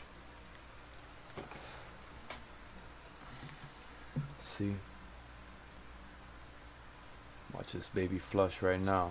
We've been waiting for an impulse. It's coming. It's coming. Boom! Opening my Robinhood. Where am I at? Looking to take profit. Looking to take any profits. I have none to take yet. My SPSX $17 calls for end of week are still $2 in profit. 22% on the trade technically. But if I get that confirmation, if I can get some closes below these yellow lines,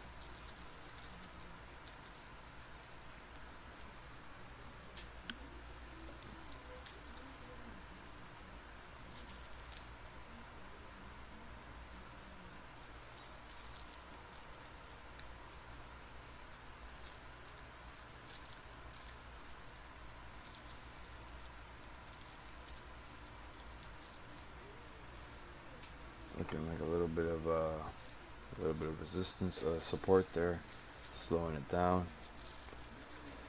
That's literally the top of this wave.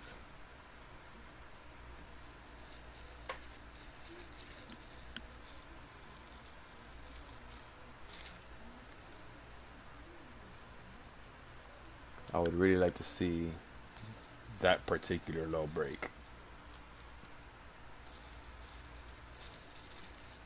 It's not a good low to hold. I mean, that's not a good spot to bounce from. That shows strength if it closes there.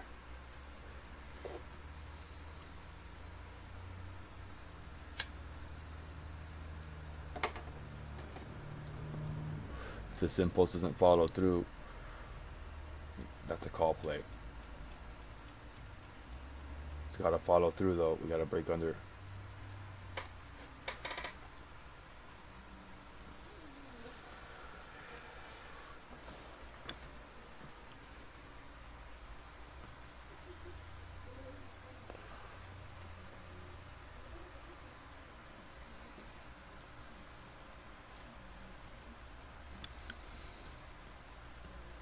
Boeing losing power.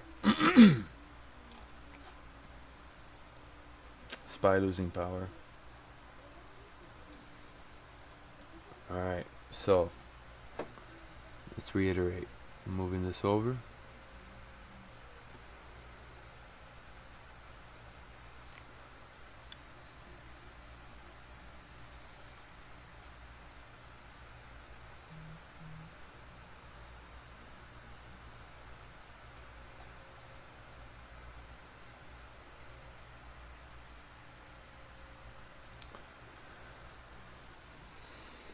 This is like the fourth head and shoulders pattern that I've seen today.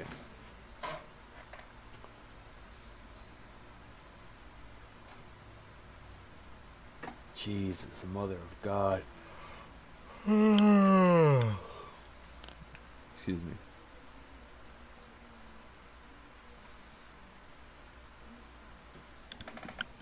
Okay, so you know what? You know what? Waiting for candle close. If this candle at 1 minute left is still under this line, even on a day I'm following rules, I would take that risk. I would take that risk and I would play candle by candle. So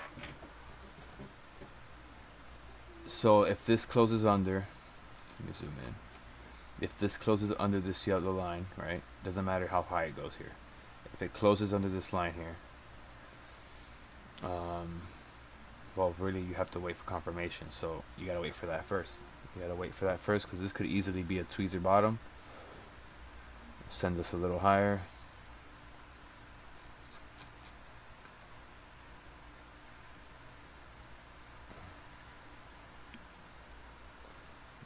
This support held.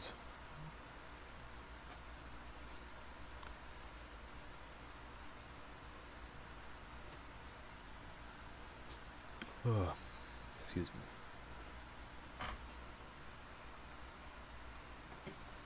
Oh, let me see how my puts are doing on the paper trade. Oh, up 30%.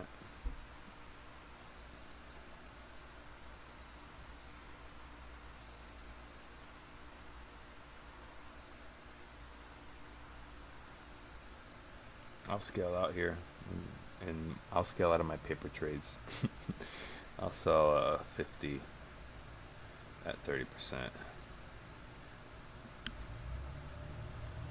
profit.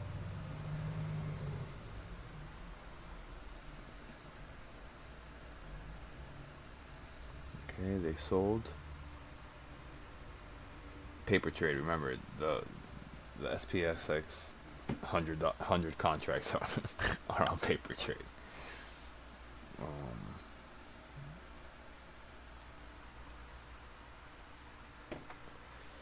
So you see, but this could potentially be the call area. The fact that this is holding here, this could be a call. 1, 2, 3, 4, 5. What if this is what if this is a wave 4 playing out in a downward channel?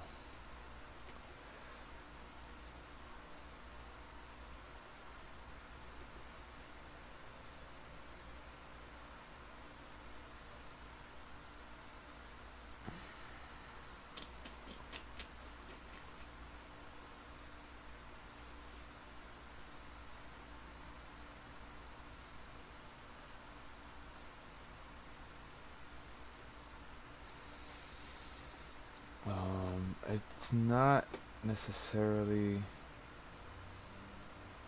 Let's do something.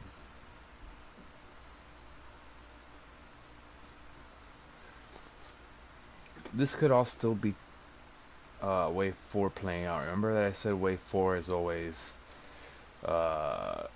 it's never normal. So this actually looks like a W X Y structure,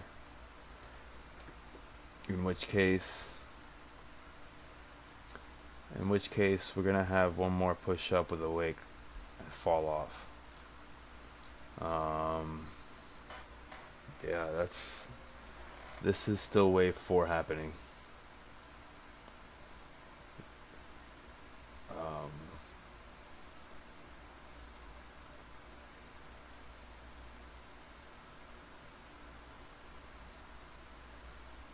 I think we're gonna get a bounce. Oh, crap.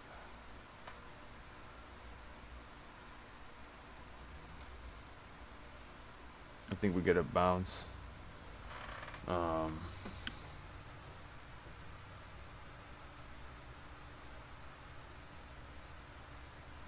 Yeah.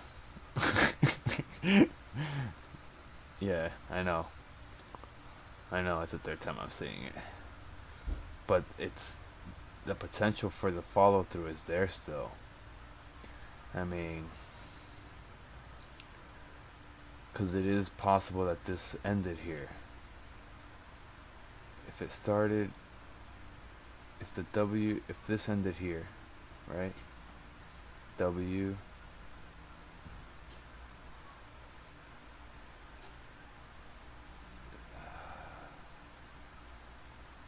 Jesus, this is so messy. 1 second.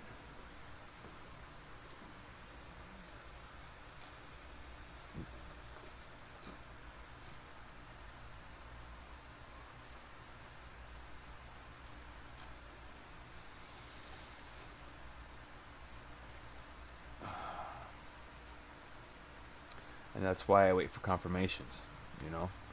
Why would I risk trading one side here, you know, with all this movement that we're seeing? I mean,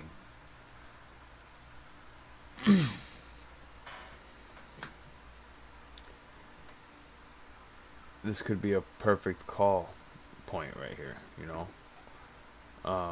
But it could also it could also flush, and this could be wave 3 playing out of the sub wave 3 of wave 5, which is this wave.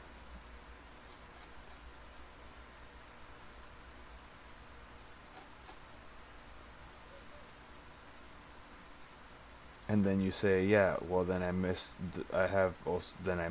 all of this play then. Yeah, I get that. But I rather miss that play than for me to take this play now and for this shit to rip. Granted, I'll have a stop loss at like 30%, but that's just gifting 30% in a gift box with a bow and a fucking, you know, note saying, here you go, market, take my gains from yesterday. And that tends to be the mistake a lot of us make when we're starting out to try to make this a lucrative, consistent thing. You know, that's why I say wait for the plays to happen. Look at this. Wait for the plays to come to you. I still wouldn't be in any trade right now. Granted, I took a trade here, paper trading, but that's paper trading, you know. There's no risk in that. But that was a perfect entry on that. Why did I do that? Because I saw this trend line, I saw this little channel, I saw it wasn't breaking above here, I saw this line coming down, and I even pointed this out even before all of this, I think.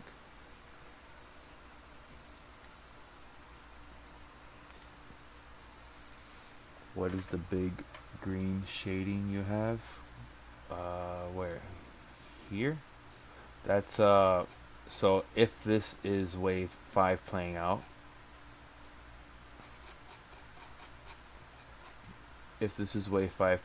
then these are the support areas where we'll get a bounce. My first area is 16.8, the 0.618 level, which is 41.95. Then the next one is this one.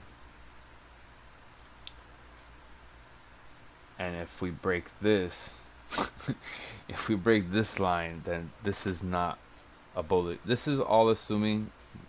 Okay, let me bring you out a little bit. This is a daily chart, right? So everything that's happening right now is still considered bullish until, oops.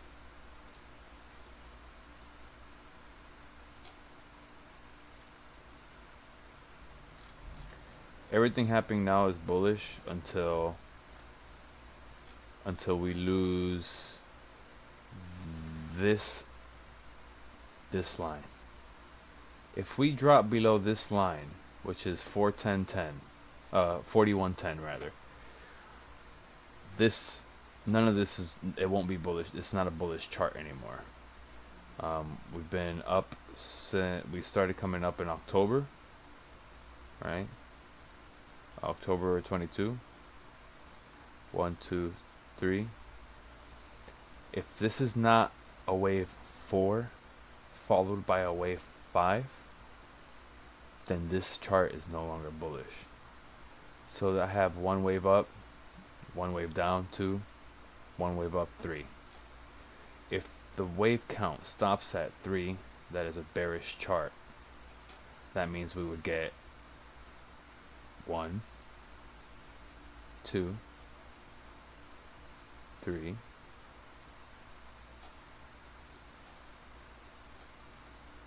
this is the count that I started with earlier. 1, 2,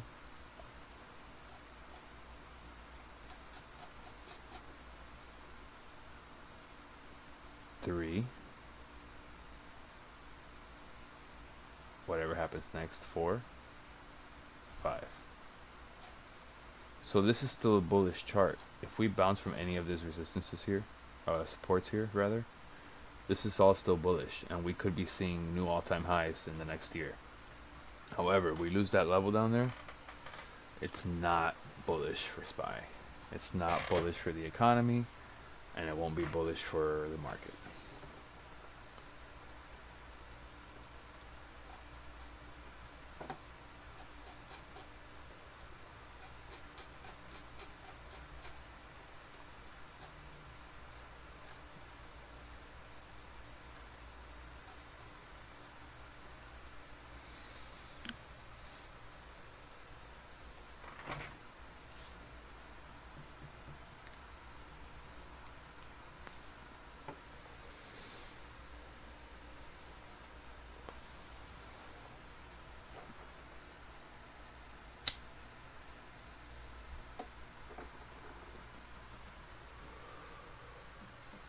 I'm gonna sell another 25 of those paper trading coins.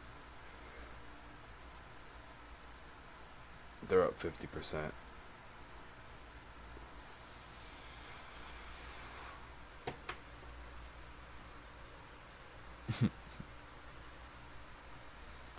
Remember, wait the trades to come to you. Wait for confirmations.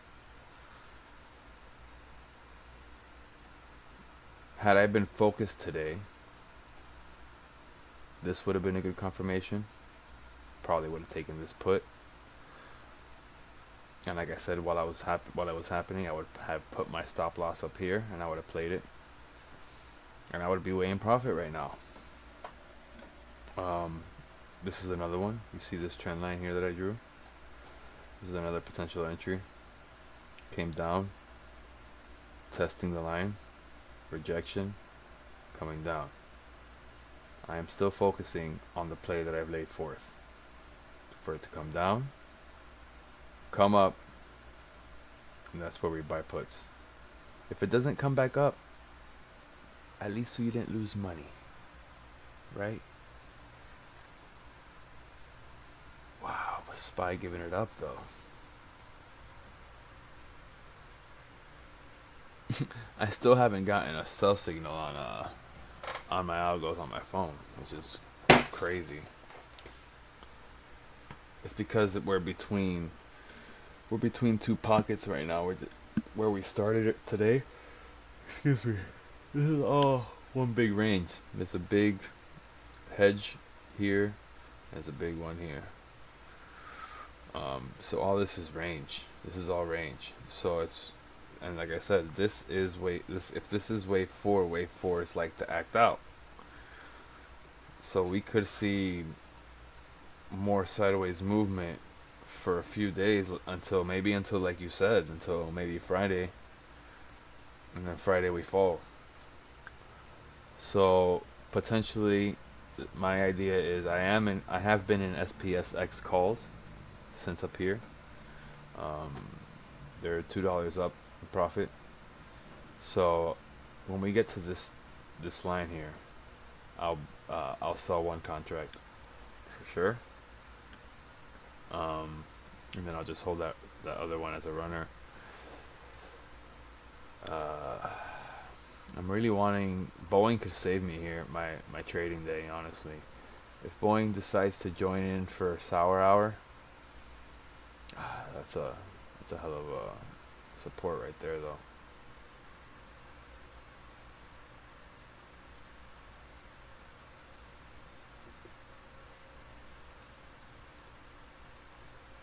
It is moving slow. Today's a very draggy day. What would really save my trading is fucking for GRTS to rip cheeks, hit $5 or something silly crazy like that. That'd be dope.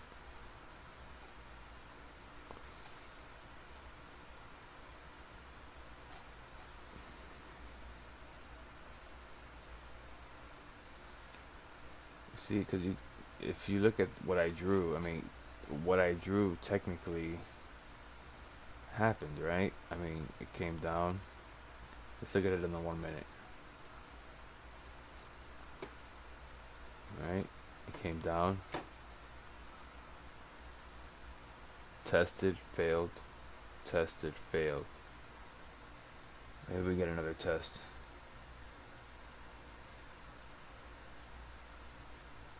We'll get another test, and that's your put entry.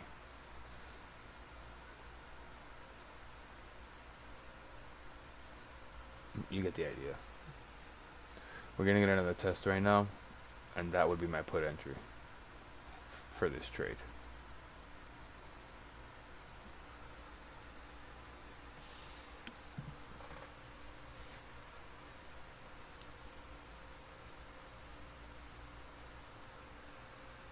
But you wait for candle closes when taking trades.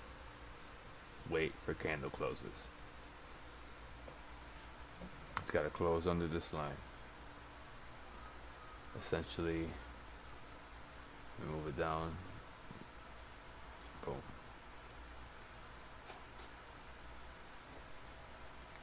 Let's wait for candle close. Wait for candle close. Wait for candle close. Wait for candle close. This is also a potential area. This trend line. You wait for candle closes.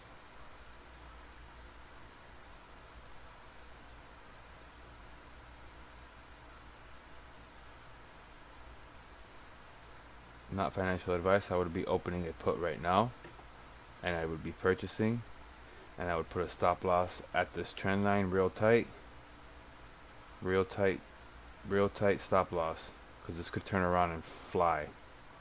Real tight stop loss around here, maybe a 10-15% stop loss. Risk it for the biscuit.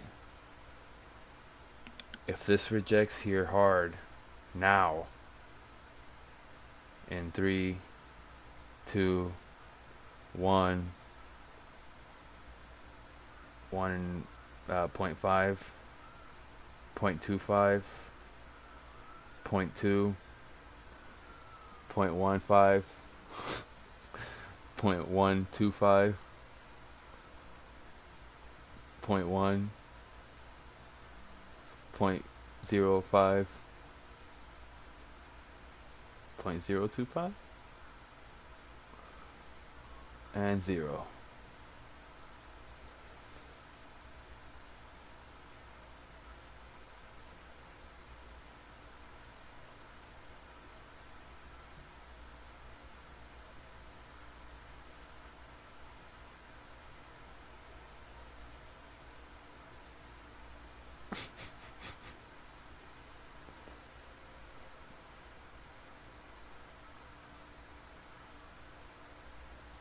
That silence speaks 1,000 words, right?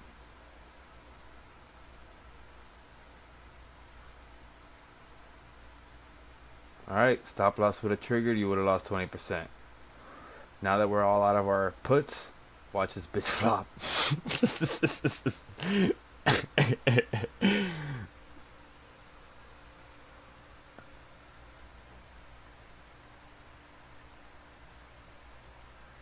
Look, candle close. Candle closed under the trend line. Bye bye SPY.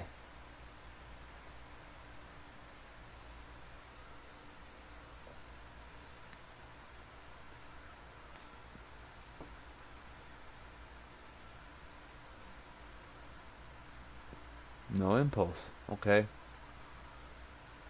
That's not good for puts.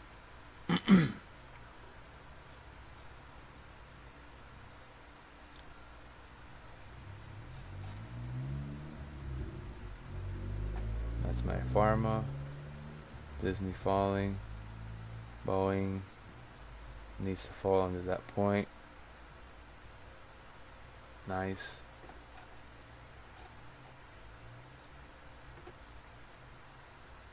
Look at that. Decent put entry if you ask me.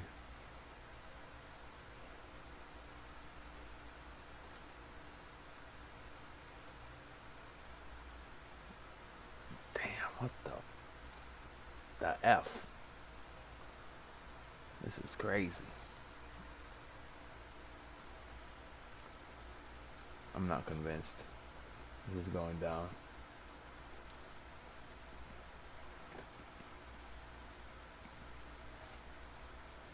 Just for the record, you know what I just noticed? One, W, chop, fall. W, chop, fall. W, chop. This pattern is going to break at some point.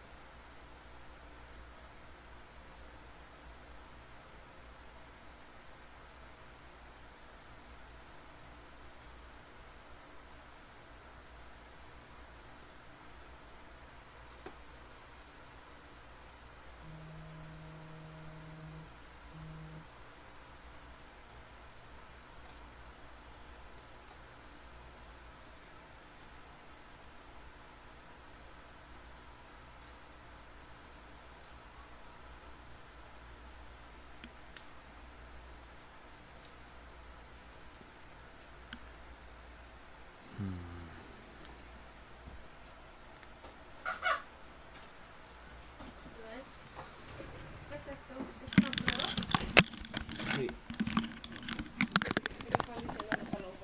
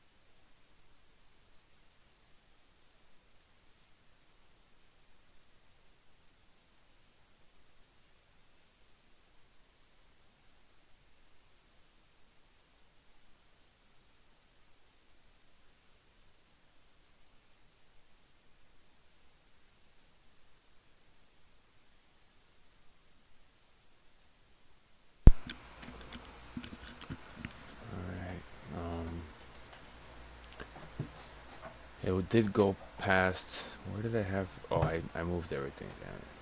Damn it. I had it to come down to here, and then to bounce and buy here. But then I saw 3 tops, so I said buying within the trend line. Under the trend line would be good. It closed above.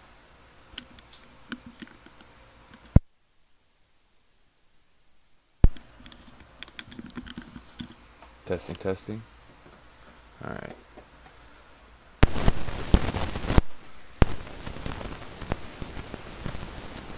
So I had said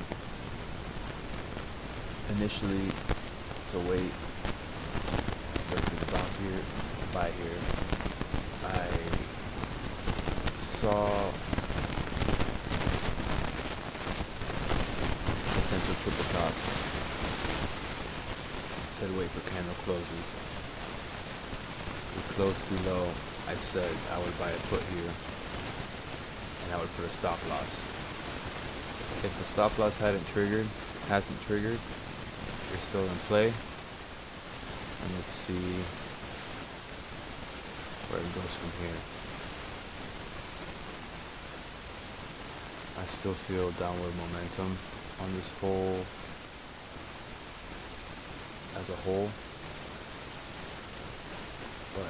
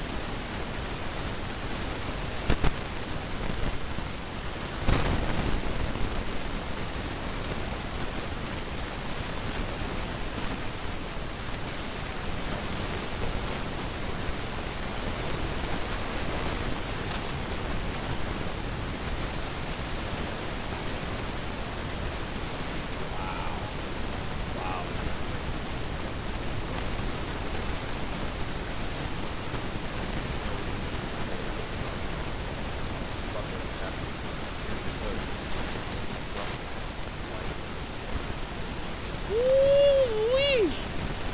Good God, our economy's so fucked.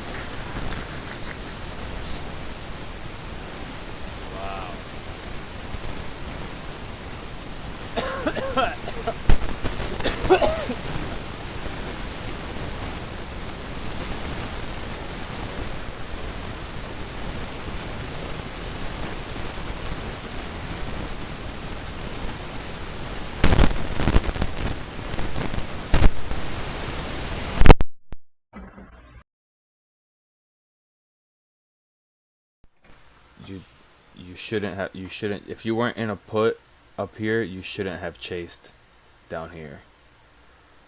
That's one of my big rules that I also broke today over here.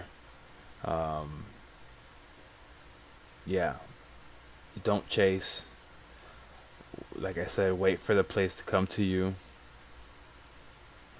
Set up a play and stick to it. You know what I mean? It's not. There's nothing worse than breaking a rule and ending the day red because of it.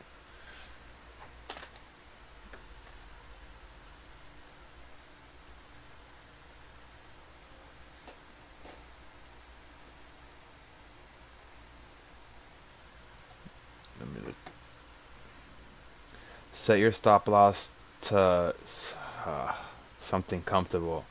I mean, I know it sucks, but if you set your stop loss to 40% and it sells at 40% and then drops, well, I don't know. I'll tell you what, I feel down. I mean, I feel like we're going to continue down at least to touch this. But you should never chase a play. Never chase plays. If you miss a candle, that's fine. You missed the candle, you missed the play. But you never chase. Never chase. This could happen.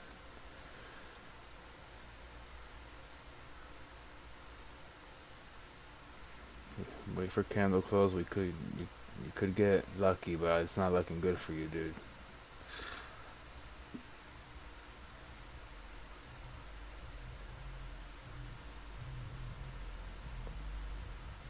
it's not too expensive. Is it a 0 DTE? Is it a 0 day to expiry?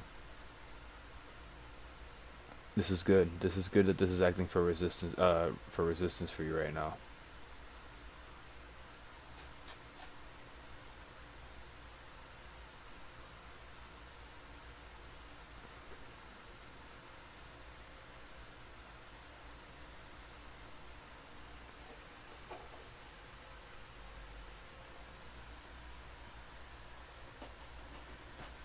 Let's look at the yields and let's look at Dixie.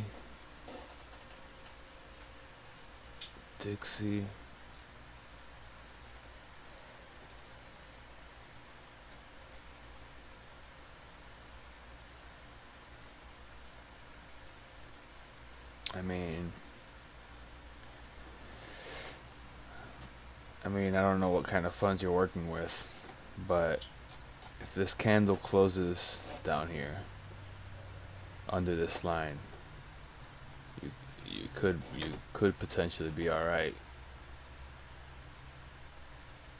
but it has to close under that green line, or at least it definitely can't close above the fucking trend. If it closes above this trend, like that's game over.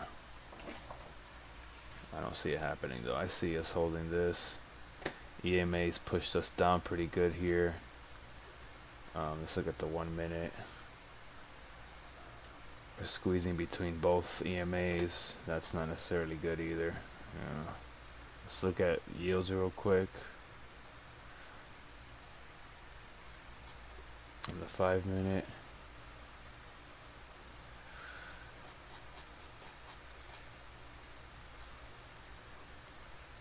Yeah, there's a few rules that have stuck with me since the beginning of trading that have proved worthy. The first one and foremost, especially since I started in crypto, is never invest anything that you can't afford to lose. The second one is, and most important, risk management. Third, don't chase plays, and that goes along with setting up the plays like I did earlier, waiting for them to come to you and playing off of it. You know, set up a trade. If it sets itself up the way you expected it to, then take the trade. If it didn't, then just wait for another entry, another opportunity.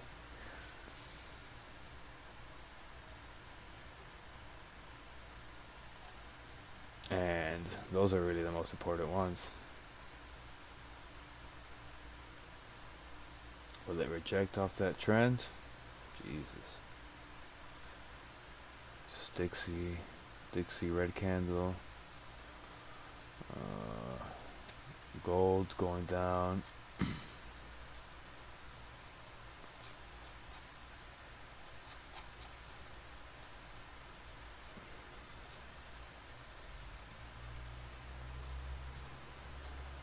Jesus.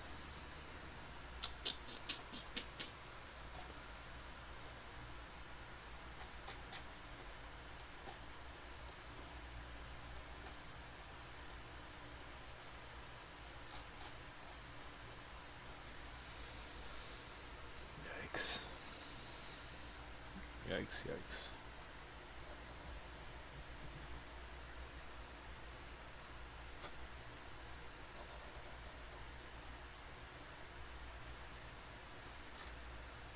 There's my chart. Boom. SP. So we broke the channel to the upside. If this is in fact wave 4 and this is wave 1, then 4244 will be the rejection point to start the sub-wave 4 of wave 5. I'll mark that.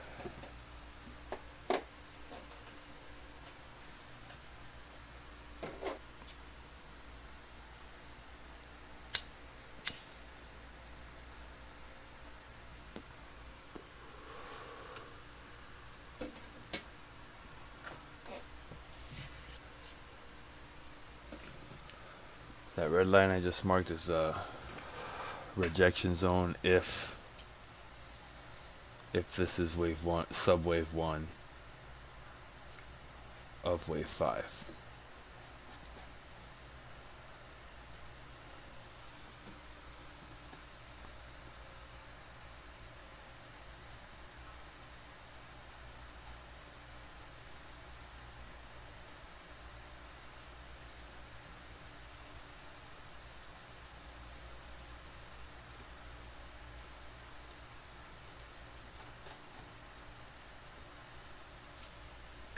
ZMA is acting strong.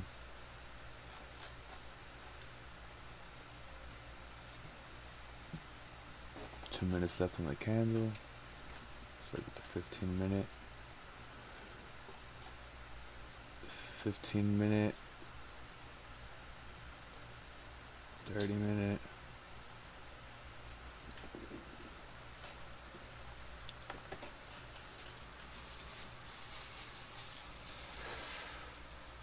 Qué rico.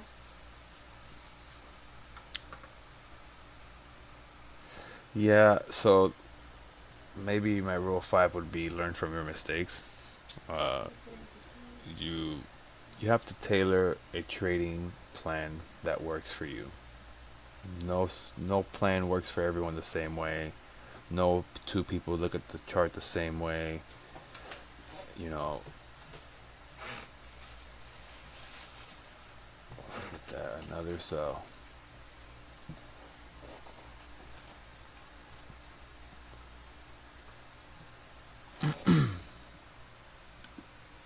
Did you get stopped out of those contracts? A ver si me quieres terminar. Or are you holding like a diamond-handed boss?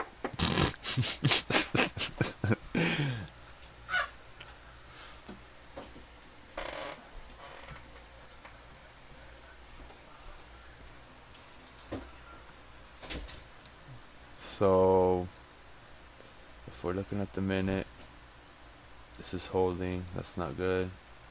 Let's look at Dixie. We need Dixie and yields to pump if we want more down movement.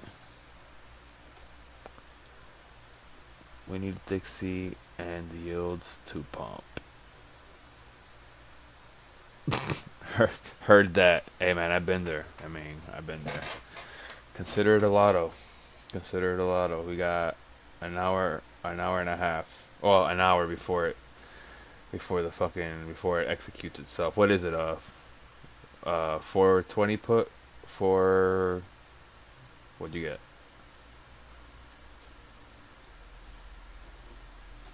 If it's 0 TTE, sounds like you probably got a 420 put or 419.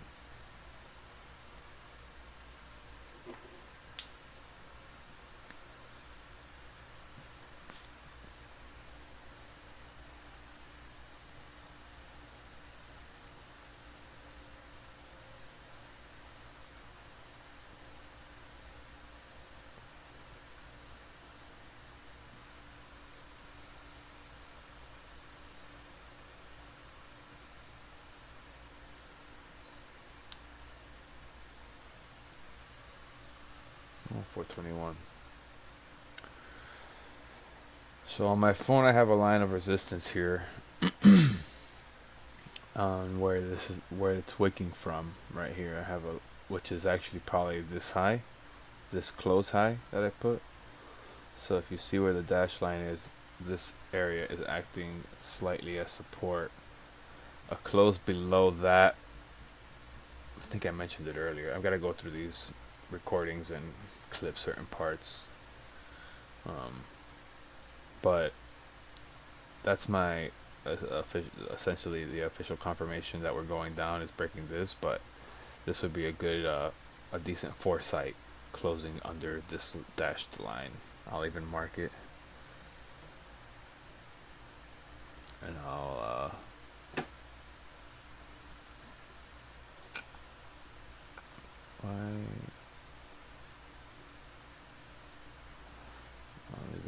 leave it faint like that. Yeah, my algos, when they hit good, but it's really for short trades. Um, ooh, yeah, man, you might be all right. Let's see, this invisible line is still giving some power.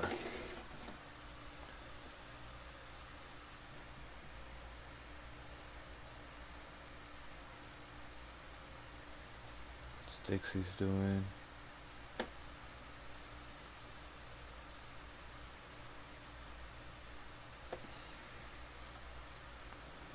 Then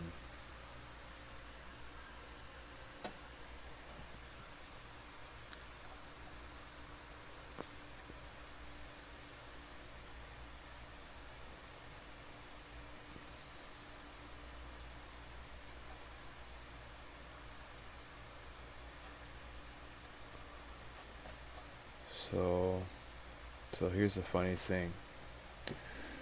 VWAP and that midline are acting as a channel. Um,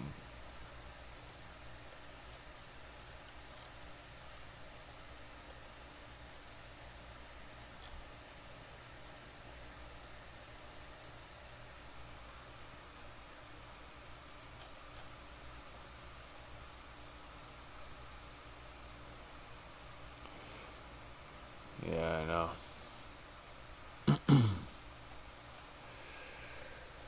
Yeah, that's where this trend line comes into play. Um,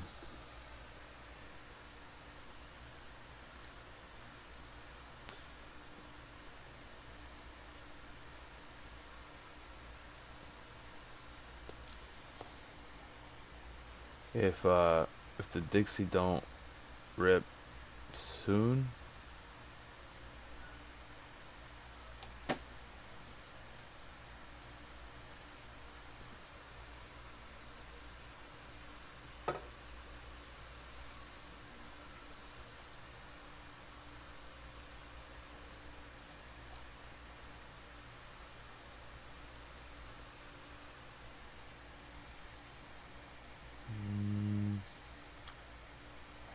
I mean, you can't really call that a higher high though. For it to be a higher high, you would have to break this red line. I see what you're saying. I get it. These two are higher than than this one, but you have to think about these moves as a a unit. All this is connected. The way all this works is together. Granted, candle by candle does work occasionally, and the fact that this green line is holding now is not a good sign. But until I see a break above this red line, I see downside.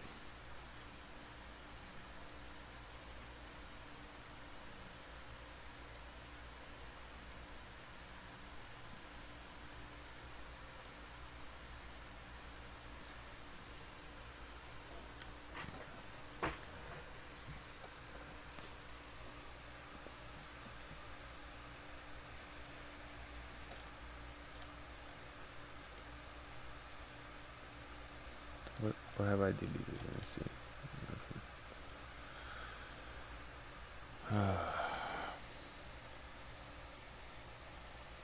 So I'm still in the Boeing puts. They're 160 lottos for end of next week. I have long-term Disney calls, 125s, 125 strikes, March 15th, 2024, I think. If I had money, dollars cleared in the account, I would buy another contract. But I don't.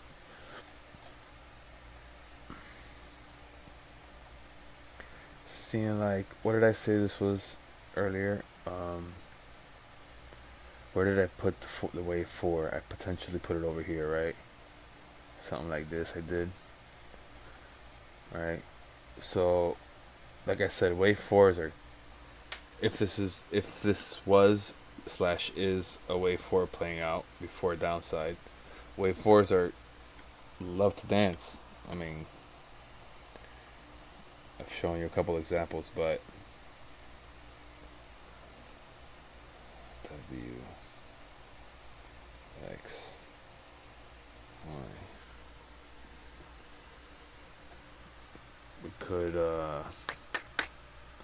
We could come all the way up to the channel on my phone, which is 123.28, 123.20 right here, and on a normal day where I followed my rules, this would be my next put entry.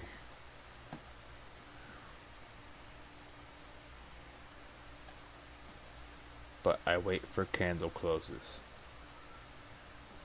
You wait for candle close, like we did here.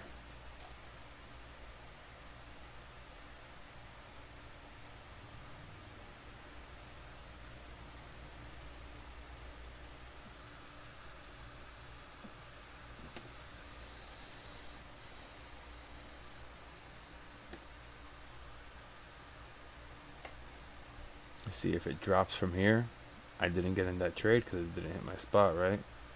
I'm not mad at it. What I am mad is that I might end the day breaking even. Not really actually mad, you know. There's worse things that could happen than breaking even on a day. But I do have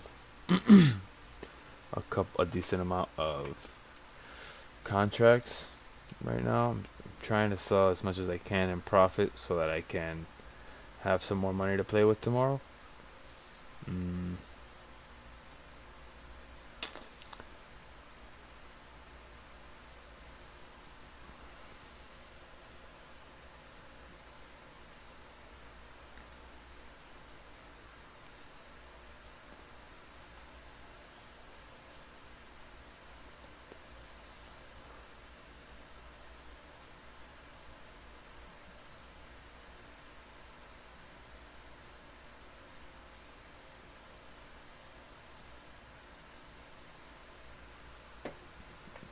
Potential tweezer top right there. Just watch a flush. That's gotta go a little higher.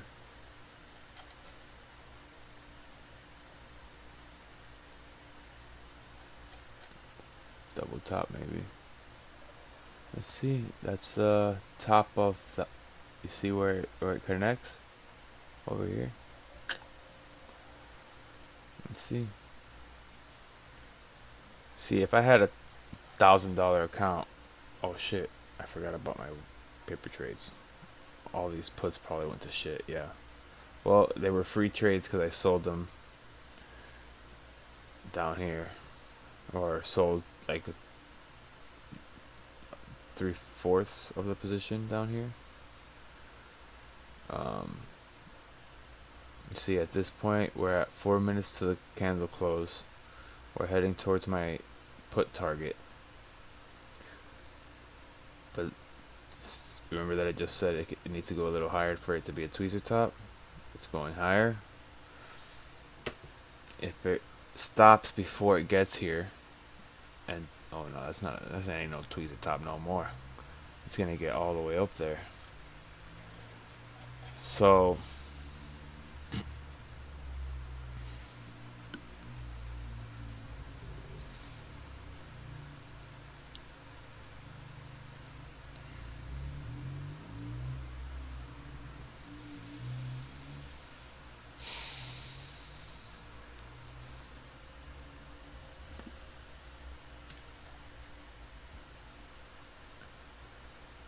you know, I said that I saw about 3 head and shoulders failed earlier, but what if this is just one large head and shoulders? Fra, fra, fra, fra, fra. That is the entry point. If I had a $1,000 account, I'm gonna double down on my paper trades. I'm gonna start scaling in now. for 0 DTs, 422s. I'll buy 25 contracts, paper trading.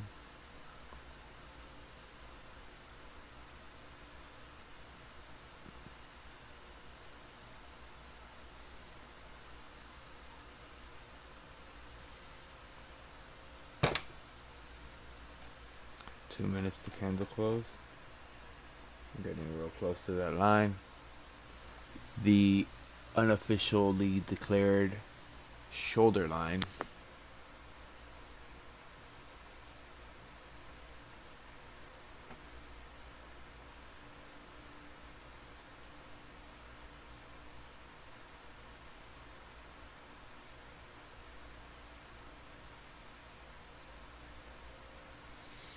You see, there's just so many angles of trading here. Like if I had a huge account, I could have bought 423 SPY puts here in the money, and with every cent that it dropped, I'm getting percent gains.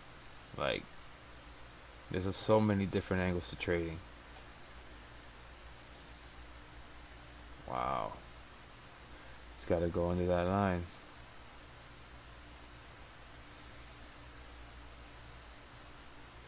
That's nuts.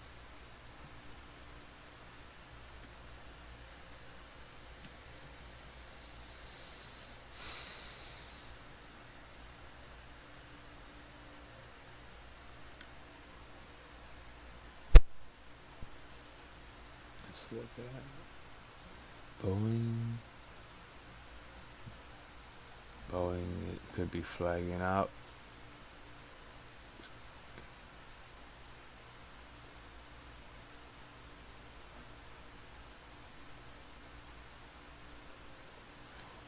Decision in 5 to 10 minutes.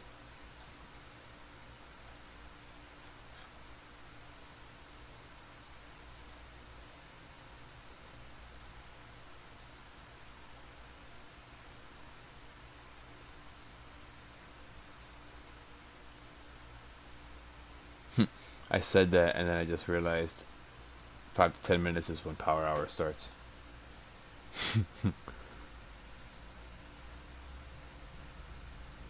Or sour hour.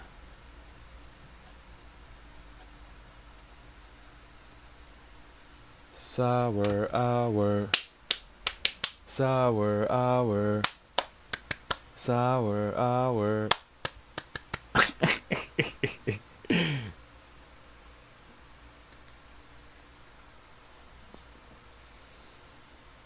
Let's see.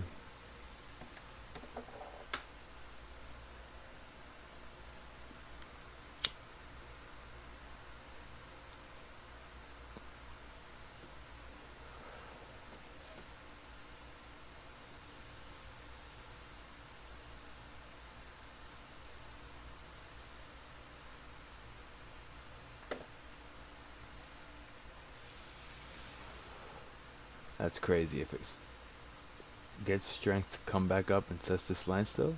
Because remember, I did take a trade on the paper trade account here, but in my real account, I wouldn't be taking a trade until I saw a test here.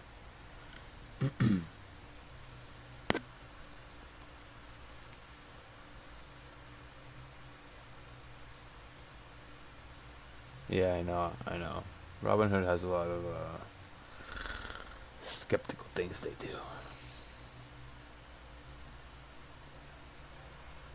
I once had a SPY put of 2 DTE on the day that it expired. The drop started happening like at 3:20, so I got my contracts expired out $1, but upon 4 p.m. close for my time, they were well in the 50s. It was like could have been like a 50% trade. But yeah, Robinhood robs you sometimes. Robinhood doesn't give back what it takes sometimes. And that's the reasoning behind my turning my account into cash. You know, being able to buy and sell within 5 minutes. I gotta stick to my plans tomorrow. You know, I gotta wait for my confirmations, let it play out, play what's happening, not what I think will happen. That's huge, and I broke those rules today. Granted, hopefully right here at the end, I'll get some insurance money on it, but you know,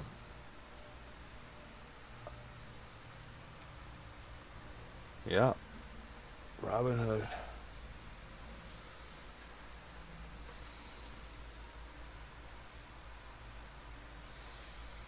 See, and that's not very good for the Bears. I bet though if I did this,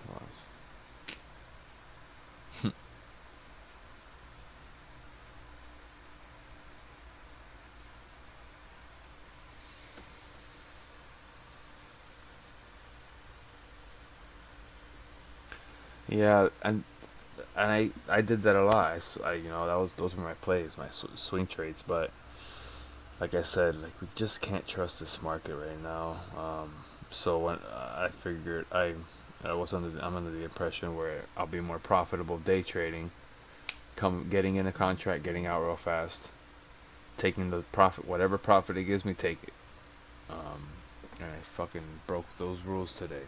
You know, I could have easily gone another 40% on the portfolio today, but I didn't because I didn't sell when I saw green. So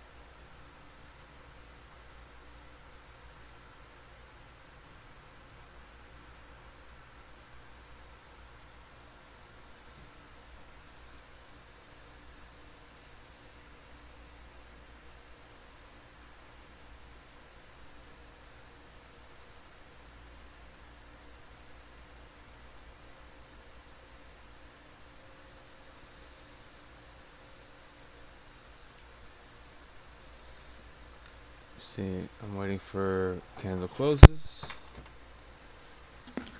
Um, but we're in the range for my potential put entry.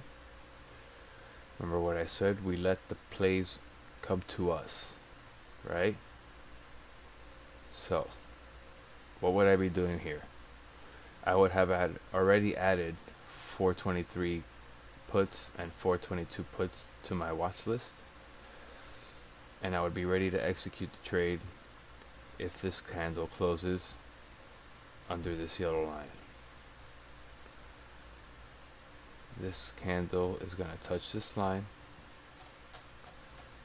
or come damn near close to it,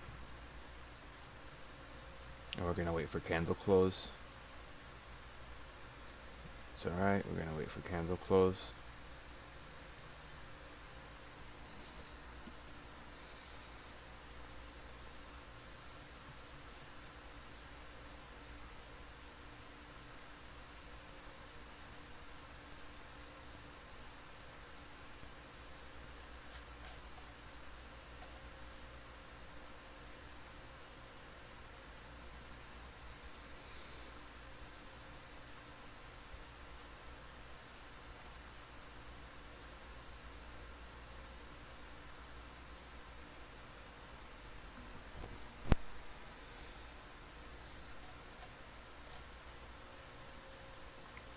Waiting for candle closes. I still wouldn't have taken a trade. I would have literally waited all this time. I'm still waiting a whole minute.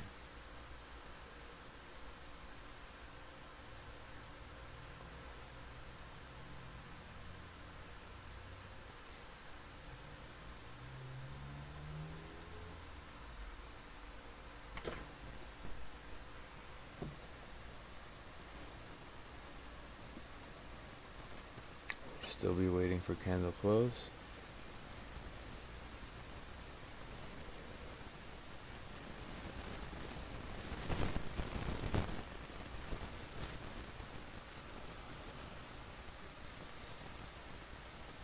So I'm looking for a close under here.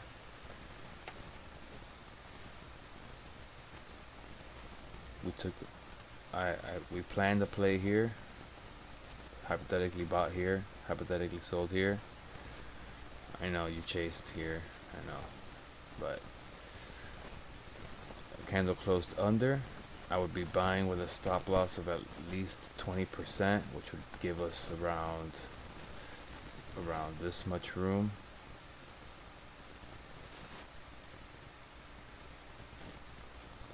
My little opaque little line there.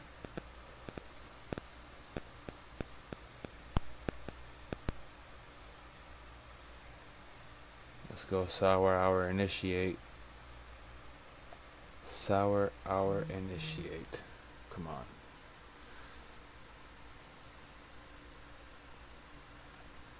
There's no way you're pushing this up. Let's go.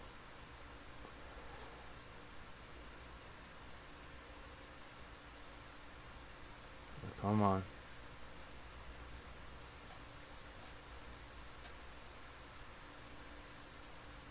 Come on, don't embarrass me.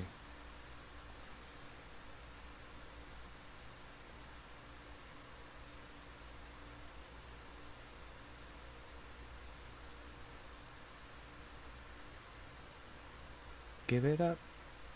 Girls on this candle from green back to red. Give it up. Don't break that little red line that I drew there. So why you wanna do me like this? So why you wanna do me like this? Wow, if it turns around here, it breaks through that little opaque line. That's huge. For the bulls, that's huge.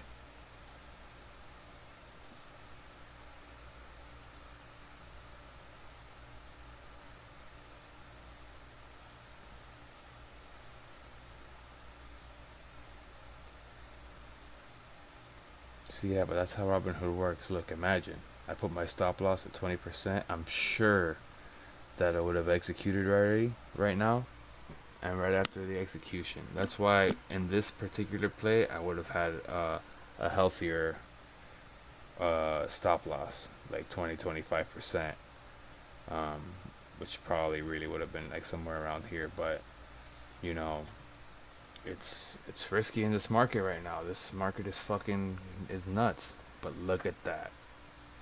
Look at that big wick.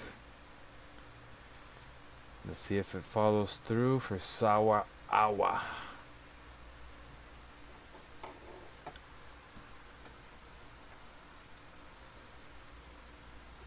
I moved this. That's not fair. Let me move it back.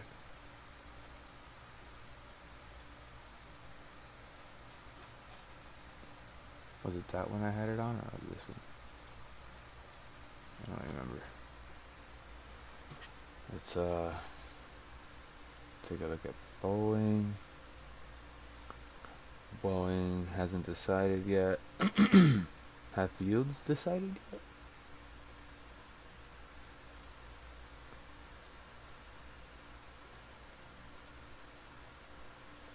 Looks like they're deciding fucking downside.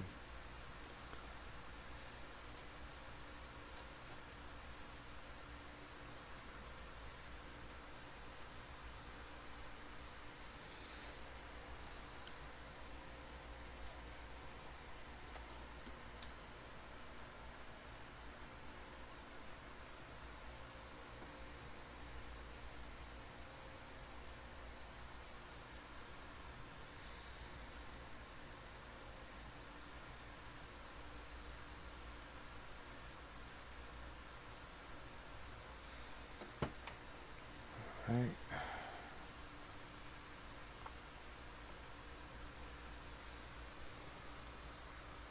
See what this candle's doing.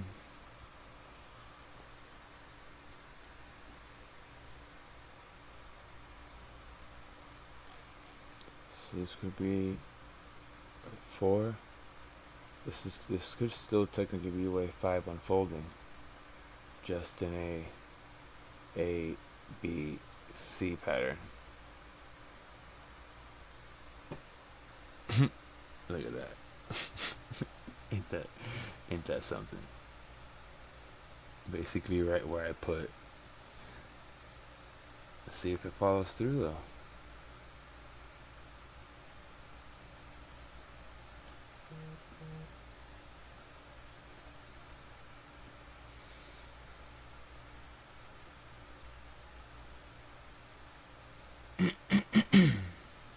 Opened up above.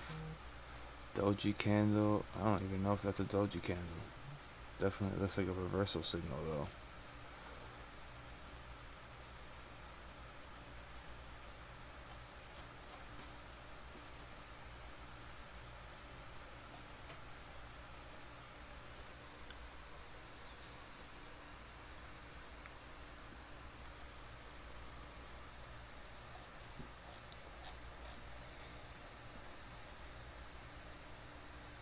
The question is, will VWAP hold or will it break?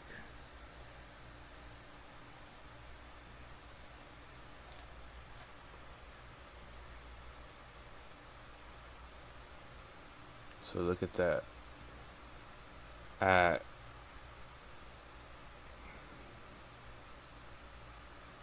how long was that? 5 minutes ago? 10 minutes ago? That would have potentially been 20% right there. Boom, take it. You know, like we have to stop making a mistake of not taking profit.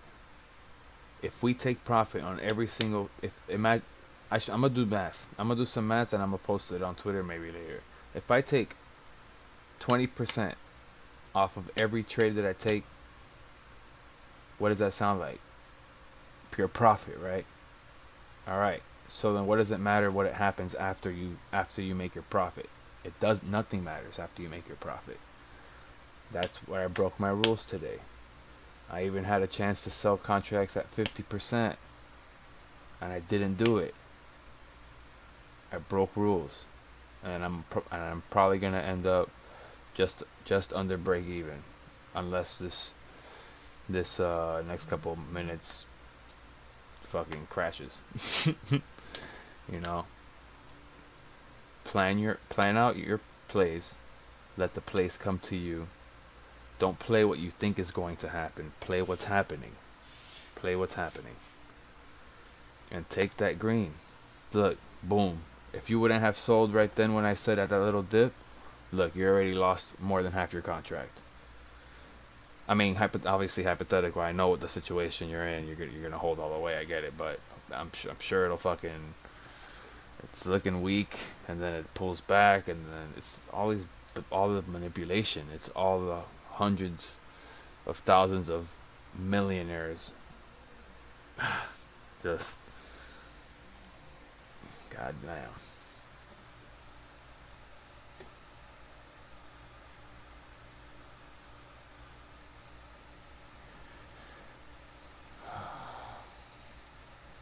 Well, a nice retest here. I'll be fully transparent, man. You add me on Twitter and stuff. I'll show you my losses. I'm not ashamed, you know. I've lost plenty, you know, and so long as you take it and make it educative experiences. I've always defended my trading with my family that are critics. Um, I asked them, how much did you spend on school? you know, um, however many thousands we may lose starting up without the proper guidance. It's education as long as we allow it to be. If we get salty and fuck, like now, like goddamn, that's fucking horrible. But look, it didn't close. It's not close. It hasn't closed above there, so that's as long as it doesn't close above that red line, we're okay. But shoot, what was I saying? Yeah, you get it.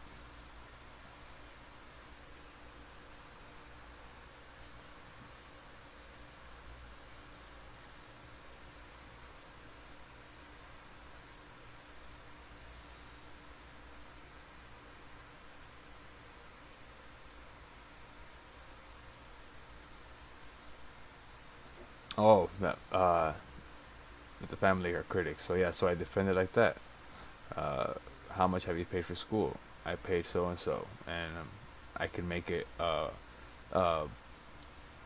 profitable thing on a consistent basis, so long as I follow my rules, follow my plan, let my plans come to me. You know.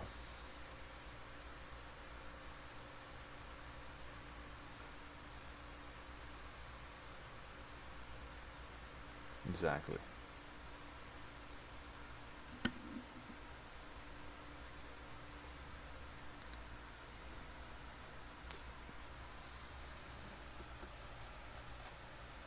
That's wild. What's happening right now?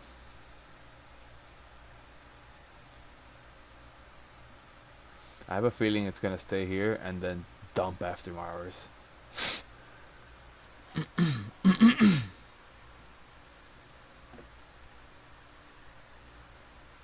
I gotta look at my pharma. Do I want to hold my pharma overnight? Shoot, maybe. Should I sell half of my position? Yeah, if I'm following rules. I bought 200 shares down here at 203, and they're up here now. Hit resistance 1, came back up. I know it looks like it's gonna break out, but when you take green, when you see green, you take green. Alright? I'm selling 100 shares of my 200.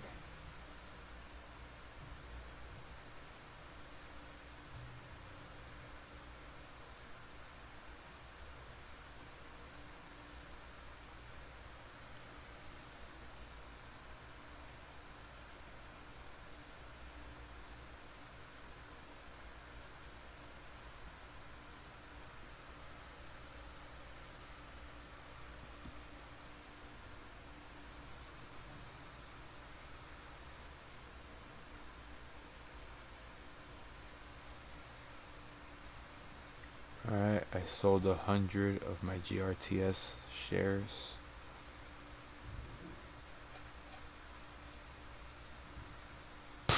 Wow! I looked away for a second. That definitely would have triggered the stop loss. It's still, there is, this is crazy, but so the fact that it didn't break this line yet, this is an ABC. 1, 2, 3, 4, 5, right?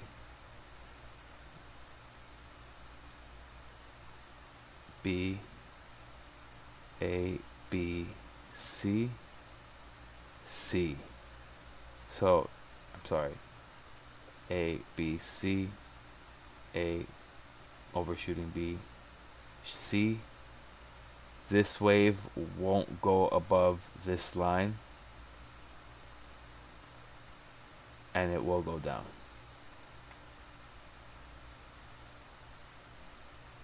Watch this shit play out.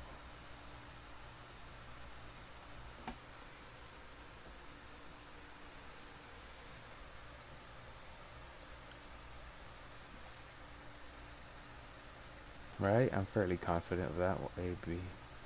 So if this was the end of wave 3,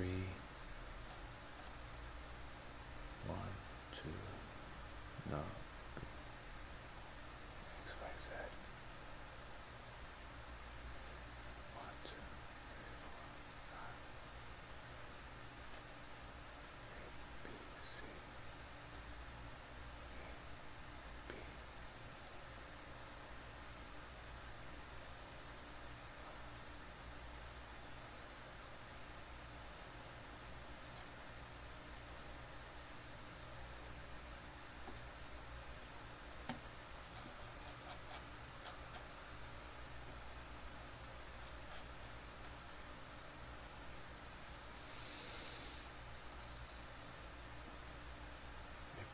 Could be an overshooting wave B, man. All the way up to 426. Jesus. Alright. Let's do hours. Let me look at SPY, SPX. So, this was the end of wave. This was 1, 2, 3. Big wave 3, big wave 4, big wave 5. So,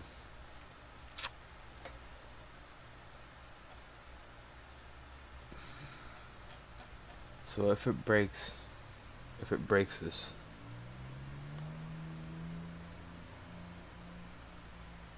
if it breaks this line right now,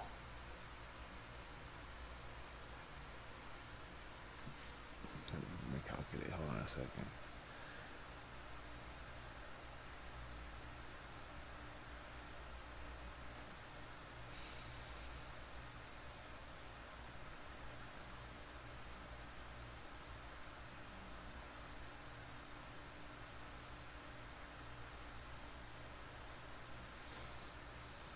I like the way that, if that's a wave 4, if this is a wave 4, this is the end of wave 5.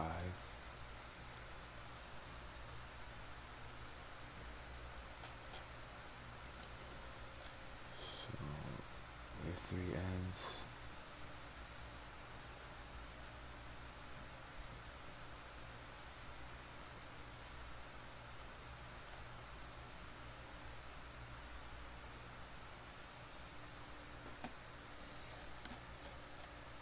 I think we reject here. A, overshooting B, C, A, not overshooting B, C. Overshooting B is also possible.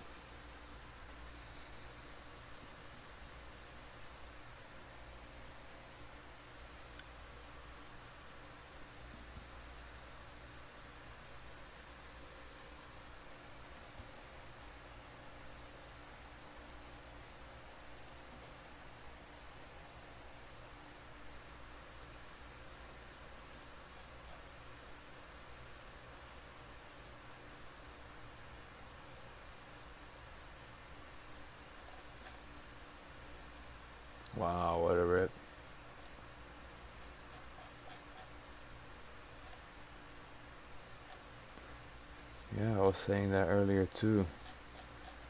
That whole area down there was potentially a real nice. No, not quite. Not quite. This could easily just be my count playing out at an overshooting B before the drop.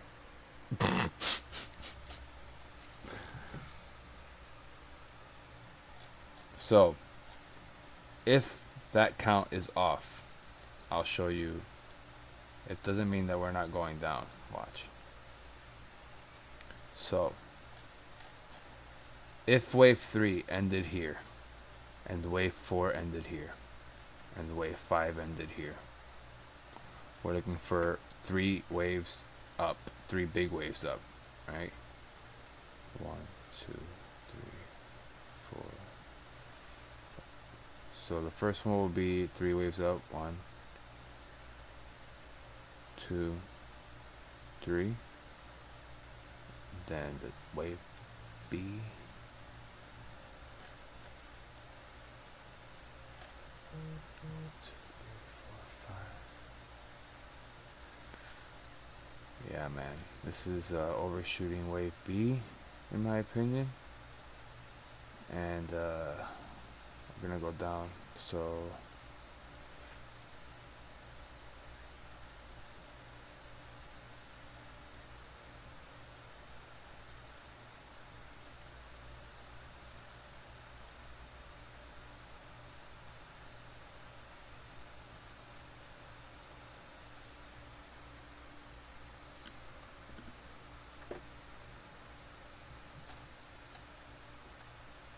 that's what I'm looking at.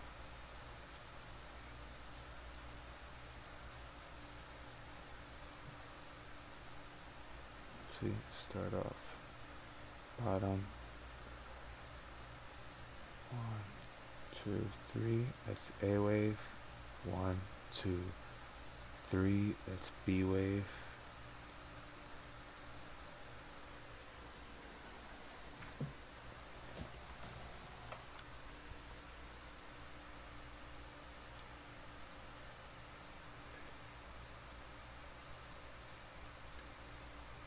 I lied.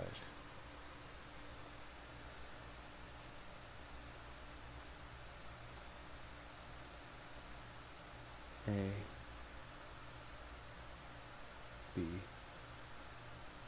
C. Alright? Oops. Now, first wave, 3 moves. 1, 2, 3. Second, 5 moves. Second wave, 5 moves. 1, 2, 3, 4, 5. Alright? Third wave, 3 moves. This is all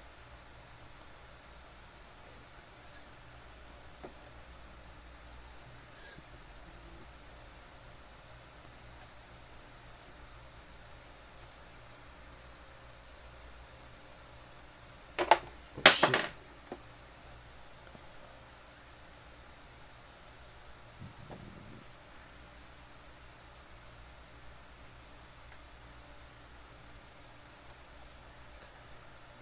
After which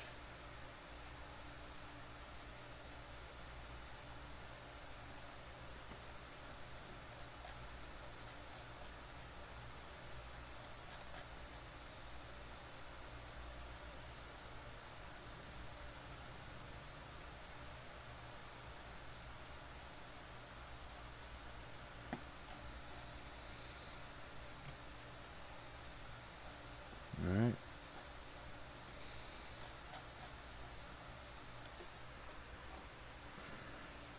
That is what I'm looking at.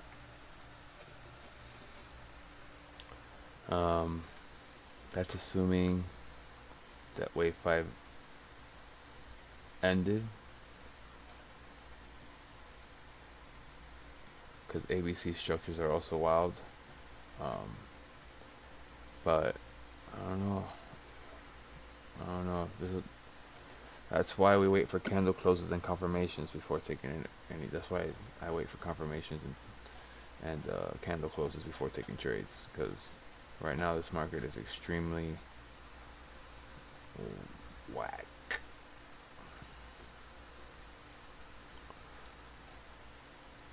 And well, on that note, I'm going to go ahead and blend this out. I'm going to remove these trend lines I drew earlier. I'm going to leave my white wave count. I'm going to leave that trend line, and I'm going to add another trend line here.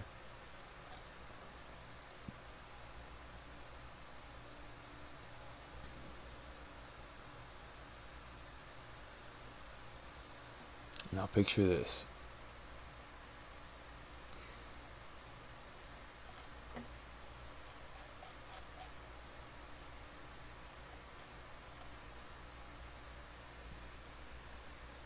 Right? Rising channel, bouncing 1, 2, 3, 4, 5, 6, 7 almost times in the channel. I know it looks bullish right now, but there's no way of knowing until it breaks out to one of these down outsides, and that's what you call confirmations. Wait for confirmations.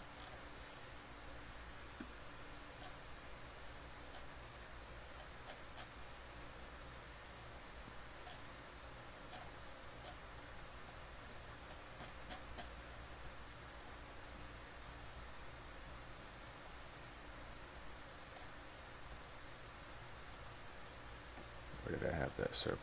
That's not where I had it. Is it? It is? Yeah. No, I had it down here. And I had the stop loss here. And then I said that it shouldn't go above this line unless it was more bullish wave count, or the follow through of this sideways move.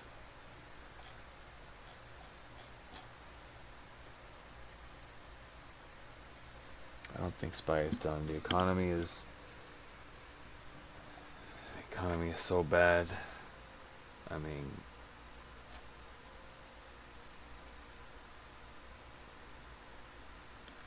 that's why in my opinion it's just better to day trade. Buying and selling in the same day. Take any green you see the second you see it. If we did that every single day, I mean, you know, you set a decent stop loss.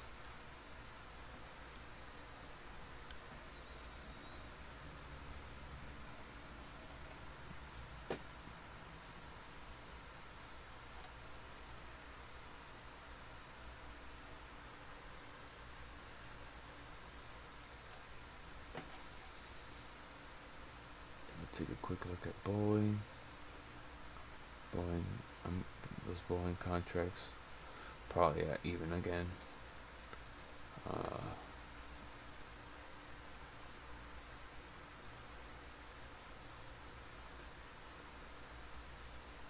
Intel had a push, it looks like, this morning, or yesterday rather, and this morning, and it fell off this morning.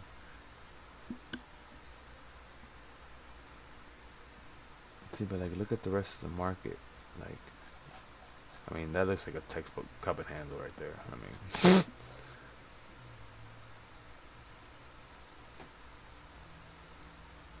it needs to break through. How funny is that? That's like a textbook cup and handle. I wonder if there's a thing for that. I don't think so. But it's at the point right now where it needs to break for it to follow through. If it fails, there's nothing worse than a failed move. When there's a failed move in the market, it reacts horribly.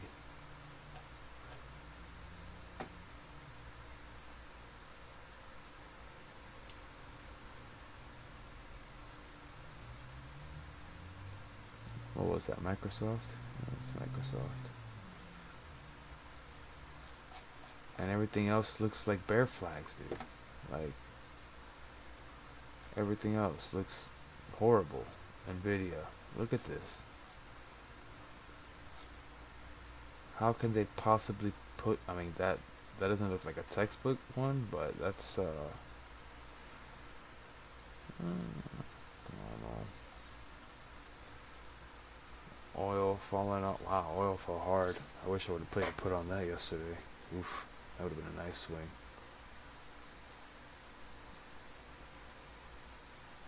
Like, everything looks bad. Look at Disney. I mean, Disney's a bad example. Let's look at Amazon and Apple. I mean, how does that look bullish to anyone?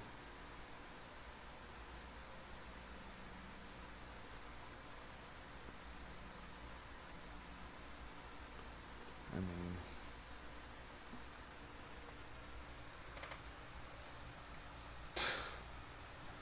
well, I marked this line for something. It looks like I showed something back here for it to go down, and it did. Broke out of this wedge, but even so, didn't really test it again. Held resistance there, testing resistance again. Amazon, everyone was telling me it was gonna go up. On my phone, I drew a chart. I drew a line on the chart for some friends at work when I was telling them I was gonna start doing this kind of thing. And I shit you not, that the line that I've drawn has like perfectly embodied what's happening. I swear to you, I'll post it in my chat on Discord.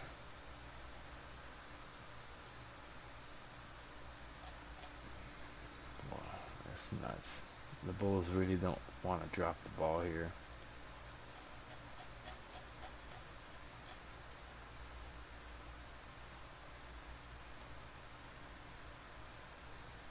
That's scary. Alright, well. So, I'll leave it at SPX. This is what I think could potentially happen. I'll give a couple extra scenarios. So if wave 5 ended here, and this 3 may moves, this could be one move.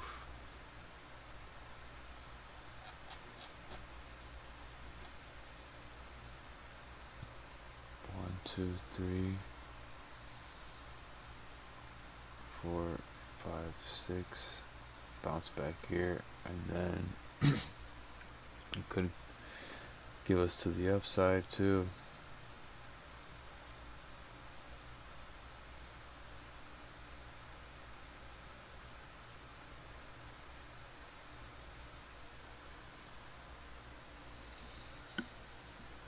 Upside would only be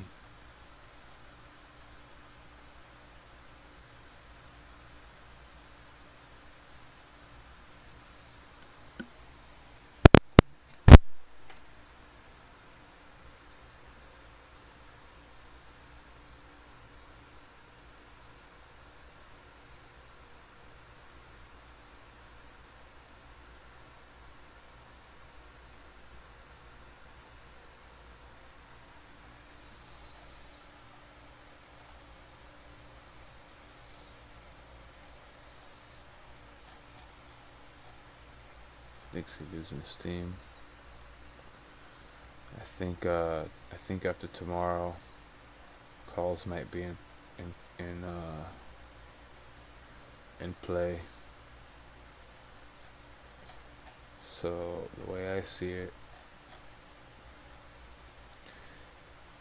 so we gotta break that to confirm that we're going up in a wave 1. Because if this end of the wave 5 is the beginning, so the way it works is to identify a bottom, you have to have 5 waves up, a 3 wave pullback. You know, That's always how it's gonna work. So off a bottom, you need 3 waves up. 5 waves up, 3 wave pullback. So if I go back to a weekly,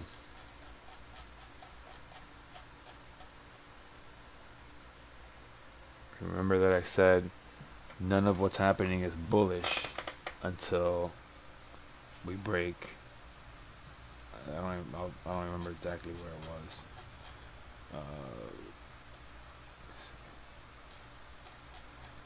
That's what I said. That none of what's happening is bearish until we break 4110, right? Remember, that's what I said. And then I said that the fact that it's touched the fib makes it, and it hasn't dipped under, makes it to where this could be a potentially bullish count. So you need 5 moves, 5 waves from a low point to establish a low. 1, 2, 3, 4, 5. You need a 3 wave pullback. 1, 2, 3. Usually to those fib levels. Let me see if I do a fib here. Hold on. Screw that fib.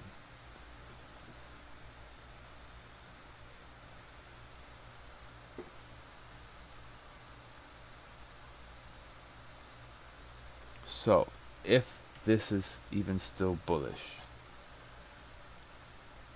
which I don't think it's even reached where it needs to reach yet, because it has to reach after this point.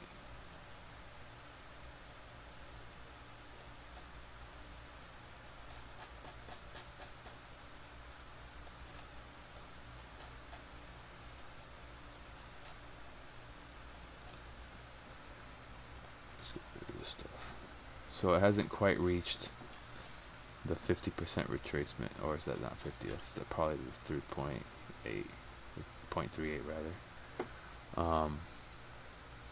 So if this is bullish, to continue the bullish count in the long term, it has to, one of these fib levels have to hold in the long term. But obviously then that means that we have some downside. However, there are certain cases where things overshoot, fake outs, double tops. Like, we could even come all the way up here. The wave, if this is what I initially said, which was that this could be wave 4 before a dip, then the wave count wouldn't even be invalidated until it broke the top of wave 3, right? So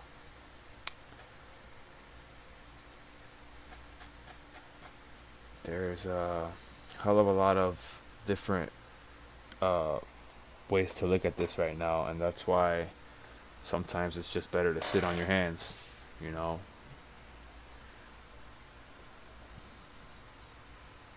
That play that we let come to us, that first one, that one worked good, and the second one would have been stopped at a loss. It's just the market's not fun right now.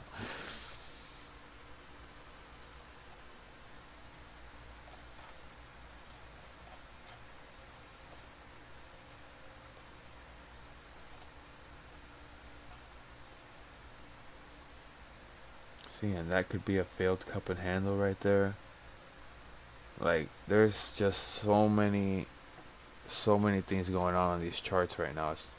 It ain't safe, it ain't safe, it ain't safe, it ain't safe.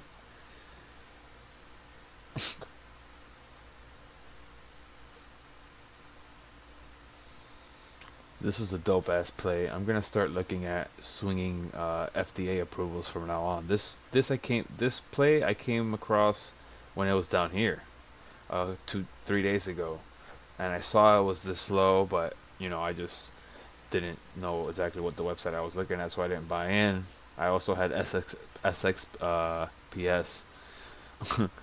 stock in my portfolio, so I didn't have any liquidity. But I bought at 203 on the news that they're going through phase 1 for some COVID boosters of some sort.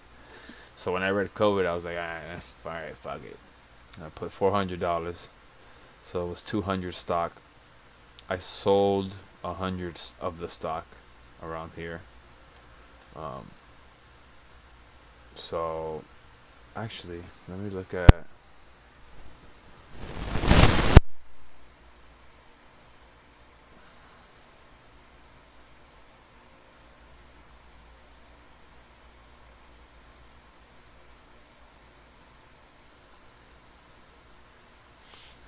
What was that website called?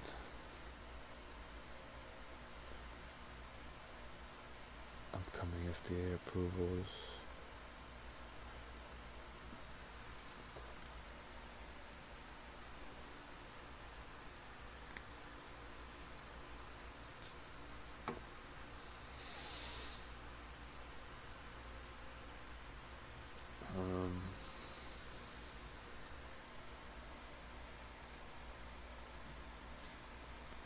Oh, Biofarm Catalyst. That's what it's called.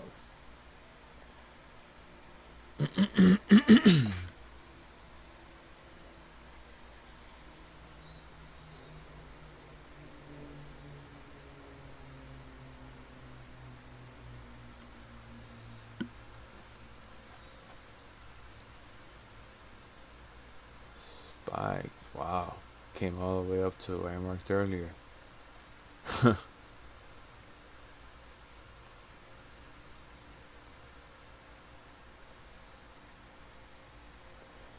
NBT, heart failure.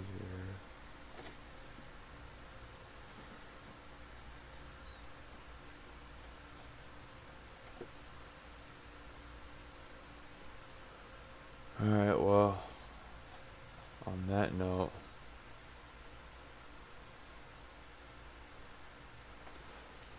I think I'll end the stream here. Thanks, Vera, for coming by. I'll leave my beta version Discord up.